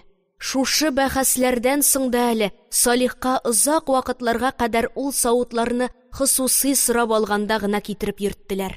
Гаделбану абыстайның мондый эшләреннән кайсылары Салихка артык уңайсызлылар иде дә, ана белән угыл арасында зур кычкырыш та булып куя иде. Ләкин бу кычкырышларда бер як икенче якны җиңә алмаганга күрә, һәр икесе үз фикерләрендә калалар вә шуңар күрә өйдәге тормыш та бик аз үзгәреп, бик азап белән генә артык акрын алмашынып, үз юлы белән ага бирә иде. Үткән ел көз көне бер вакыт Салихка ике кунак килде. Буларның берсе Салихлар фирмасы белән алыш-биреш итә торган бер зур рус сәүдәгәренең хатыны вә икенчесе сеңлесе иде. Әле моннан 2 генә көн әүвәл Салихлар белән бергә Макарьедан кайткан һәм аларның Г шәһәрендә 2-3 көн калачак икәнлекләрен белгәч, үзенә кунакка чакырган иде. Аңар буларга өстән генә булса да бер мәртәбә «Вакыт табып безгә рәхим итсәгез шат булырмын» дип әйтеп уздырмаса килешмәс шикелле тыелган иде дә, ул буларны чакырган иде. Салих кунакларын ачык йөз белән каршы алып аларга чәй тәкъдим итте. Кунаклар да кабул иттеләр, утырыштылар. Ләкин Гаделбану абыстай угылы янына килгән марҗаларны тыныч кына, аның белән аулакланып кына чәй эчертүне сыйдыра алмады. Ул илтифатсыз гына кунаклар утырган бүлмәгә керде. Аларга бик тугры гына вә күзләренә бераз ачуланган кыяфәт чыгарып, озак кына карап торды. Аннан соң нәкъ алар каршындагы диванга аякларын бөкләп менеп утырды да, тавышсыз-тынсыз гына яңадан вә яңадан аларга карап тора башлады. Кунакларның бу карашлардан бик уңайсызланганлыклары ачык күренә иде. Салихның бөтен торышын оялу белән катыш ачу каплап алды. Ул кызарынды, бер кунакларга, бер анасына каранды һәм 1 минуттан соң бераз калтырауклы тавыш белән анасыннан: «Миндә йомышың бармы әллә?» дип сорады. Гаделбану абыстай кунаклардан күзләрен алмыйча гына мыскыл иткән тавыш беләнрәк: «Углым марҗалар белән бик күңелле утырам икән дип карый кердем», диде. Кунакларыннан оялу, ачу килү һәм шул ук вакытта үзенең анасына каршы бер эштә эшли алмавын белү, барысы бергә җыелып, бер-берсе белән буталып, Салихның фикерен эшләүдән туктаттылар. Аның бугазына әллә нәрсә килеп тыгылган шикелле булды. Ул анасына бер җавап та бирә алмады. Кунаклар алларына ясап куелган чынаякларыннан берәр йотым гына чәй каптылар да, тиз-тиз генә урыннарыннан тордылар һәм артларыннан куган шикелле ашыгып китеп тә бардылар. Салих буларны озатып кергәч, калтыранган тавыш белән: «Моннан соң мондый эшең булмасын, әни», диде дә үзе икенче бүлмәгә чыгып, йөз түбән капланып диванга ятты. Икенче яктан Гаделбану абыстайның чар-чар килеп җылаган сымак тавыш белән Салихны тиргәгәнлеге ишетелә иде. «Ай, марҗалар булгач та әллә кем булганнар. Анага бит, анага, марҗалар өчен бит. Оятсыз, бәдбәхет кәһәр төшкән». Салихның хәяткә өйләнүе мәсьәләсе дә шома гына үтә алмаган иде. Гаделбану абыстай Салихка үз шәһәрендәге бер байның кызын алып бирергә бик теләгән. Ләкин монысы алмаган. Русча да белә икән, бик матур да, бик образованный да икән дип, хәяткә яучы җибәрдергән иде.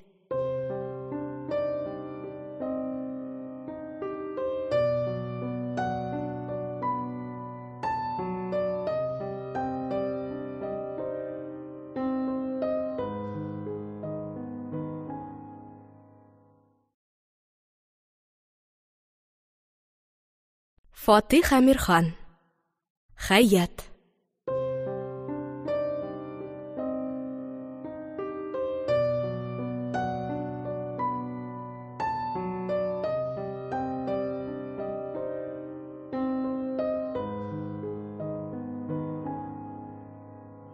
Салихның Хаяткә өйләнүе мәсьәләсе дә шома гына үтә алмаган иде.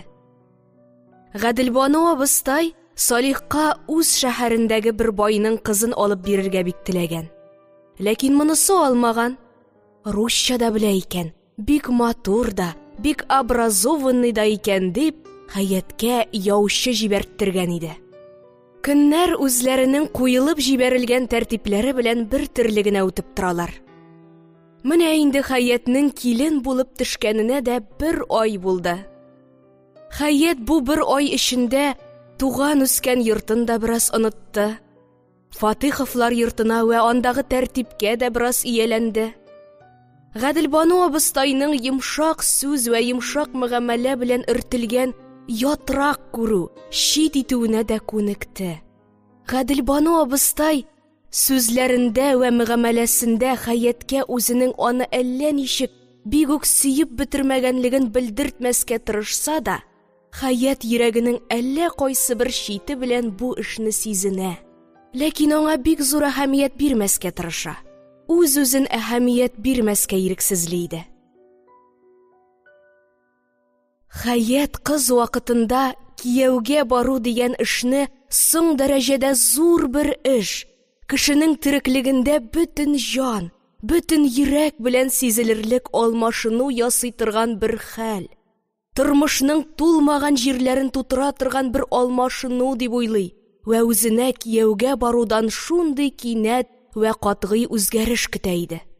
Ләкин менә инде кияүгә барганына, хатын булып киткәненә ярты ел кадәр вакыт узып китсә дә, аның тормышына шундый кинәт вә катгый бер алмашыну бу көнгә кадәр булганы юк. Вә шунлыктан аның йөрәге шул караңгы вә билгесез алмашынуны көтә дә көтә иде. Кышның иң кыска көннәре җиттеләр. Ләкин булар да үзләре белән ул билгесез алмашынуны алып килмәделәр. Булар да Хаятның күптән түгел генә кияүгә чыккан вакыты, җәйнең соңгы көннәре, былчырак көзнең былчырак томанлы көннәре, кышның башы, аның кыскарып җитмәгән кыры суык көннәре шикелле үк аз сизелеп, аз тыелып үтә башладылар. Сәгать әле 4-не дә сугып өлгермәгән иде. Урам инде әлҗе-мелҗе хәлгә килде. Әйберләр үзләренең хакыйкый төсләрен җуялтып, серле шәүләләргә әйләнә башладылар. Тәрәзәгә бәреп җава торган ябышкак кар, Хаят бүлмәсенең киң вә якты тәрәзәләренә сыланып, бүлмәнең эченә, кешене бераз ялкауландыра вә бераз уйчанландыра торган караңгылык иңдерде. Хаят йомшак кәнәфигә бераз кырынрак ятып, Салихның кайтканын ялкау гына көтеп утыра башлады. Хаят килен булып килгәннән бирле Салих өендәге Гаделбану абыстай тәртибен бер кадәр үз теләгәнчәгә үзгәрткән. Көндезге ашны да ул әүвәлгедәге шикелле сәгать 2-гә түгел, сәгать 4-кә хәзерләтә башлаган иде. Иртә сәгать 11-дә ул үзләренең сәүдә контораларына чыга да, көндезге ашка сәгать 4-нче яртыларга аннан кайта иде. Аннан соң алар я кинематографка, я театрга, я анда-монда берәр клубка баралар вә кичне шулай итеп уздыралар иде. Хаят бүлмәсенең идәннән түшәмгә кадәр җитә торган көзгесе алдындагы бер бронзадан ясалган кыйммәтле өстәл сәгате үзенең нечкә вә чыңгырдак тавышы белән 4-не сукты. Ләкин әле Салих кайтып җитмәде. Хаят нәрсәдер бик гырфи, ягъни гадәти вә бик кечкенә бер нәрсә турысында уйланып утыра иде. Сәгатьнең сугуы да аны бүлдермәде. Фәкать 1 секундка гына. Ник кайтып җитмәде бу? Дип уйлап алды да, яңадан шул бик гырфи вә бик кечкенә бер нәрсә тугрысында уйлануын дәвам иттерде. Минутлар гади генә үзләреннән әсәр калдырмый гына үттеләр. Аннан соң сәгать үзенең нечкә генә шыңгырдак кына тавышы белән бер генә мәртәбә сугып, 5нче чирек булганын белдертте. Хәяткә менә бер айдан бирле инде таныш булган бу тавыш, бу юлы да әллә ничек ят шикелле вә әвәлге мәртәбә ишетелә шикелле, аның уйлануын бүлдертте. Ник соңга калуы бу? Дип уйлап, ул яңадан әвәлге уена тотынмакчы иде дә, булдыра алмады. Бу сәгатьнең бу сугуына хәтле үзенең нәрсә тугрысында уйланып утырганын Хәят бөтенләйгә оныткан иде. Минутлар тагы үтә башладылар. Ләкин алар бу юлы да әллә ничек сузылыбрак, озынрак булып үтәләр. Минутлар булып кына түгел, минутлар булып үтәләр иде. Шул озын минутларның 15-се яңадан үтеп киткәч, сәгать 5нче яртыны сукты. Салих һаман әле кайтмады. Хәят кырын яткан җиреннән торды да, берәр минут ялкау гына утырып торганнан соң, урыныннан кузгалып, электрик лампасын кабызып җибәрде. Зәңгәр су кырыйлы шарлар аркылы төшкән электрик лампаларның яктысы белән бүлмә бөтенләй терелеп китте. Аның серле уйчанлыгы җуялды. Хәят килен булып төшүгә махсус алынган зәңгәр асыл белән тышланган кәнәфи вә креслолар һәм Хәят бүлмәсе өчен махсус алынган эшсызлы, ләкин күп буяулы вә кычкырынып тора торган ачык йөзле картиналар, күп төрле исле май шешәләре һәм бизәү әсбабы тезелгән җыйнак вә матур җыештырылган туалет өстәле, ишек вә тәрәзәләрнең зәңгәр су пәрдәләре, һәммәсе зәңгәр су бер тереклек белән тора башлаган шикелле булдылар. Хәят бизәү өстәле янына килеп, берәр минут басып торды. Аннан соң сәгатькә карады. Ул 5 туларга 25 минут барлыгын күрсәтә иде. Тагы бер көнгә шикелле булыр микәнни дип уйлады да, Хәят тәрәзә янына килде. Гүя менә хәзер ат белән кайтып киләчәк Салихның кайтуын күрәчәк иде. Хәятның хәтеренә килгән бер көн, бер атналар әвәл үткән көннең бер киче иде. Ул кичне Салих бөтенләй көндезге ашка кайтмаган. Бик озак көттереп кенә төнге сәгать 12 булгач кына кайткан. Бераз кәефләнеп, җиңелчәләнеп, сүзчәнләнеп кайткан иде. Хәят ул төнне Салихны әллә нинди үзенә бөтенләй ят бер кеше шикелле күргән. Сәгать 5-кә кадәр йоклый да алмаган. Салих йоклап киткәч, төнлә бер вакыт бераз йыглап та алган иде. Тагы бер көнгә шикелле булыр микәнни дип уйлагач, аның тәне аркылы бер суыклык йөгерде. Ул шулай булмасына ышаныр өчен кар җәтмәсе белән капланган тәрәзә аркылы бик диккатләп урамга карап тора башлады. Кар һаман җава. Урамнан узган барганнар начар күренәләр. Фәкать Салихның әле һаман кайтмый икәне генә ачык бер сурәт булып күз алдына килеп баскан шикелле, Хәяткә аерым ачык сизелеп тора иде.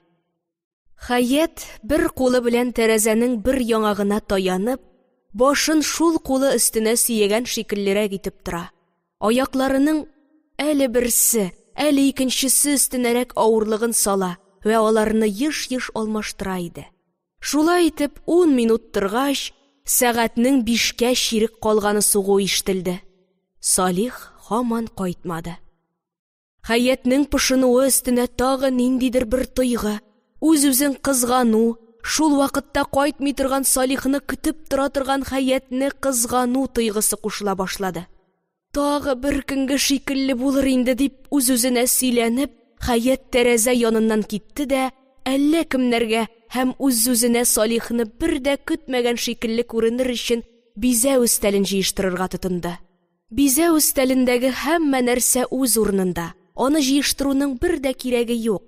Шуңар күрә Хәятның үз өстенә алган вазифасы әллә ничек мантыйксыз иде.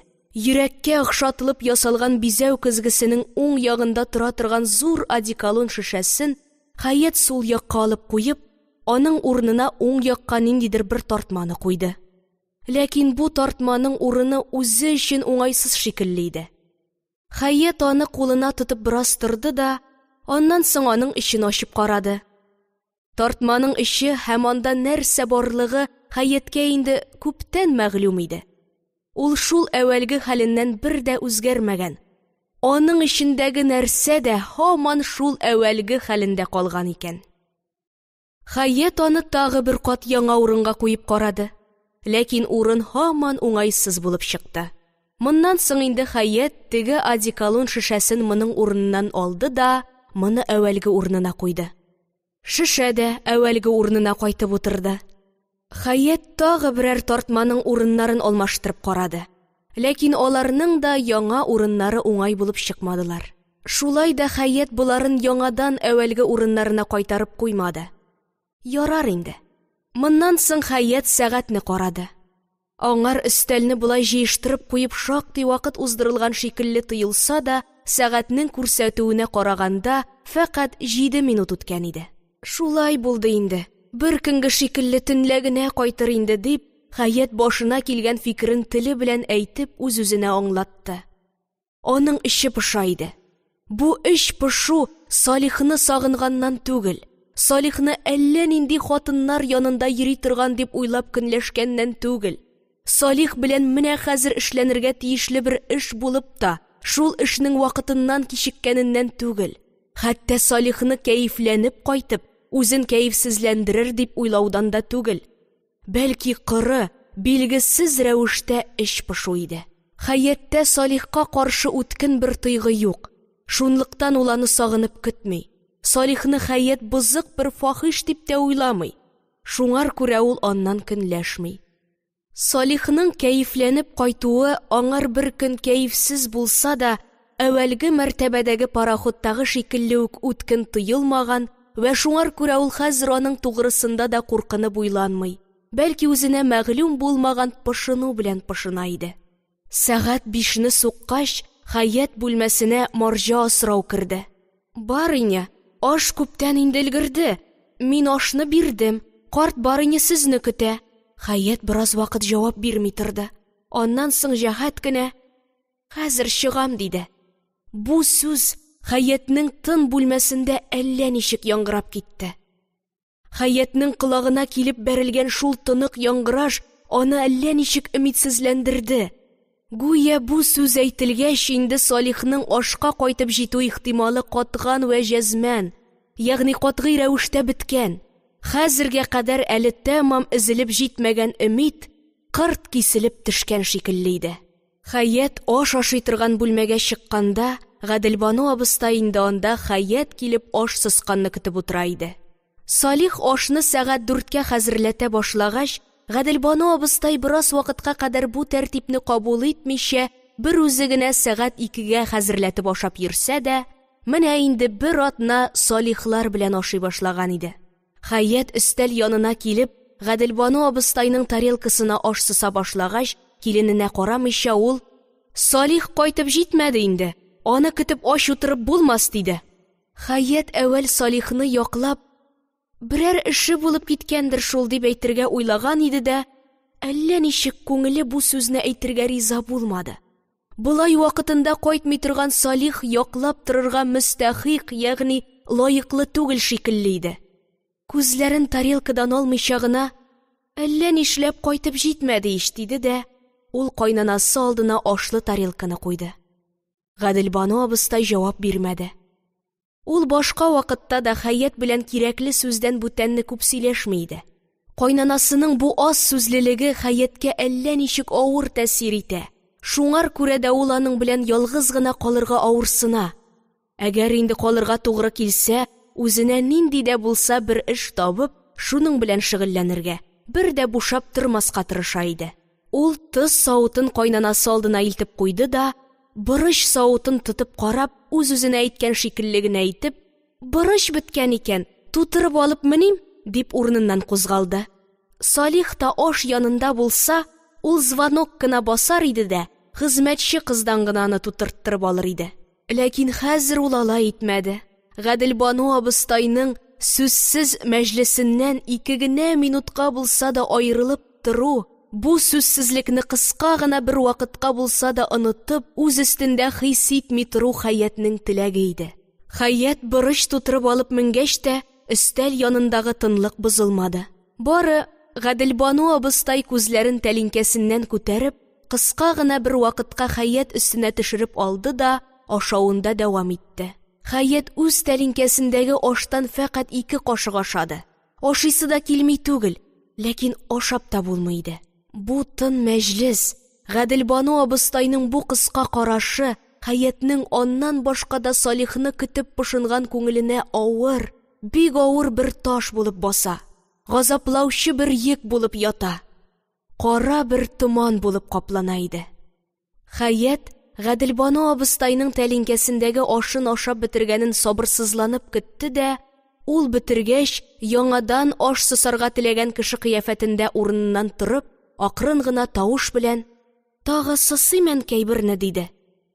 Гаделбану абыстай аңар үзенең кыска гына карашы белән карап алды да: "Үзең ашамасаң алсыннар инде", диде. Хәят җәһәт кенә бер хәрәкәт белән ашны үзе алып чыгып китте. Ул шушы дакыйкада ашны алырга дип хезмәтче кызның килеп керүеннән вә шулай итеп үзен өстәл яныннан тагы бер ничә минутка аерылып тора алудан мәхрүм итүеннән курка иде. Хәят ашханәгә төшкәч, андагы марҗа асрауда һәм татар асрау хатын да аңар гаҗәпләнгән сыманрак итеп карадылар. Хәят аларга күз генә төшереп алды да артык карамаска тырышты. Хадимәләрнең, ягъни хезмәтче хатын-кызларның бу карашлары аңар әллә ничек уңайсыз вә авыр иде. Бу хадимәләр Хәятның күңелендәге пошынуын сизенәләр дә: "Салих кайтмады бит. Хода белә, ул кайда йөри торгандыр. Әмма син бичара монда Гаделбану абыстайның авыр карашлары астында утырырга мәҗбүрсең. Синең монда төшүеңнең сәбәбен без аңлыйбыз бит", дип уйлап карыйлар шикелле иде.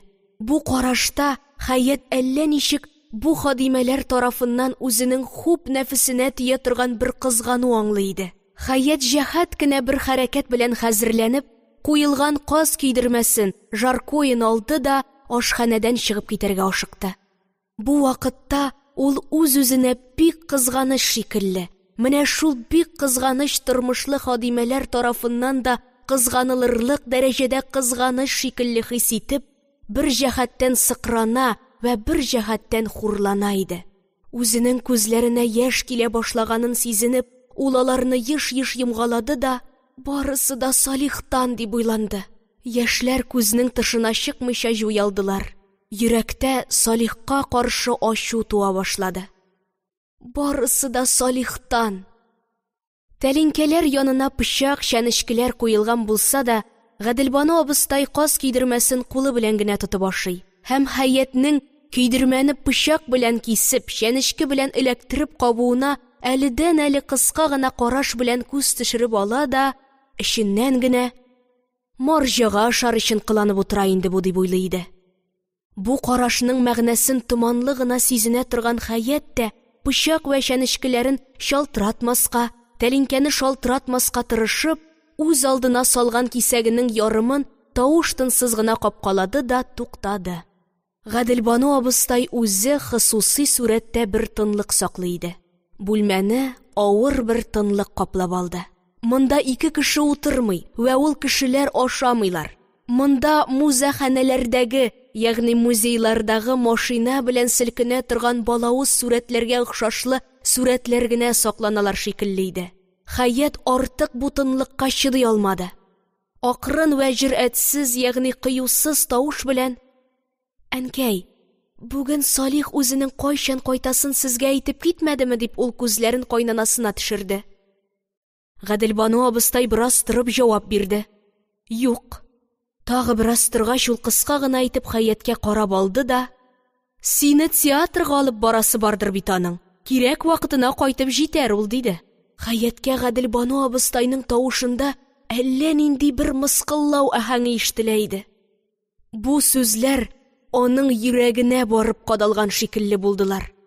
Ул бер җавап та бирә алмады. Гаделбану абыстай чынлап та "Сине театрга алып барасы бардыр бит аның" дигән сүзен әллә нинди бер басынкы вә мыскыл тавыш белән әйткән вә ул сүзләрнең нинди мәгънәдән әйткәнлеген Хәят та аңласын дип тырышкан иде.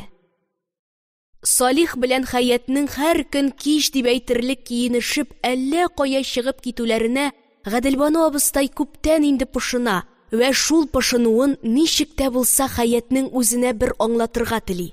Ләкин тугры итеп вә аның өчен Салих белән кычкырышып аңлатырга түгел, бәлки менә шушы бүгенге шикелле бер тарызда, ягъни бер рәвештә аңлатырга тели иде. Сине театрга алып барасы бардыр бит аның дигән сүз Гаделбану абыстайның үзенә бик күп нәрсәләр аңлата иде.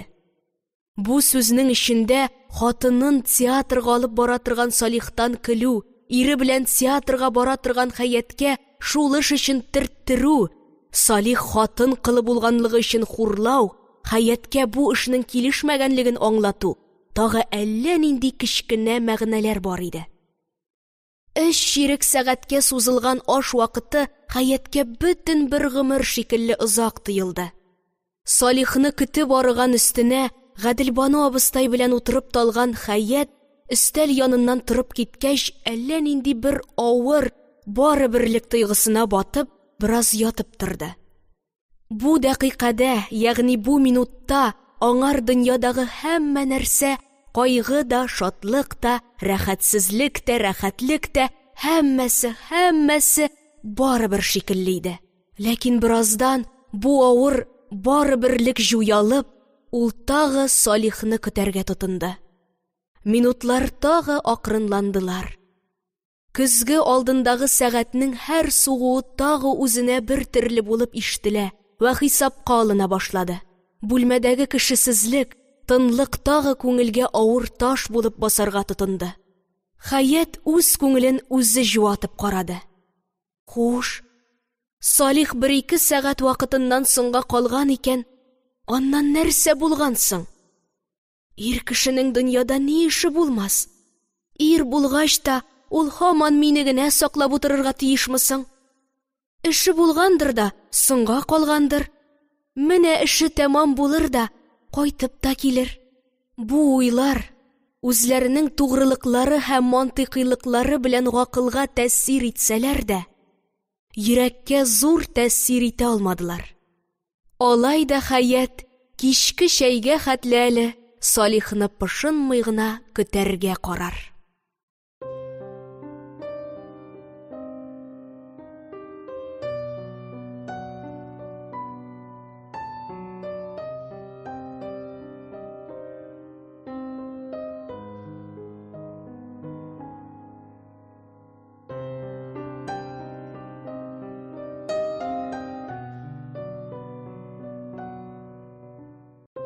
Әлеге һәм башка аудиокитапларны tatkniga.ru сайтында бушка тыңлый һәм йөкләп аласыз.